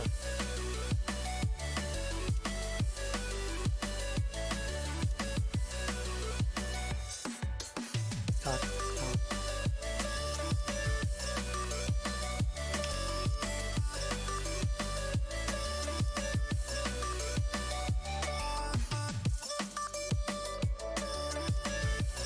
The only difference between the manual and my builds is the fact that I put the waist onto the model already.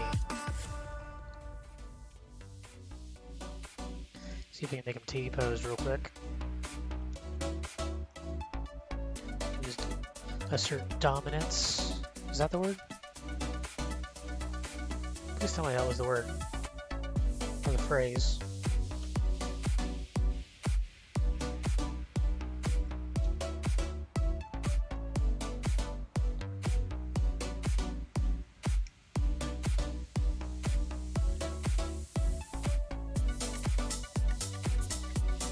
Okay, double checking runner B, there's absolutely nothing left. Trash.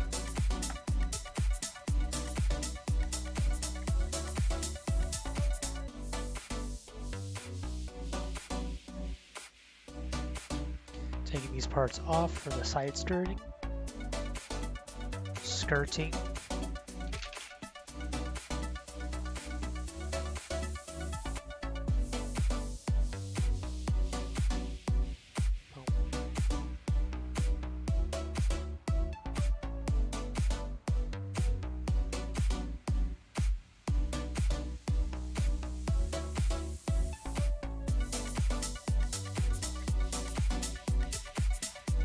Okay. At first I was worried that these side skirtings would barely hold on, but they are holding on pretty well.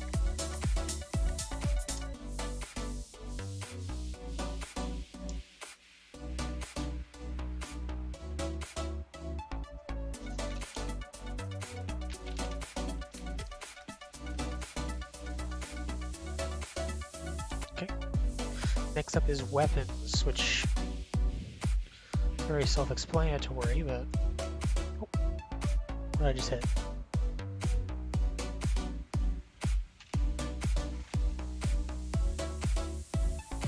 Invisible chat, I am tired.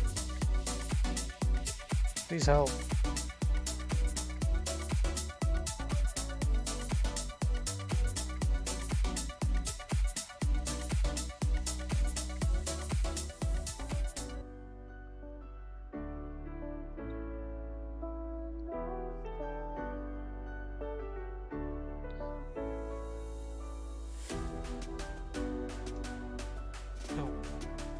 Do you see anything extra? I don't see anything extra.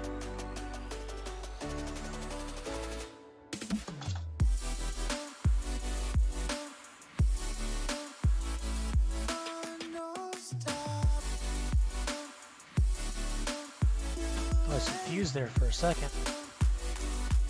Looks like we're getting the rifle built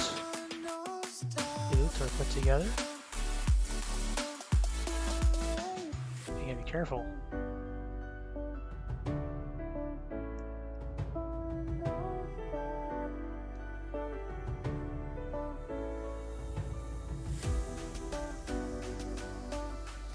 some of that plastic was threatening to come loose and just break off. Lovely little rifle. Now for the shield, which instead of simply being a normal attachment is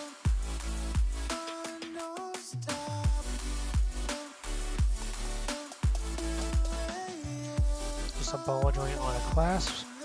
We got nothing there. And that was the last runner.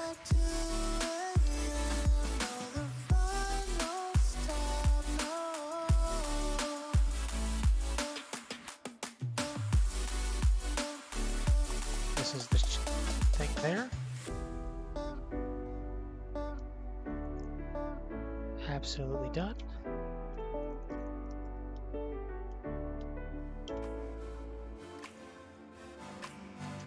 Have him hold his gun. And then for the shield, it definitely pops on right onto that arm. Very little couple of latches there. But you see, I'm not going to end it right there, because even though this is a really nice model, if I can pop the damn shield off. Okay, that's stuck there. I am going to apply the stickers that came with this model.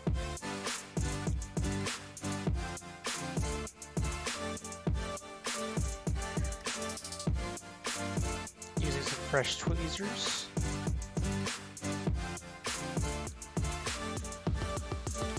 Because the other ones have paint on them, and I don't want to get any of that leftover paint onto anything else.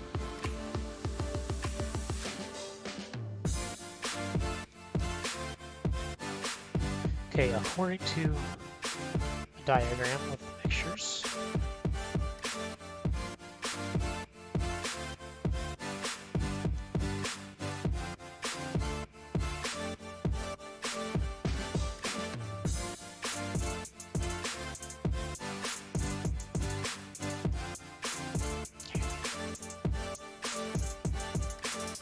yep, that's about right. A nice little picture. Nice little icon for new Gundam right on the shoulder.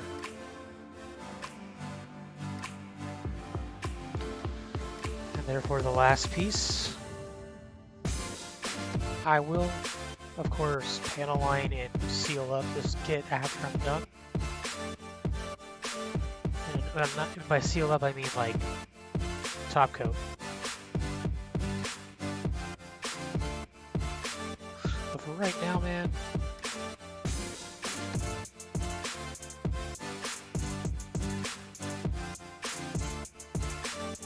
I barely got that on there correctly, and there's no bubbles.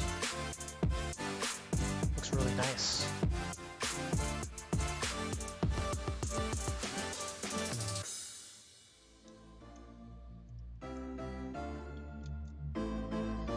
Now for the true size comparison, this is a big Gundam. I'll compare it to the other entry grade, which is an RX-78-2, but this is my my full custom Paladin Gundam. So this guy is a really beefy new one. I'm going to have to add the shelf after I clean up and do all the other extra pieces to it. Altogether, I was satisfied with that entire build. It was really interesting, very good to experiment with the new silver paint marker. That, verniers. It did come with a beam saber,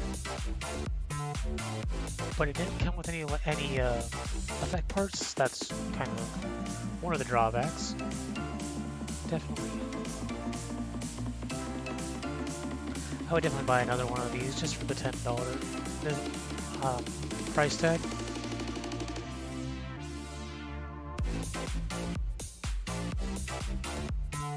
Okay,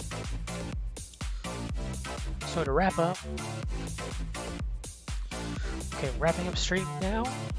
Just as a further announcements, as far as scheduling goes, I will be streaming on Twitch Sundays and Thursdays for sure for models and painting and customizing and doing detailing like on here. It's definitely going to be a thing. So I am looking forward to it, and I hope to see absolutely everyone in the next one on Thursday. Yeah, cool.